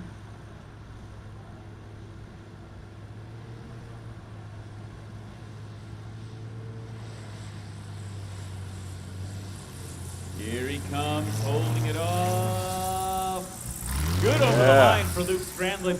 Tried to engage that reverse pit propeller and no dice. No dice.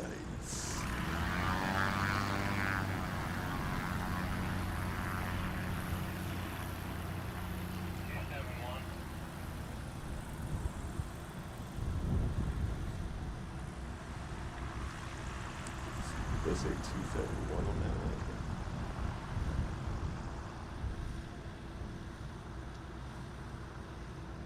.271 confirmed on that landing. That's going to keep Luke Strandlin in 4th place. Gave up a little bit too.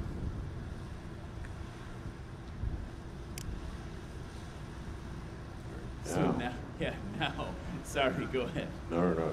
Brandon Korn on final. I think it's at the DC3 on final as well. It's weird that they look like they're about the same size from here. Yeah. And Brandon is working for it right now. We've got a little bit of wind coming in at him. He'll feel it in a few seconds. You can see we're playing favor on that left wing right now. Ooh. That was excellent over the line. He gave up about 75, 50 feet. Very smooth, really soft wing. I feel like the Boss does that every time. Like it just really has it calibrated the shots well, is what it would appear like to me. Yes. So they are going to taxi back. The DC3 is going to do its rollout. Look at that. That's a short landing. That is a very short landing. Folks, don't forget to go visit those vendors, all the food trucks, and all the great folks back there. Cam mentioned sunscreen before. I think it's probably pretty critical. A lot of sun here in Tennessee. It's nice. Is it fall down here yet? Would you call it fall? Yeah, I would say so. I think it's fall in Wisconsin now, too. The sun is beating down in a different way.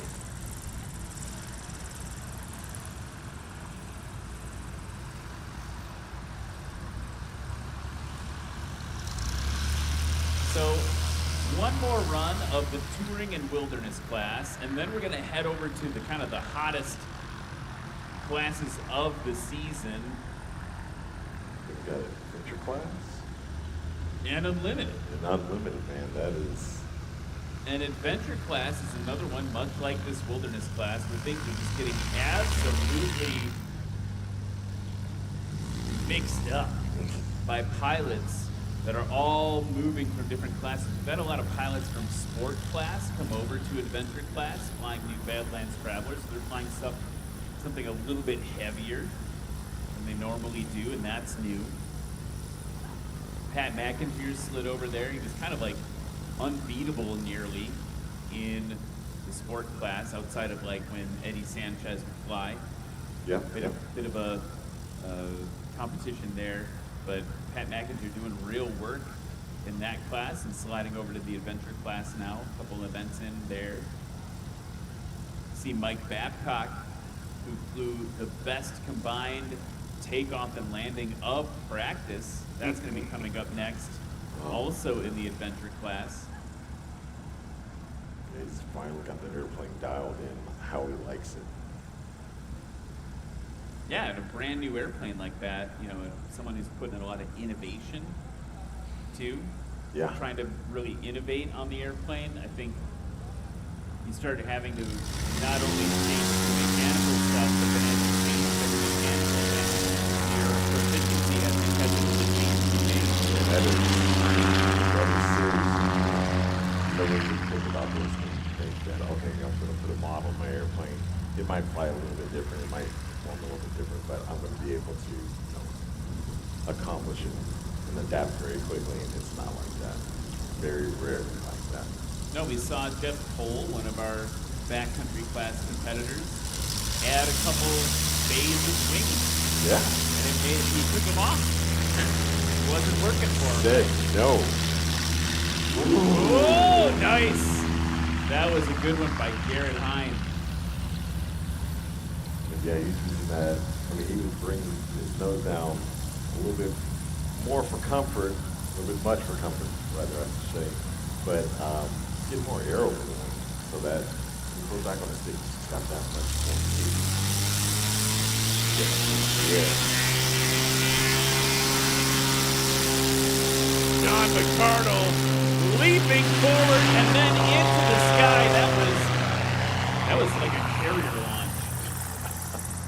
That was really amazing. All right, this one's gonna make me feel weird again.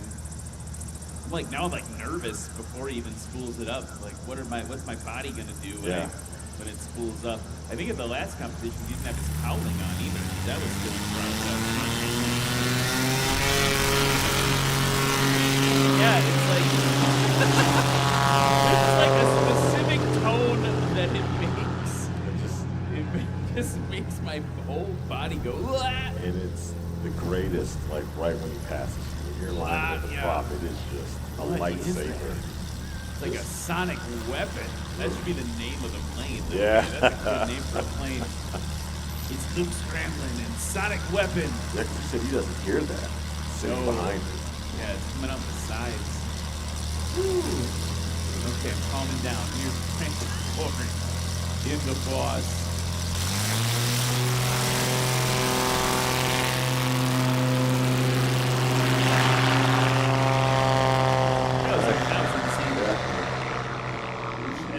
That bitch should not be able to take off that short. It's a pretty bird. Yeah. Big fast bird.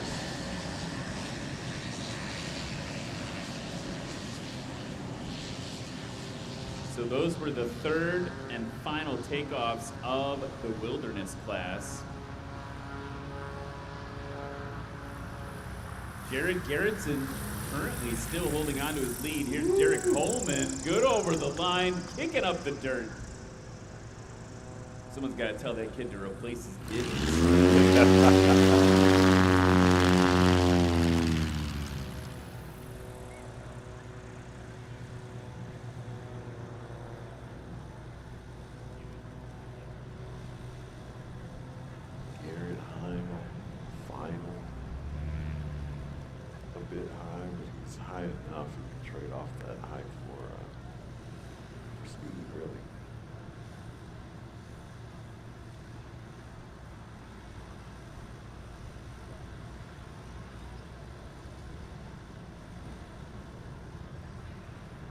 So again, we're going to be wrapping up touring and wilderness class. This is going to be tight. We're going to see how these both end. And then momentarily, it's going to pop over again to adventure. Oh, good. I think it was good. Oh, Lexi said she's not sure. Right after this, adventure class and unlimited class, we're going to see Dan Reynolds, one of the legends